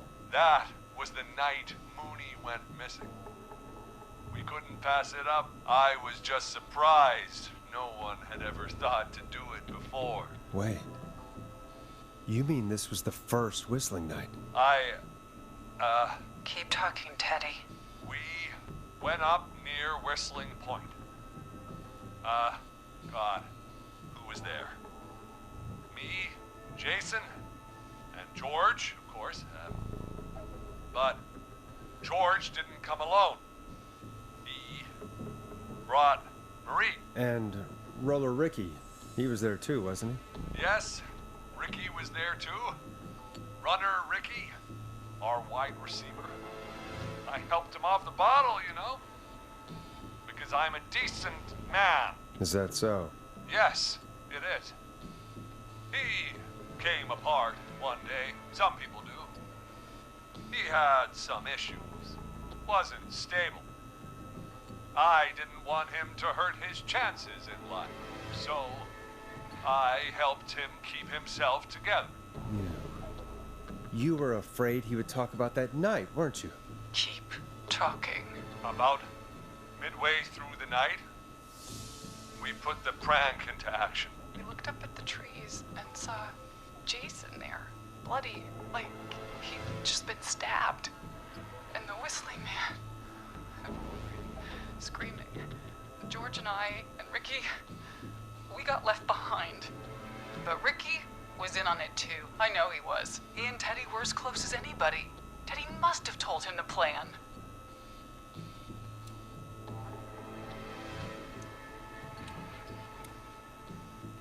No, Marie, you're wrong. Ricky didn't know. What? Did you miss that part of the broadcast? I spoke to him earlier. He had no idea what was happening. He said he was as terrified as anybody. Isn't that right, Teddy? You didn't tell him, did you? Ricky never could keep his mouth shut. If we told him, he would have given everything away. But well, it doesn't matter. He didn't run his mouth enough to tell anybody about it afterwards. He's still guilty. It was just a stupid prank.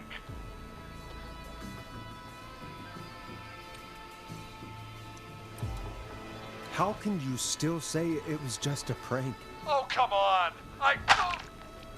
God damn it! You made George think Jason had been murdered. He thought his best friend was dead. And so tonight you stabbed him for real? It's the role he wanted to play. Jason's still alive, Marie. He was with a friend. We talked her through how to stop the bleeding and got him professional help just in time. Oh. Well, shame he didn't have the good sense to die earlier. He's gonna regret that. Enough about him. Me and George took off running, but somehow we got separated in the woods. I ended up near the bottom of Whistling Point, and when I noticed George wasn't with me, I panicked. And then, I don't know how he snuck up on me, but the Whistling Man grabs me. I scream, and he starts laughing, telling me it's just a joke. I could stall for time here.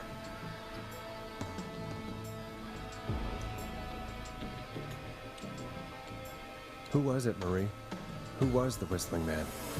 I suddenly recognized it was Chuck.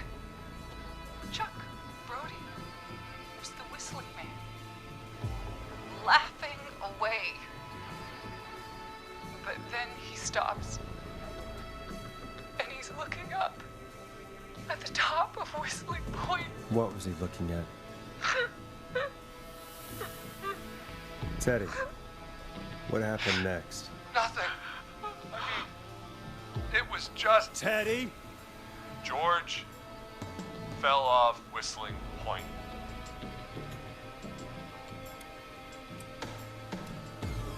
How do you know what happened? I saw it. You pushed him. You were up there. You were dressed as the Whistling Man too, and... I didn't push him, God damn it!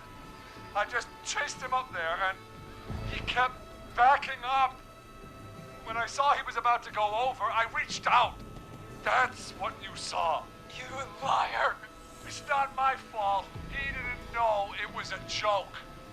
If he'd had any brains, he would have realized. Oh, you bitch. No one's going to believe this. After all you did.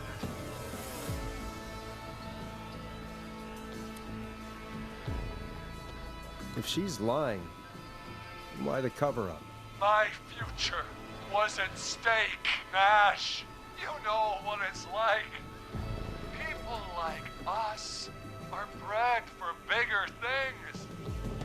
I'm going to be the mayor of this town, Forrest. And then governor. And then, who knows? What happened that night was tragic. It should never have happened. But it was a mistake. It was just a stupid joke gone wrong. So my father sent Clive out to clean it up. Why should a blip ruin my future? George was a blip?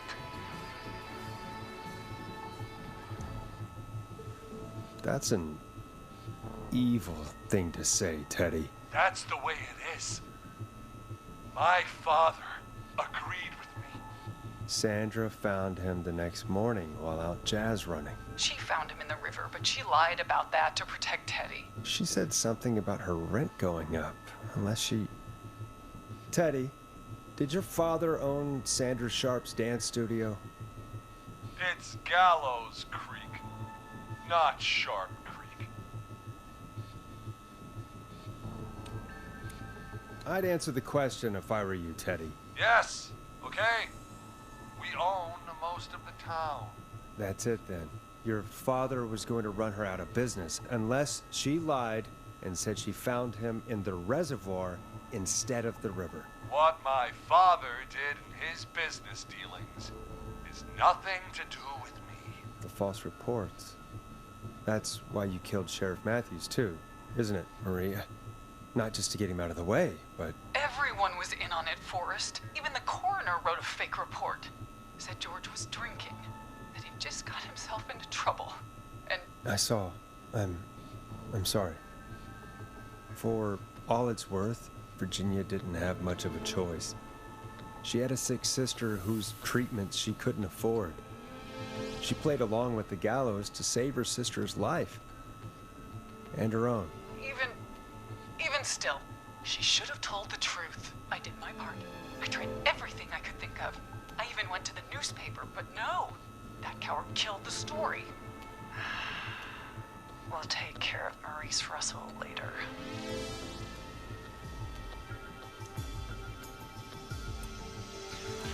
You've been through hell, Marie. I'm sorry. You've got no idea. Never started.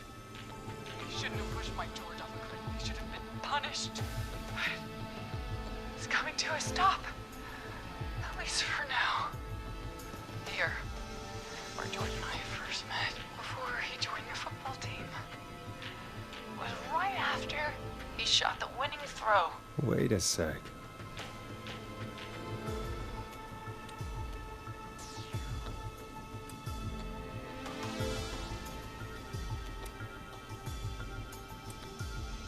We're at Gallows Creek High, in the gymnasium. That's right, Forrest. Not that it matters, but yes, we're here. Anyway, I think that about wraps up the interview with Teddy. So... Marie? Where? Oh my god. Peggy! Teddy? You gotta help me. Quiet. You'll talk more later. Now I have to talk to someone who mattered more than you ever did. Peggy. It's been so long since I've seen your face. I worried you wouldn't come. Marie! Oh my god. I thought you... And here I was, thinking you'd forgot me. I'd never forget my own sister. Sister? Peggy, what's happening? Why are you even there? Wanna explain, Peggy? Earlier, while you were speaking to Jason, I got a call. Do you remember? Well, it was from Dawn. She said that my sister Marie was there that night George died, and that I should come to the gym for a reunion. And when you walked in, you found out. That my sister is the Whistling Man. Good to see you too, Peggy. Why didn't you tell me any of this? She said that it was my last chance to see my sister. I knew if I told you, you'd try to stop me or come with me when we need you on the radio. And I just... You should have said something. You should have told me. I know, okay? I should have. But I didn't imagine this situation then, so just... What happened to you, Marie? You just disappeared one day. Disappeared? I was thrown out, Peggy. I begged Mom and Dad to do something about what happened that night, but did they care? No. They told me to stay quiet. They only cared when they learned I'd been with George, and... Marie, I'm so sorry. I never knew. It's not your fault. Really, it's Mom and Dad I should be seeing right now. But since they're dead and gone, well... I'll have to settle for the next best thing.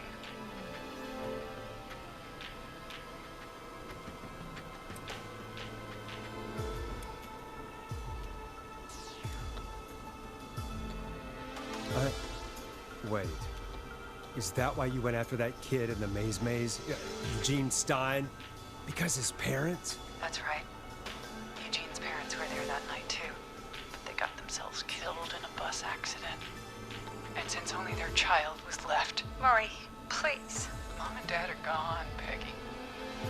Besides, you forgot me. Just like the rest. You forgot. Is there any way I can prove Peggy didn't forget Marie?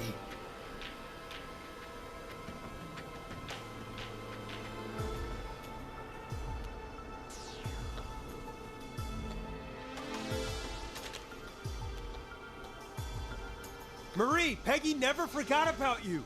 Keep your mouth shut. She kept a card from you. She kept it here on her desk. What card? The card you made me for my 8th birthday. What does it say then? Happy birthday, Peg. Now you're great and 8. Love, M.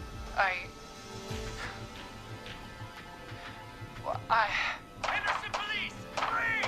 No! Henry! Get out of there! Ah! Peggy! We have 2 wounded, and we're in pursuit of the suspect. Henderson police! Freeze! Forrest! Leslie, how's Peggy? She's been cut pretty bad, but we're here now. I'll be okay. God, Marie! Hey, Zara! I need you to look after Peggy. She needs help. Now, we got here just in the nick of time. Where's Marie? She bolted right as we got here. The police are right on her heels. It won't be long now. It's over, Forrest. Well, folks, it was a long night, but we made it through together. I'm gonna head off to go check on Peggy. This has been Forrest Nash.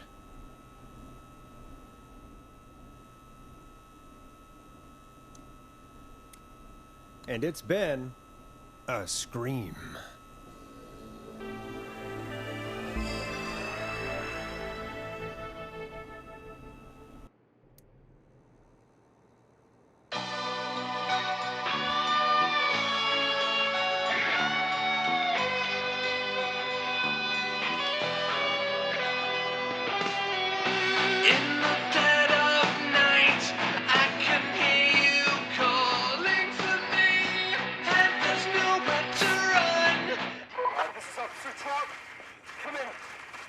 Suspect is in custody. We've trailed the other suspect into the nearby woods.